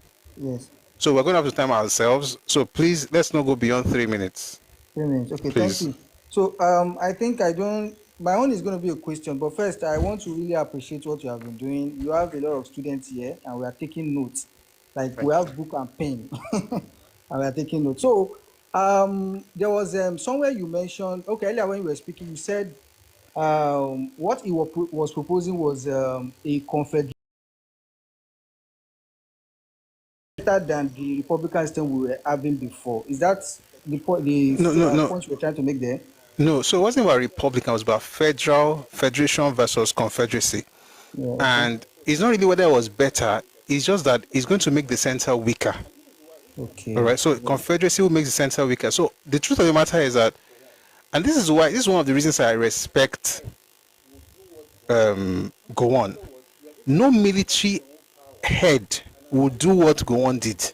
In other words, you are literally sacrificing your own power and allowing. So, for instance, everything he was supposed to do as head of state, everything is now resided in. Okay, let me give you an example. What do we know about military leaders? They move by decree. They tell you what they want to do, and that's it. As a matter of fact, Ojukwu did the exact same thing in the Eastern region, even though he was not the president of anything. So what he was expected to do was to essentially relinquish the power to the Supreme Military Council. He's still part of the council, but North and Midwest, 4. And then the Oga is there. If they're having a meeting about a particular matter, let's say a diplomatic personnel that will be posted somewhere, and 2 of those 4 say no, they can't do anything. In other words, you are the Oga as a military officer, or as a military leader of the country, but you can't just decree and it shall be established. It was like democracy in a military regime. Yes, but guess what? He agreed to it. This is the crazy part for me. He agreed. Wow. And the reason he agreed was because he wanted to do everything to make sure that this man was placated and got what he wanted. But like I said, we're going to talk more about this on Monday. Ojukwu never wanted the Aburi Accord. He never wanted it. He just put it out there because, see, the truth is, nobody, even today, go to the barracks or go to anybody and ask them that, would you accept something like this? They'll tell you no. Because, okay, what now makes me the Oga if I have to take advice from you before? Let me put it this way. The military, naturally, the Oga Kpakpata will take advice from everybody, naturally, but it doesn't have to. With this structure, he must, or you can't do it. So like this book says, he becomes essentially the chairman of the Supreme Military Council, not the head of state that has veto powers alone and can just decree. But again, he agreed to it with decree number 8, but still, Ojukwu still said no. I'm going to talk more about that on Monday. I'll go deep into his whole ambition and stuff. But I hope we answered the question, my brother Aki. I just feel sorry for Igbo people who don't get this thing, because the person we just waste people's life. You they shout in them, is buru buru. The people that are killing you are calling them tribalists and bigots. Is on you. But thank you. Thank you very much, my brother, for your question. So let's go to Carl Love. Yes, sir. Can you hear me? Yes, please. Yeah, I join you occasionally and really appreciate what you're doing. Thank you. Just that I want a list of the books you read, or maybe if you put them on the page, so I can read as I am saying it, just be writing it down. Okay. No. Sometimes I just see your clips, so I just wonder which books. It's not every time I'm live. 1, 2. I don't know if you also post this on YouTube as well. Yes. So 2 things, right? So the excerpts are posted on YouTube, but the entire recording is also archived on YouTube. So if you go to Busiri's YouTube channel, there's a section for live. You can watch the entire thing. And this is what I do when I post even the excerpts. I mention the book that I'm reading before, so before reading or in the midst of, the video. I always mention the sources, and there are many. And then again, they change from topic to topic. But people have been asking me, I don't know, if I write it down, the question will not be, let me tell you the reason I don't even answer. Because people are asking me something else again, which I just find funny. Somebody said, why not take pictures of the pages and put it on the page? I'm like, do you think I have the time? So not only am I reading it, I'm telling you the book. They're not saying, oh, take pictures of it and post it. No, just a list is enough. So if you can. We'll see. I'll probably, the book is fine for also read. I'll put the list on the Telegram channel, Redomi Global. I'll put the list, but yeah, I'll put a list of the books. But they change also. They change. No problem. Mm-hmm. So it depends on the topic we're discussing. But thank you very much. All right, thanks. So for me, this Igbo whatever, it's all marks of hypocrisy. You understand? Everything the Igbo man does always has a clannish, parochial, whatever under it. The Civil War was supposed to be a revolution, whatever, but underneath it, just like Njoku said. You mean the coup? Parochial, You mean the coup? The coup? The coup. Yeah. But eventually, it took on an ethnic dimension. Other tribes got killed. The Igbo man. I don't just know why those people are like that. Nigeria was a federation. It was the Igbo man that came and then turned it to unitary whatever, just because you're in charge. Now, the moment you are no longer in charge, you're not talking about federation. That war, when people say that, Igbos try to say, we tried to leave, you brought us back. How can you be leaving Nigeria and you are spread inside the same Nigeria? You said you left Nigeria, they came and brought you forcefully. You were left Nigeria, you are finding your way to Edo, to Ishekri. It was not a civil war. It was actually a war of conquest. It was to take over the south. You understand? So it's just this level of hypocrisy and amongst those people. And I'm sorry to say, you blame Ojukwu, but it's all the whole society. That's what the society wants. Everybody that ever led these people has to be an ethnic champion, always hating other tribes. The more you're able to fight against other tribe and project that whatever, that's the only way you can become an Igbo leader. That's how Zik did it. That's how Ojukwu did it. That's how Nnamdi Kanu did it. So those people are basically villagers. That's why they have never built anything bigger than a village. They have never built a cosmopolitan society. They can't build it. The East has got to be the most homogeneous region in West Africa where those people are just there. So it's the mark of a very primitive society that just can't advance and live even within themselves. There's this clannish problem between Anglicans and Catholics. It's problem. It's such a primitive society that I don't know how a society can be so evolved. They can't live with anybody. They can't live within themselves. They can't build anything bigger than a village. You give them a national party, they turn it to a tribal party. NCSC was founded by Yoruba man, brought in Zik, turned it to an Igbo party. Mahmoud Waziri, he formed NNPP in the Second Republic, brought in Zik. This Zik turned it to a Igbo party. They managed to leave NNPP to go and form GNPP. The same thing in Labour Party. Just this level of clannishness, I just don't know. I don't know why Nigerians will not just allow these people to just go. You understand? And the funny thing, they don't even realize that they lack the capacity to build a society. They have never built one. They can't even build a political party. It's just that they find themselves. And they have Abgao. They built Abgao. Attacking other people. That's how they find themselves. They find their time identity up. By no time, problem. but they built Abgao. I'm just saying they built Abgao. So no, it's true. So maybe I said they don't build anything. They built Abgao. Man, you just throw fire. Wow. There's something you said that I agree with, and what I agree with, I will say it. The fact that for a leader to be adjudged or accepted in Igbo land, that leader must hate on other people, must show that kind of thing. If you don't do that, the funny thing, while you were talking, I was reading something on Ukwabi Asika. Let me read something to you guys. The next person will speak soon now.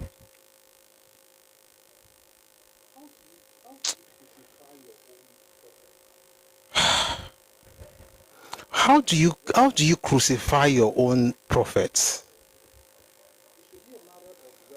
Let me read something to you. This one is long. Okay.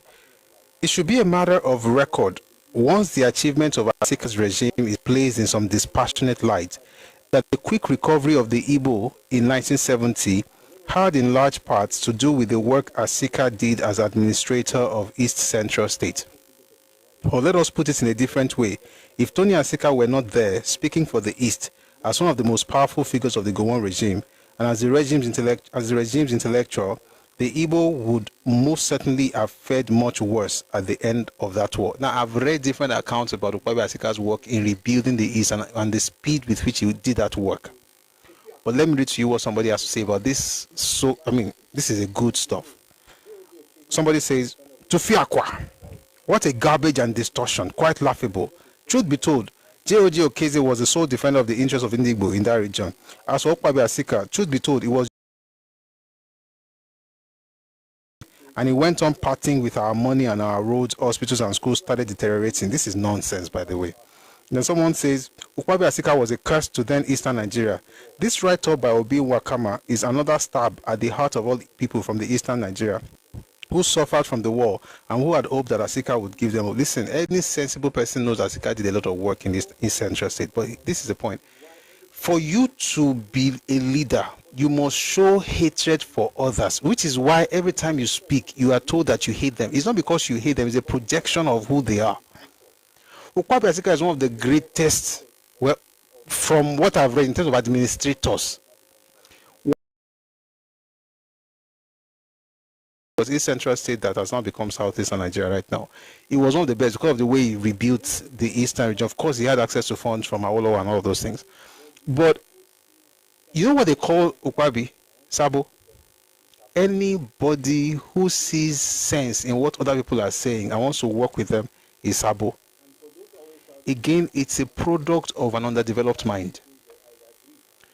And for those who are always shouting, you know, there are better people there, I agree. But you guys need to take it upon yourself to change your, because the clowns are they are more than the audience. You have more clowns than the audience. People just say things and just curse people out. Hopefully it changes. I hope it does for the sake of the next generation. But I mean, that was a fantastic submission. Thank you very much. The other ones you said about the village thing, I won't speak on that. But thank you for being here. So let's go to Ibro Dev 1. Hello, Ibro Dev. Good afternoon. Yeah, good evening. Sorry, yes, good sir. evening. Yeah, thank you very much for the opportunity. Thank you. So the what I was able to take away from today's reading was the inability to make concession. So that's what I was able to take away.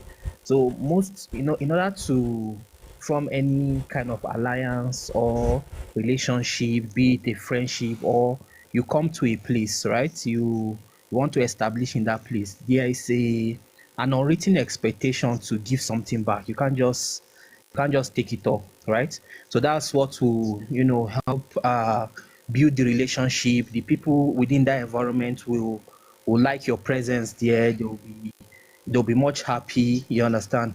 So the inability to make concession is the same reason why Ojukwu did not see that decree as a headway in that Aburi Accord, right? So because is a question of if I'm not getting everything, I'm not taking anything. That's they just want to take it all, and that's the reason why I think that's from the discussion. That's what I was able to come to the conclusion that okay, that's the reason why they are finding it difficult to form any form of political alliance with any group, be it the neighboring South, because you go somewhere, you just want to take everything, you just keep taking everything, you don't give back. Eventually, that relationship will break down. You understand? So you leave a trail of hatred and distrust as you go on.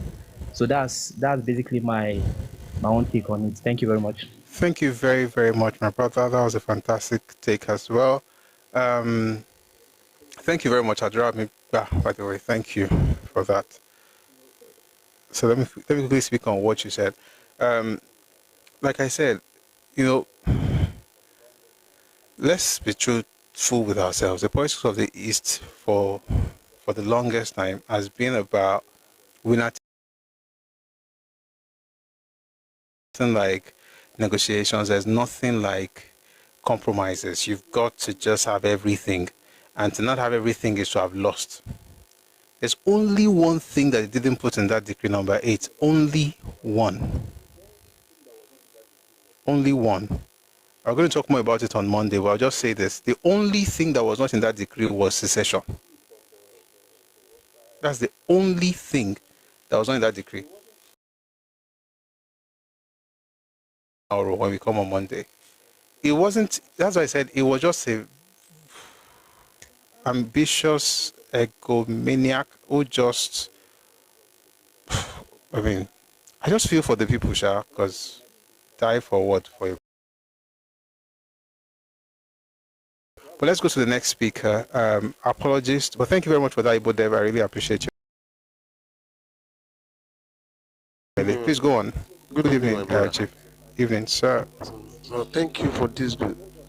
Please, you're too close to the mic. You're too close to the mic, please. And then there's hold on. There's a feedback. There's feedback coming from you.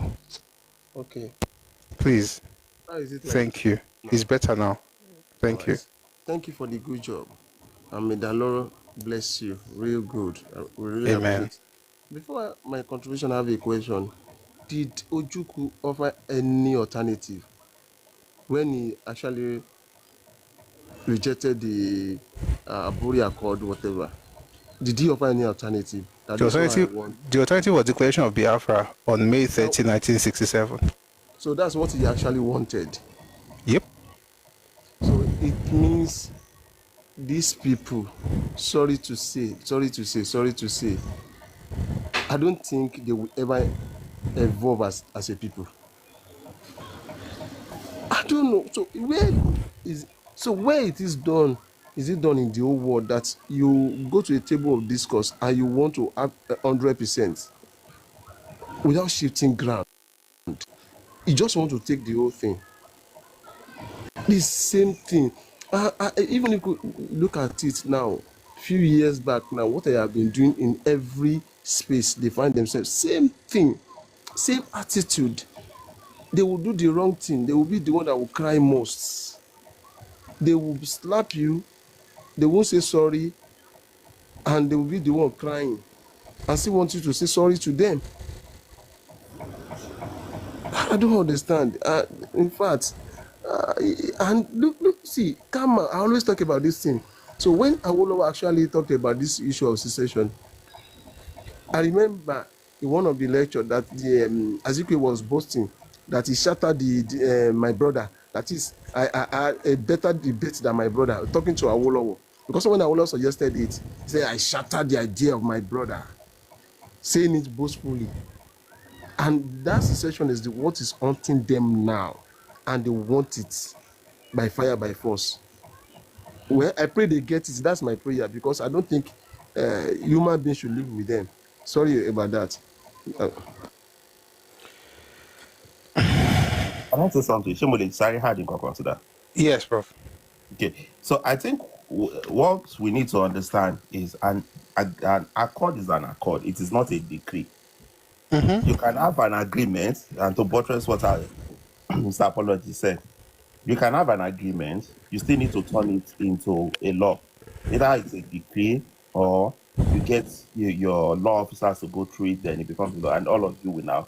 So it is stupid when they say, oh yeah, on Aburi we stand. Because even at Aburi, they also agreed. Aburi happened in January, right?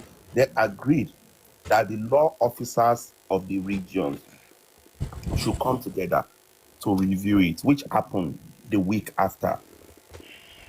And within that, there were some things that the Eastern law officers agreed with the guys from the other areas that they are not practical. They provided their notes, right?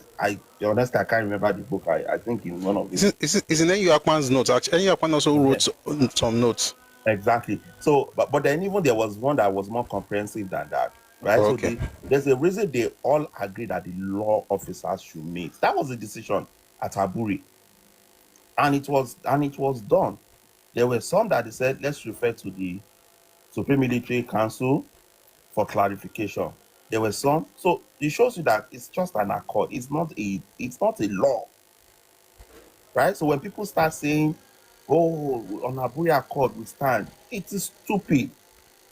It's Aburi Accord, it is not Aburi Decree, right? So I just want, when Mr. Apology said that, I remember that I've read something like that. I want to add that. And also, remember Marjorie Peram also said it, exactly the point that Apology said, that even diplomats shake hands when they make a certain decision and they walk away and things change. And when it changed, they adjust it. Like, what is the big deal about this? So it's just a man that just felt his people's life are worthless. So he can just, waste it as much as he likes. Thank you. Thank you very much, Prof. That was fantastic, Esheo. Again, hopefully people are going to open their eyes and see these things. Nobody hates you. Whoever hates you is actually, nobody outside your space hates you. The person who really hates you is actually living within your space. All right, the final speaker for today would be Banks. And thank everybody for liking the live. We are not up to 200K yet. So please, if you're on TikTok, let's get this to 200K. All right, please, we can. So we're on 157.5K now. Also, and thanks to Adura Gwemi for reminding me. The account details are up here. If you want to support what we're doing, please use the details. Thank you very much. And thanks to all the gifters. Thank you very much for your generosity. I really appreciate it. I'm going to have the final speaker now, but while they're speaking, please let's power tab. Let's try and get this into 200K, everyone on TikTok. Thank you for joining us on YouTube and on Facebook as well. I hope you're having a wonderful time. We're going to perfect the system to ensure that people on YouTube can also contribute, but we're looking at using using Telegram or Twitter, but I think Telegram is a lot easier. So if you're really, really interested in saying something, please call on Telegram. That will be at Pusui Oris. Thank you very much for your presence here, and thanks everyone for your support on all the platforms. Eshe. So let's have Mr. Banks. Banks, good evening. Good evening, Mr. Welcome. Yes, sir. Good evening, everybody. Thank you for everything you've been doing. It takes a lot and lots to be able to do what you do consistently every day, hours upon hours. You really are doing a great job. So I just want to appreciate you this evening because I don't even know what to add. It's really, really the work you do is fabulous. You know, these people they can't stop to amaze someone. You know, imagine you are the one biting somebody, you are still the one accusing the person. You know, so it's crazy. I think it's their own strategy to take over. Like they want to whip up sentiment. You know, everywhere they go. You know, it's just unfortunate that we have to accommodate this kind of thing in our space, but it is what it is. We have to also adapt. You know, so thank you once again for what you do. God bless you, sir. Thank you very much. I really appreciate your kind words. Thank you for coming up and thank you for sharing your thoughts as well. Yeah, thank you. Thanks, everyone. Thanks for your support. Yeah, we do this every day, every weekday from Monday to Friday. The next session will be on Monday. And let me just say this. Thank you very much, Mr. Debo. I think you're right. It's a strategy, but it's a strategy of underdeveloped people. Because if you understand how life works, you have to know that it's not going to work for a very long time. Once people discover that you're gaslighting them, they are going to switch. You're blackmailing them, they're going to switch. Like there's a limit to how much people can take. And I think this idea that we can just keep lying and playing the victim, it may have worked in the past, but it can't. I mean, this is something that you do if you have no other ability to do anything else. And to be honest, I don't think they have no ability to do something else. I just think that they've not tapped into that part of them or the possibilities of what they could do. And it's sad. And I've said it several times, if this is this is the truth from what I have studied, if they had been allowed to evolve on their own without the British getting in there, it would have been better off for them. What's happening right now is a people who had power thrust upon them before they were ready. They never had it. They were not ready for it. So they didn't organically grow to the point where they're able to become something. Because something about life is this, right? If you grow into something, what makes that thing that you have grown into, what makes it make sense is the process that you go through in order to get there. The journey is as important, and in some cases even more important than the destination itself. The lessons you pick up along the way, the skills that you pick up along the way, they are what helps you when you get to the top. So for instance, it's like a butterfly. When the butterfly is a caterpillar, if you help the butterfly get out of its cocoon, it will never fly. Why?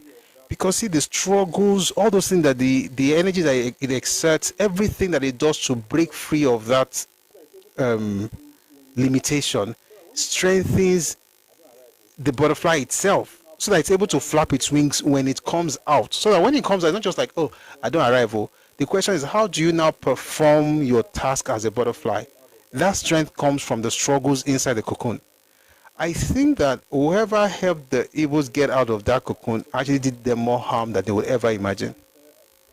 Because now they are left with thinking they are butterflies, but they can't fly, so they constantly bicker and cry and blame other people.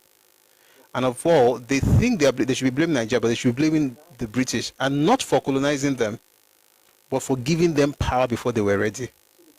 That is the truth. It's uncomfortable, but it's the truth. So the question is, what do you do now? What you do is understand that you didn't go through the process. Don't delude yourself like you have the same thing as everybody. There's Yoruba, there's Hausa, there's Igbo. We are all three. It's not about numbers. It's not about quantity. It's about quality. And the quality, is meh. So what to do? And I'm not saying, they are bad, let's, castigate them. I'm just trying to help. What to do is to first of all acknowledge the fact that you are not where you thought you were. You are not. Especially as far as politics is concerned. You have to rebuild. So you first understand that, because if everybody that is trying to work with other people is a sabo to you, it means you are not politically mature. And it's not an insult, it's just observation, like it's the reality. And if you accept that that's the reality, then you can now work on it. But in the history of the Southeast, they never accept that they're ever wrong. So I don't know if this is going to work, but I hope it does. I really hope it does. Because if, for instance, you have leaders over time, you saw it with Azikiwe in 54, you saw it with Azikiwe in 57, you saw it with Ojukwu in 67. The idea of when we come to the table of negotiation, whatever I ask for, I must get. Who talks like that? You may not get what you ask for. It's part of it's called negotiation. It's not that you're going to come for people to assent to what you have. They might say no. But anyway, people will be all right. I hope everybody's okay. But we are just trying to show what led to the war. And so far, we've gone through a lot of things. We are done with 66. Today we did January to March. So we're stopping in March today. We're going to repeat some of the things here today because today I decided to read. And I do that from time to time because I think it's important for us to know the exact words that the authors used. And then, so that it's not just like, he's just saying these things. That way, when I'm saying it, you can at least, refer to those things. And I also want to, this weekend, by God's grace, I'll put out a list of books on the Telegram channel. Yeah, but what somebody asked that we can take pictures, I can't do that. I can't. No, it's too much, right? Imagine I'm opening every single page, I'm taking pictures and putting on YouTube, or TikTok. Let's be grateful for whatever we get. Let's not overdo things. The best I can do is to tell you the name of the books, then you can search. Somebody sent me a message yesterday, they bought 17 books. I remember, I'm going to write it. I'm going to send a message to that man to come and give myself the money. But that's a joke. But they bought the books because, we mentioned the books here. So that's how it will work. Not that I should start taking pictures. So, and also, that's also the reason I don't do about, let's share books, Imagine I'm the one who wrote books. I publish, I write. So to be sharing books the way people are asking is not how it works. But what I can promise is that whenever we're ready, we're going to create a structure or a space that allows for people to buy, and whenever that is. But pending that time, while we're still building whatever structure we're building, please, I give you the names of publishers, Sunshine Booksellers, or where you can buy the book, Sunshine Booksellers, and there's another one I usually mention. I'm not mentioning it again because today they're supposed to send me a book. I ordered the book. It was supposed to arrive yesterday.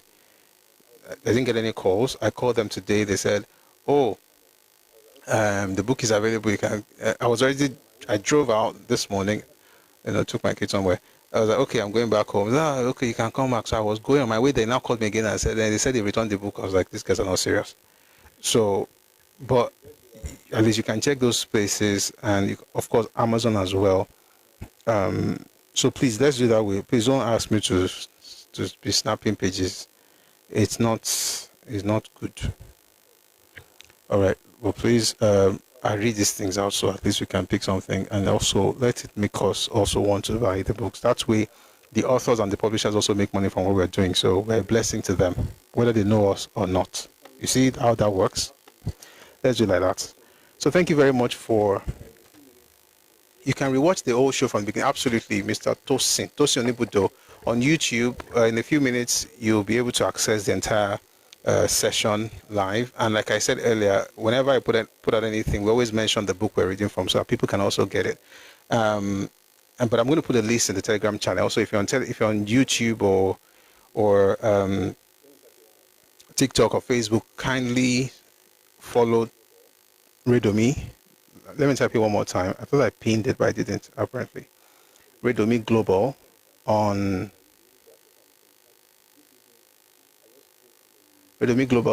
Telegram, please. You'll be able to access some of the things. Like this evening, I just put the Aburi Accord, as a part of it that I put on the Telegram channel.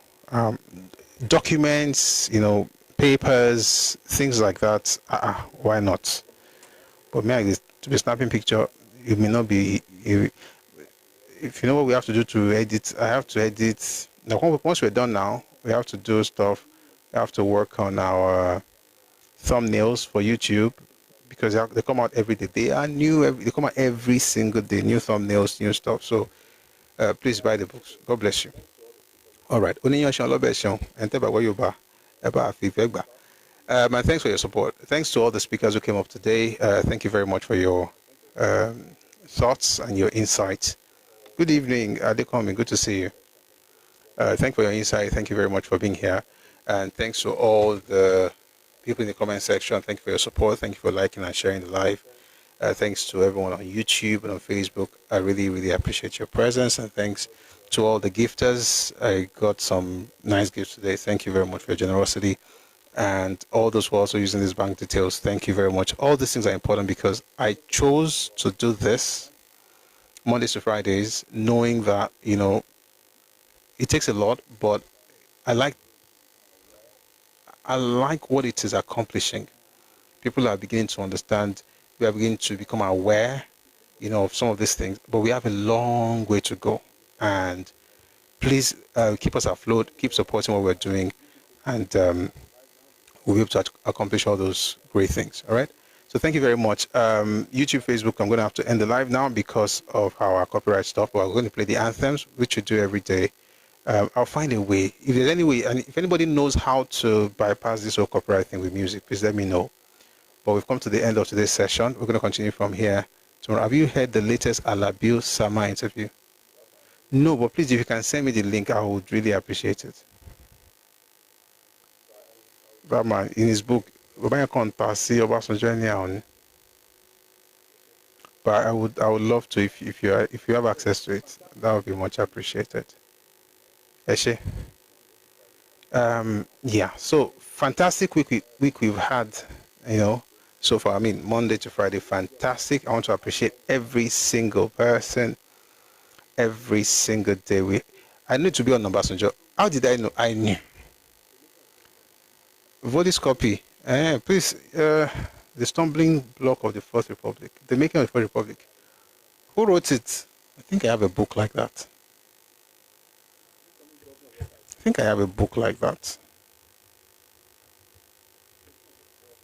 Incoming governor of Western, the making of the Fourth Republic. I think I have it. I have something on the First Republic, Second Republic. I bought something on the Fourth Republic last week, but I've not read it. So maybe when I never knew. Sammy runs. Now I feel like jumping up, but we're almost ending. So I'll see. I think it's inside the library.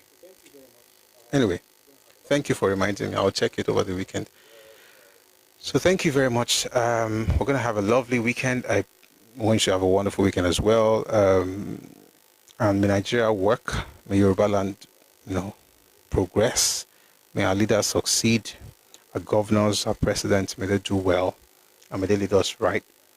And may we eat the benefit of this land, the good of the land. May we eat it. When everybody is seeing a casting down, we always say lifting up, see opportunities, and we'll do well. In Jesus' name. Thank you very much. Olori, good to see you, ma. So my prayer is that ìlọsíwájú la máa rí ńlẹ̀ wa, àní ṣubú dànù. Ẹ ṣé o. Oh, just becoming. Thank you. Thank you for your help. Thank you for being a wonderful, wonderful moderator. Thank you so much. I really appreciate your support. No, MBA, you can't put the link here. You have to put it in DM new. I can't access. YouTube will remove the. Sorry, TikTok removes links, so you can't put link in the comment section. But I'll even look for it. Don't worry. I know he has a thing for Basanjo, and I understand. He was working with Benjamin Adekunle before Basanjo took over. And if you read the beginning, the introduction, I think, of his book, Tragedy of Victory, he was mentioning how my command was nonsense. Interestingly, I have my command by Obasanjo. And there are two people who have spoken against that book. One is General Abi Isama. The other person is General Akinrade. Akinrade was even talking about how Alabi Isama asked him for my command before he wrote the book. And he was saying, Alabi Isama, that, are you sure you'll be able to read the book because it's full of whatever they said? It's quite interesting when you see this old man talking like, okay, they already know who is lying, by the way. And they say that my command is not true. And just read everything, and then you can always spot whatever is the lie. But thank you very much for a wonderful session this week, or for wonderful sessions. We had 5 this week. We're going to go now and see you next week. That will be on Monday, 1 p.m. West African time, Ife time. Will be another. Let's make it a date on Monday. Have a beautiful weekend. I'm going to play the anthem now. So, folks on YouTube and Facebook, Odaro, Ashio. Yeah. And by the way, please, you can catch up on the videos, the live sessions, and also excerpts from this are pasted here. Then, by the grace of God, I'll remember. Let me write it down. The list of books on Telegram. But I'll advise, if you really want to know the list, just listen to, because even if you have the list now, the question is, I can't be writing, if you want to read about this, read this one, read this one, read this one. So please, let's work together like that. Actually, have a beautiful weekend and see you on Monday. Now.